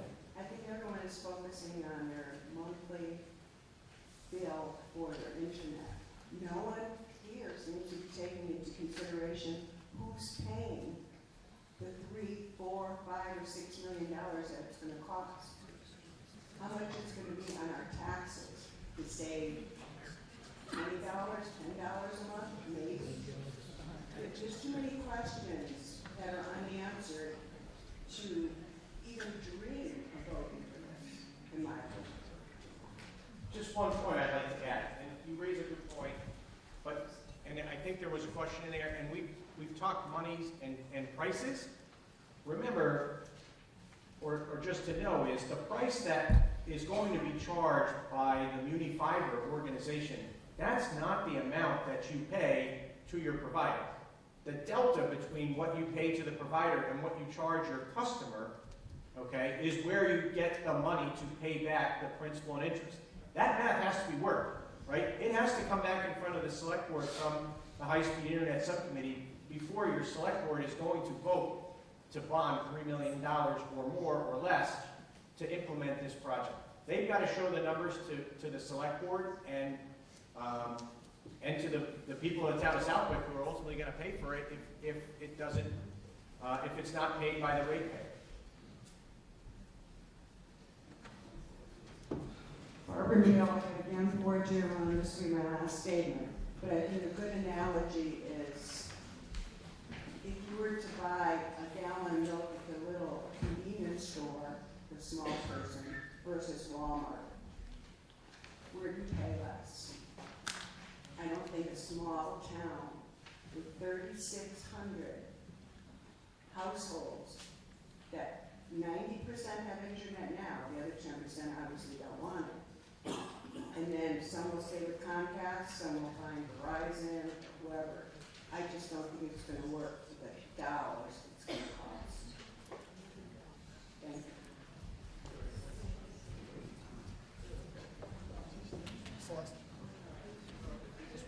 Yes, go ahead. We actually, okay, hold on one second. Actually, you go okay? Okay, that's fine. Go ahead, sir. What's the time frame for completion? Can I just have your name and address, please? Throughout the whole town? Can I have your name and address, please? I said it, so I'll say it. I'm sorry, I didn't hear you. Greg Gomes, 104 Mining Road. Thank you. Go ahead with your question. What's the completed time frame where I could probably see it up where I live, up in North Mining Road or in the outskirts of the town? Are we talking a year, 2 years, 5 years, 10 years? Yes. No, and I apologize. Sir, it's really going to depend on the build-out schedule, which we haven't picked a provider yet or finished our design. I will tell you, there is internet already along the rail trail, so we're able to get off the rail trail and provide service, potentially provide service to those neighborhoods that have the rail trail or nearby. We also have service cut in along Depot Street, because we're leveraging that service to support our regional dispatch initiative. So it's really going to depend on how that's going to go. One thing that is very important, and this was as a non-negotiable item from the very beginning, from the very first meeting we had to discuss this, is just like when cable came in 40 plus years ago in the town of Southwick, it is going to be required that whoever the provider is, provide the ability for every single residence in the town to be able to connect. Some of them are going to be hard, because, some of the, especially on the west end where there's large distance between homes and stuff, it's probably not economically viable at first. But it is going to be a requirement that the network cover the entire town of South.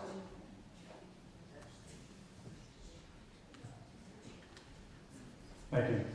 RJ Horacek, 21 Greenbrook Drive. I just want to draw the analogy, if I could, to what the school presented earlier with regards to the infrastructure of the network in the schools.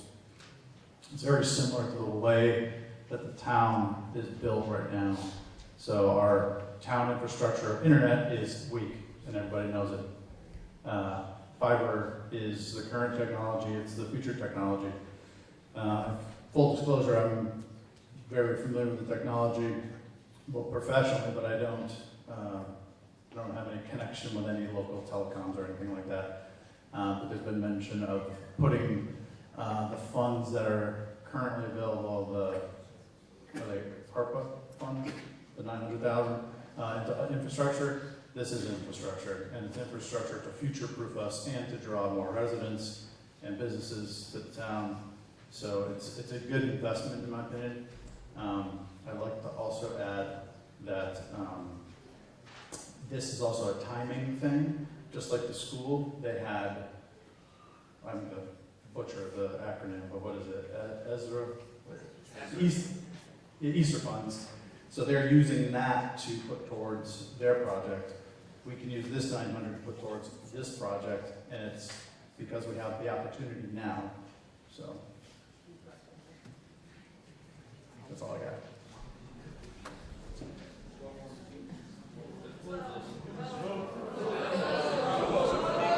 Does someone want to make a motion to move to a vote? In a second. All in favor of moving to a vote, say aye. Aye. All opposed, say no. Okay, we're going to move to a vote.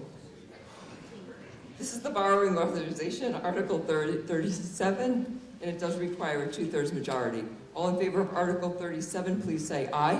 Aye. All opposed, please say no. No. The article passes.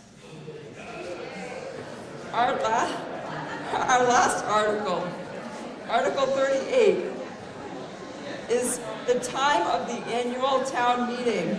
This requires a majority. This is requested by the select board and the moderator. I'm just going to tell you what this article does. It gives us a little bit of flexibility with the start. Currently, our bylaw requires we start the annual town meeting at 7 o'clock.